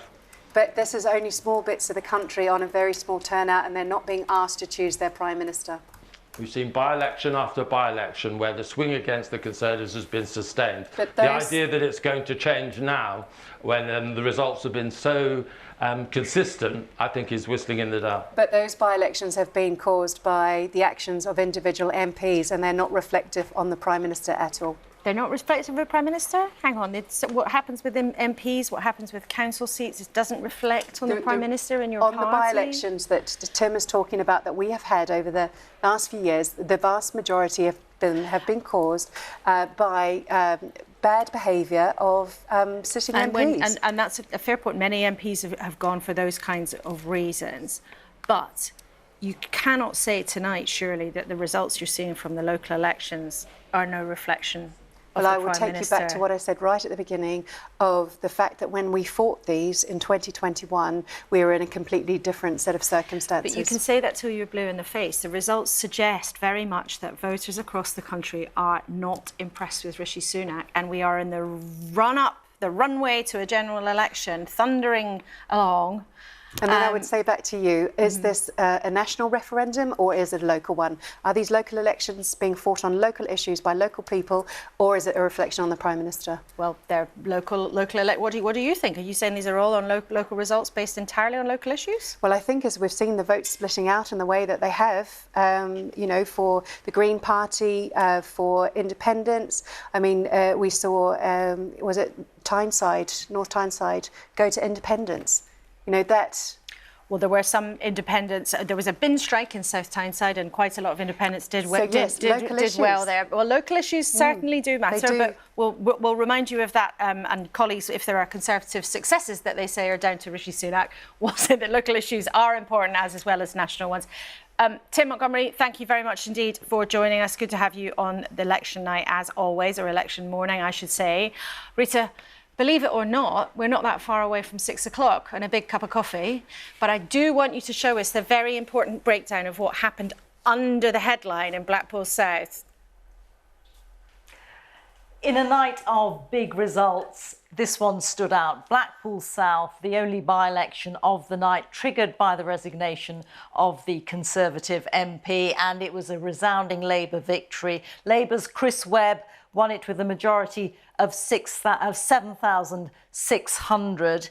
And I just want to show you the swing from Conservative to Labour. That is a whopping 26%. And I can tell you that this was the third largest drop in Conservative support in any by-election since the war. So a really thumping victory there for the Labour Party. In terms of local council results, these are some of the most eye-catching. Redditch in the West Midlands, that was Conservative. It's a Labour gain from the Conservatives.